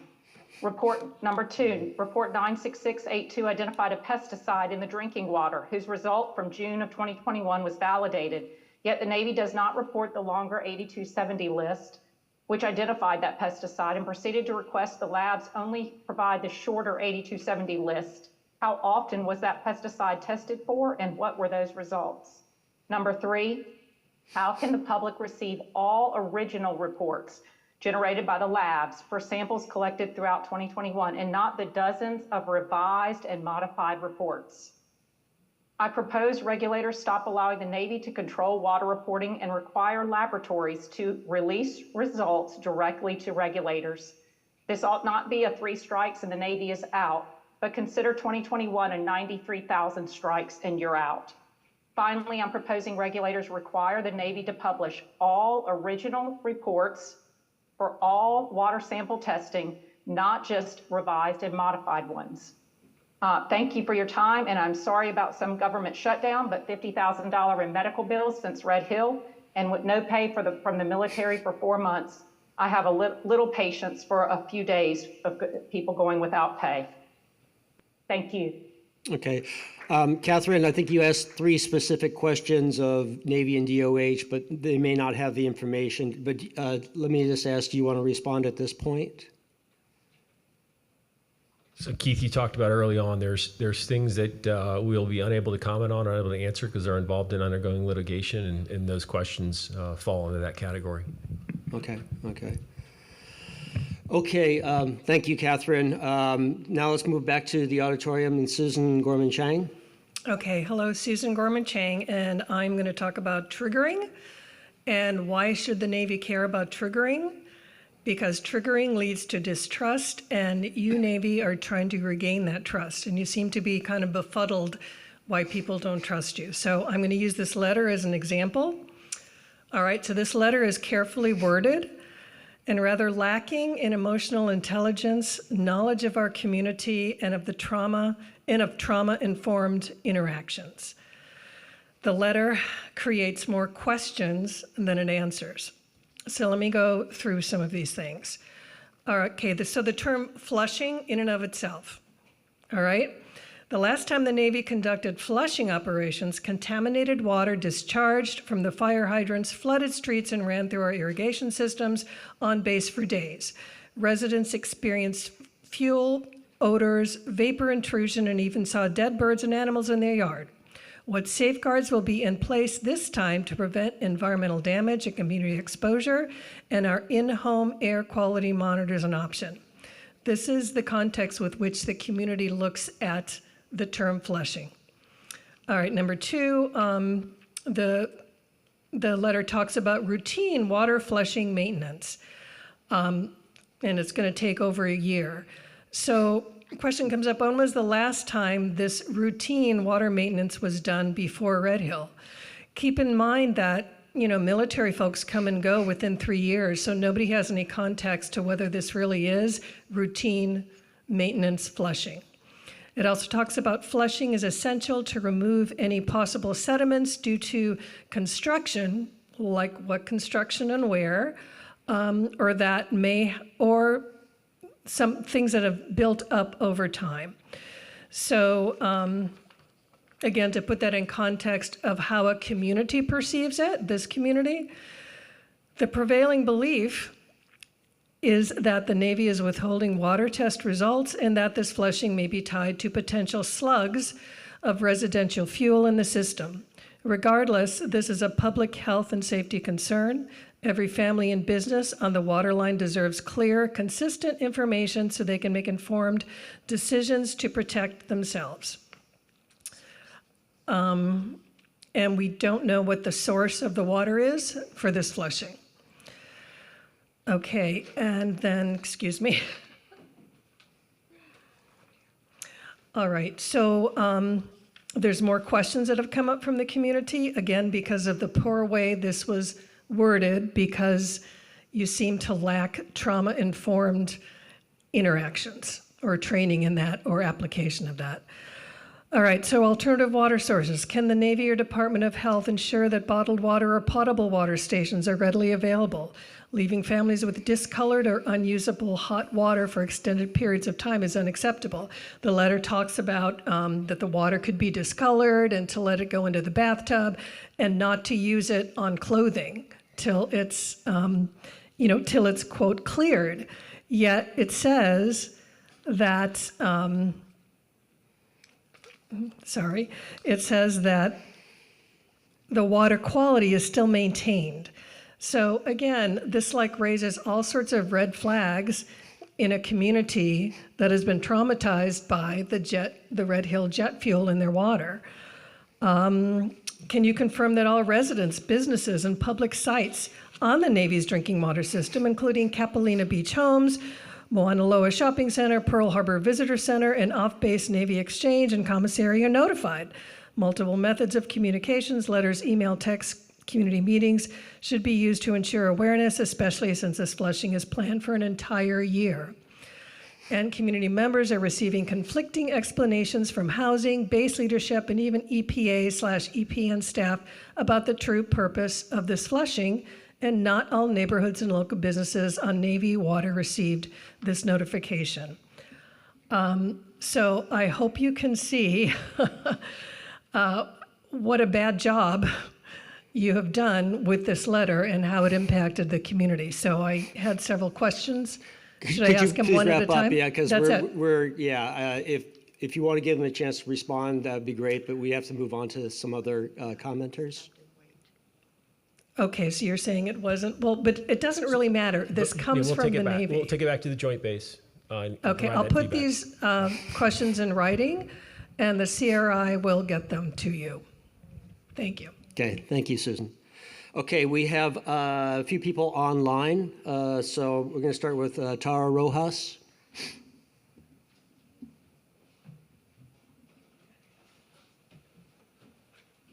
Aloha, can you hear me? Yes, we can.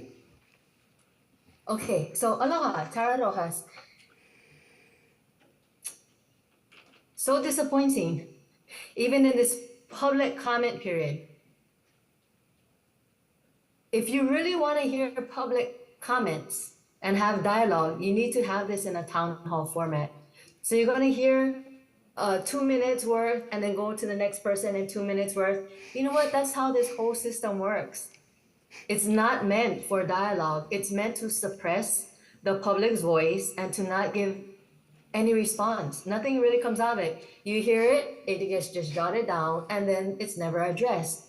We just heard Kathleen, who shows up for every meeting. We just heard from Susan, and just even from Kathleen that was online. Look at the emptiness of the audience. You're here for 4 hours, and now it's public comment period, and oh, I'm sorry, we gotta move on. What's the purpose of it then? Just to have it go in one ear and out the other? So that's my first thing. You need to have a town hall format for these meetings. Never mind 2-minute testimonies. It's suppression. You need dialogue. And regarding that letter on Flushing, which you didn't respond to, like Susan and Kathleen's questions, this flushing is not normal. And you're saying do not run hot water, do not let it touch clothing. And then you said minerals accumulate. You know what accumulates too? Jet fuel. Jet fuel that has never been taken out, that are still in the hot water heaters. So I'm wondering why you don't want hot water run. Until October 2026, is that normal to be flushing for so long? And 4 years after the spill, and issues are still happening. And to this day, not all the people coming in are getting even the notice that the red spill happened, and to watch out for their waters, and that their hot water heater has never been changed. So this is continuous gaslighting, continuous feigned incompetence when it best suits you. So if money is of no issue for training or for warfare, then it should be of no issue to change all the hot water heaters, to be super clear, about what's happening. And Navy, how long is no answer available because we're in litigation going to be going on? Then what is the purpose of being there if your answer is only going to be, even at your town halls or your open houses, that I'm sorry, we cannot answer that? Then you really can't answer anything. Then we ask. You need to be straightforward. You know what you need to be doing if money is no object and for issue warfare training. I'm going to say it now. You should have actually also sent, if you can bomb Kaho'olawe, break the water table, if you want to increase bombing in Ka'ula on the sanctuary island, then you can also take that training and send it to Palestine, to Gaza, so to let humanitarian aid through.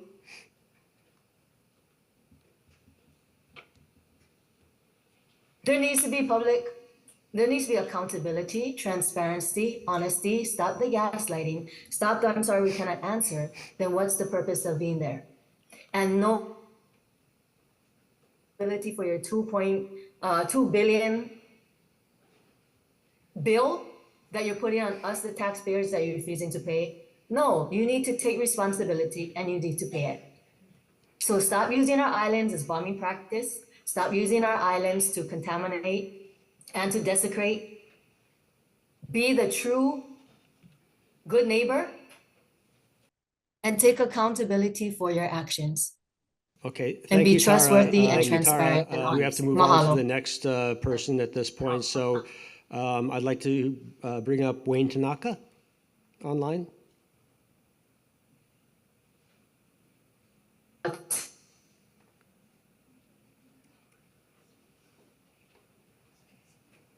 Wayne, are you there?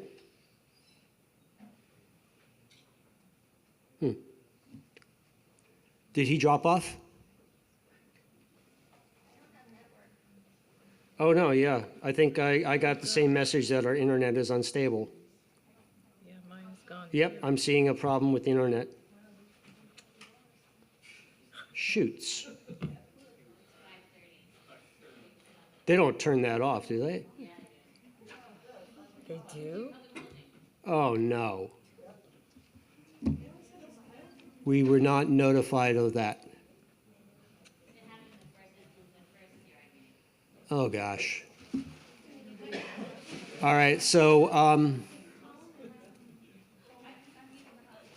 okay, you're using that. Thank you, Lynn. Unfortunately, some people might get bounced and have to log back in, but we'll try our best. Lynn, that hotspot's not available for everybody, right? Like I can't use it up here. Okay. Sorry about this. I had no idea that they would actually cut the Wi-Fi at 5:30. I think they're sending us a message.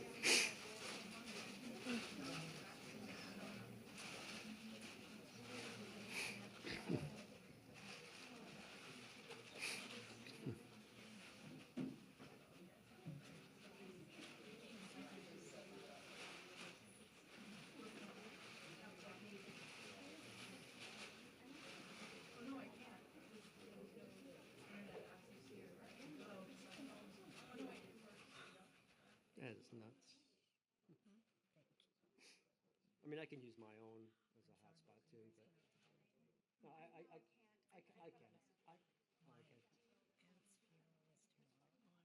Well, I can use my own, but I think it should come from DOH. That would be best. Yeah, yeah. Thank you.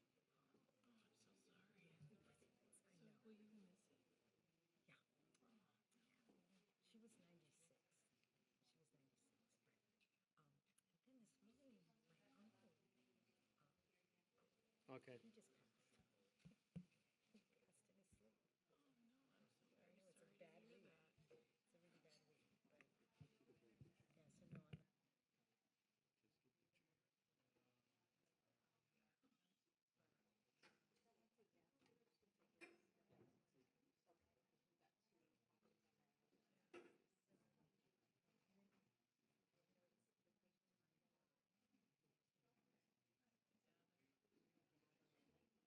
I think they probably have signed off.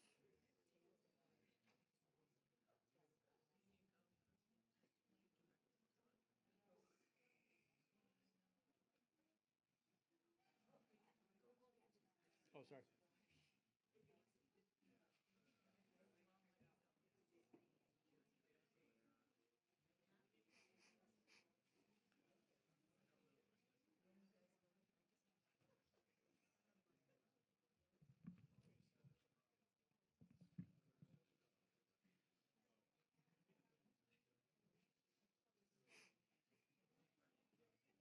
Check 1, 2.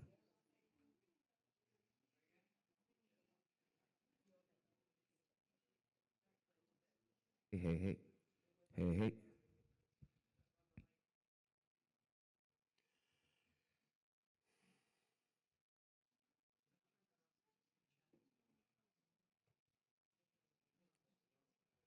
Okay. Because there's no Wi-Fi. Are we still? I'm not able to get back in again. Are you able to get anybody back in again?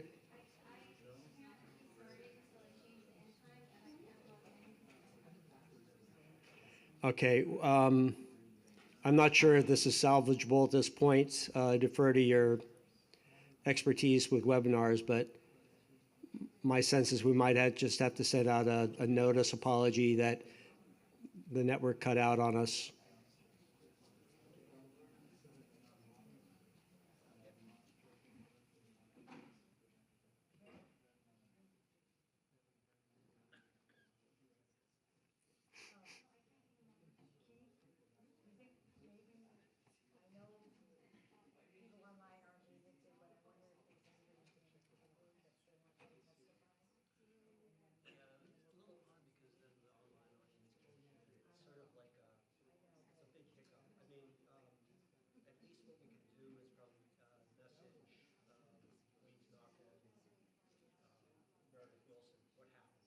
They were the only two. And we just let them know.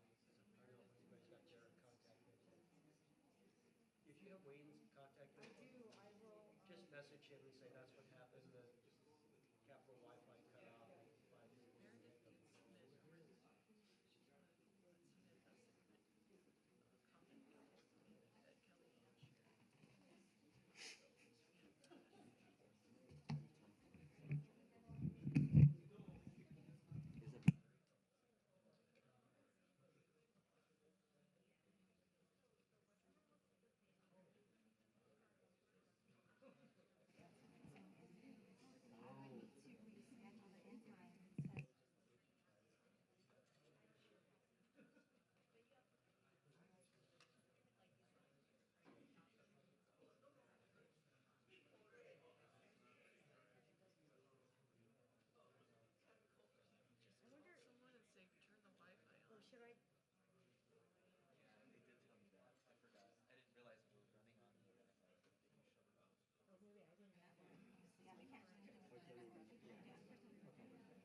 Okay, here you go, sir.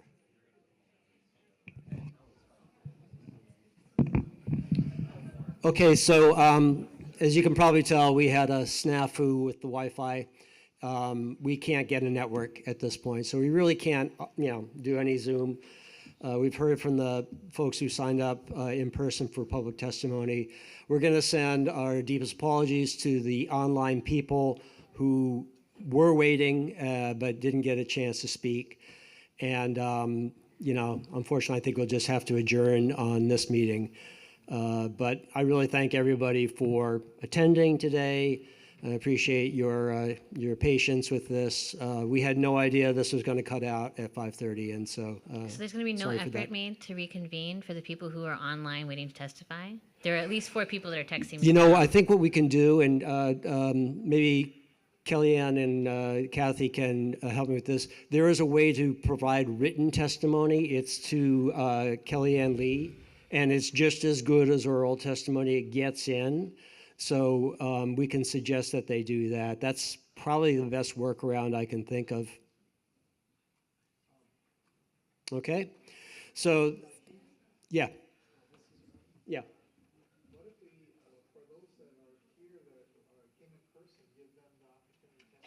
Well, we had 2. They signed up. We have a sign-up sheet. Marty, if you want to come up and provide testimony, fine, great, but we only had 2 sign up. What is the Department of Health's reaction to the news that the Navy spoiled lots and lots of samples, including the best sample? This is the first I'm hearing of this, so let me ask my staff if they've heard of. Okay, so there have been several presentations, one at NASM by Ms. McCallahan, and then there was also a lawsuit filed, which the Navy referenced. So the problem is that there was fuel that they found in a pipe after the spill had happened. The EPA directed the Navy to, this is my understanding, you guys are happy to correct me, I'm happy for you guys to correct me. My understanding is that the EPA directed the Navy to pour that fuel slew of liquid into a clean bucket, right, to be able to then figure out what, to sample it and figure out what it is, right? Part of the problem that we've had is that no one knows what's in the water or what was, what contaminated the water, and so we don't exactly know what to test for. And if only the Navy had done what the EPA had asked, we might have had the best sample of what was released into the water. But because the Navy didn't do that, didn't follow the EPA's directions, we don't have that sample. And I would like to know, I know that the Navy cannot answer anything ever, but I know the Department of Health is not being sued, and so I would really like, and the EPA, you're not being sued also. I would like to know what your response is. Let me help you out a little bit. The AECOM contractor told the workers not to collect the samples. Okay, so can you give it a Department of Health and EPA a chance to respond to the question, if they're prepared to?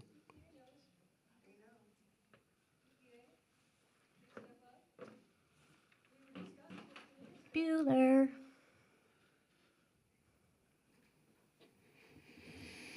Hello, my name's Amy Miller, and I'm the Director of the Enforcement and Compliance Assurance Division. During the course of our discussions with the Navy during their defueling and the process of also doing the remediation, we asked for the Navy we were told that they were going to be removing the fuel from the fuel lines, and we asked that a sample be taken because we thought it would add to our understanding of what is in the groundwater. And so that was requested, and we followed up with letters. In addition, during an inspection, we did see some barrels of the fuel that had been pulled from the pipes, and had asked that also be sampled, and it was not sampled. We were informed that there were other samples that had been taken earlier by DOH. And so our correspondence with the Navy is on our website, and people can take a look at it and see the back and forth that we had.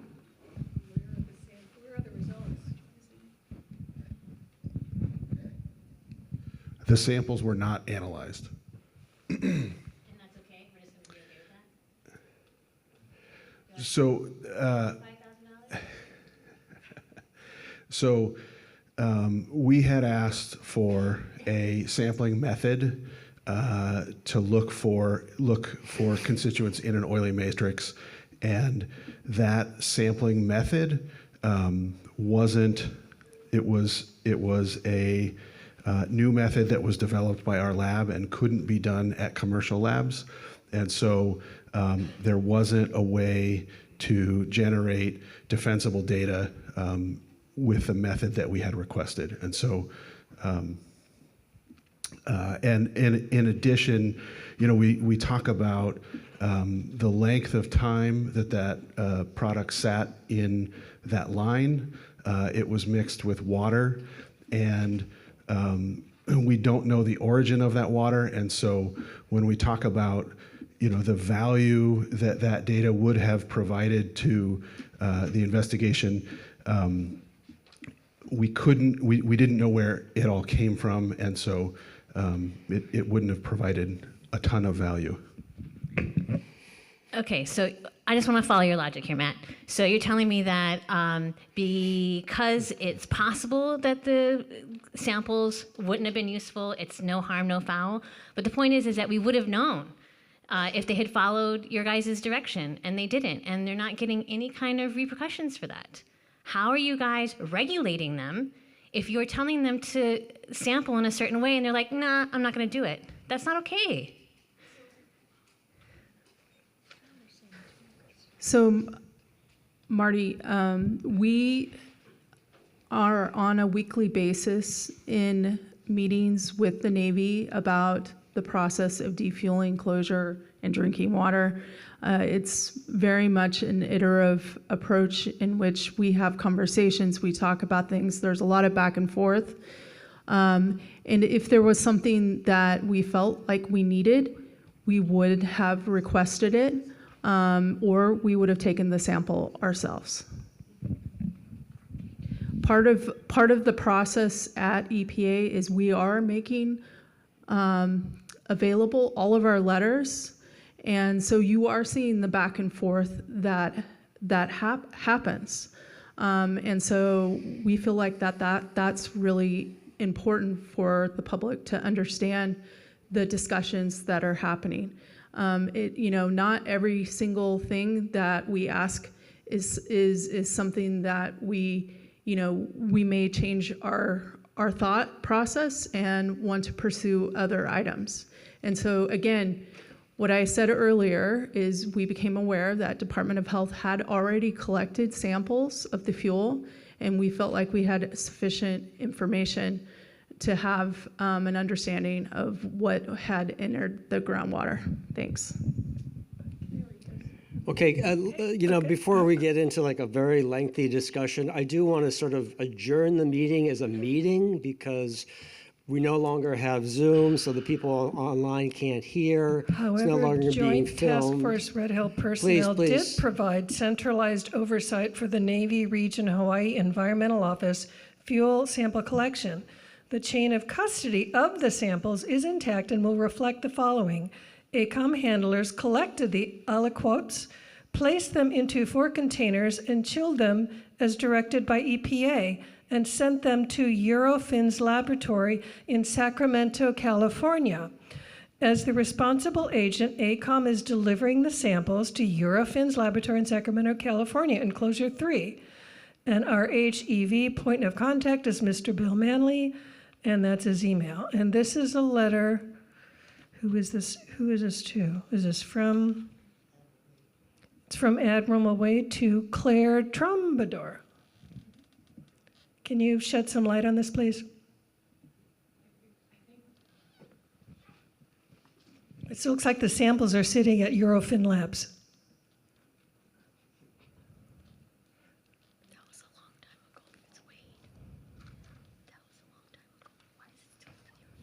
Did you want the letter to reference? No, she wants a microphone Got that it. works. No, I don't want the letter to reference.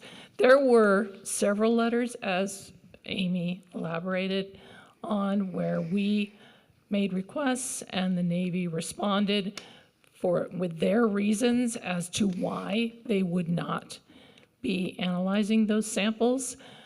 And I think because we felt that DOH's forensic analysis of the fuel at least told us what was in that fuel, that we were not going to pursue it further. But we said very clearly in the correspondence what we asked for, what they did, and they responded with their reasons as to why they believed that analyzing those samples was not going to provide valid, defensible results that could be used for decision-making. So that was the Navy's call?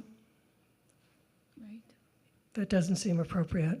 In this case, it was a request. It wasn't a requirement of this work, and they declined to do so. And we were having pretty senior discussions. Some of the correspondence was with our regional administrator and with Dr. Fink, and they continued to decline to analyze those samples. And we did not write yet another letter.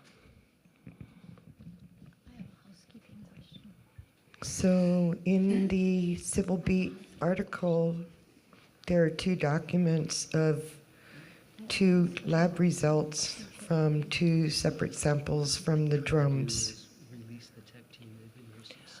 I can't speak to that. I think their, waste characterization sampling was performed so they could figure out how to dispose of it.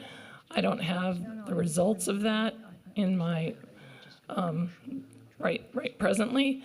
I think also because this matter is the subject of litigation, I'm just going to continue to say, please look at the correspondence and exactly what we said and what they said back.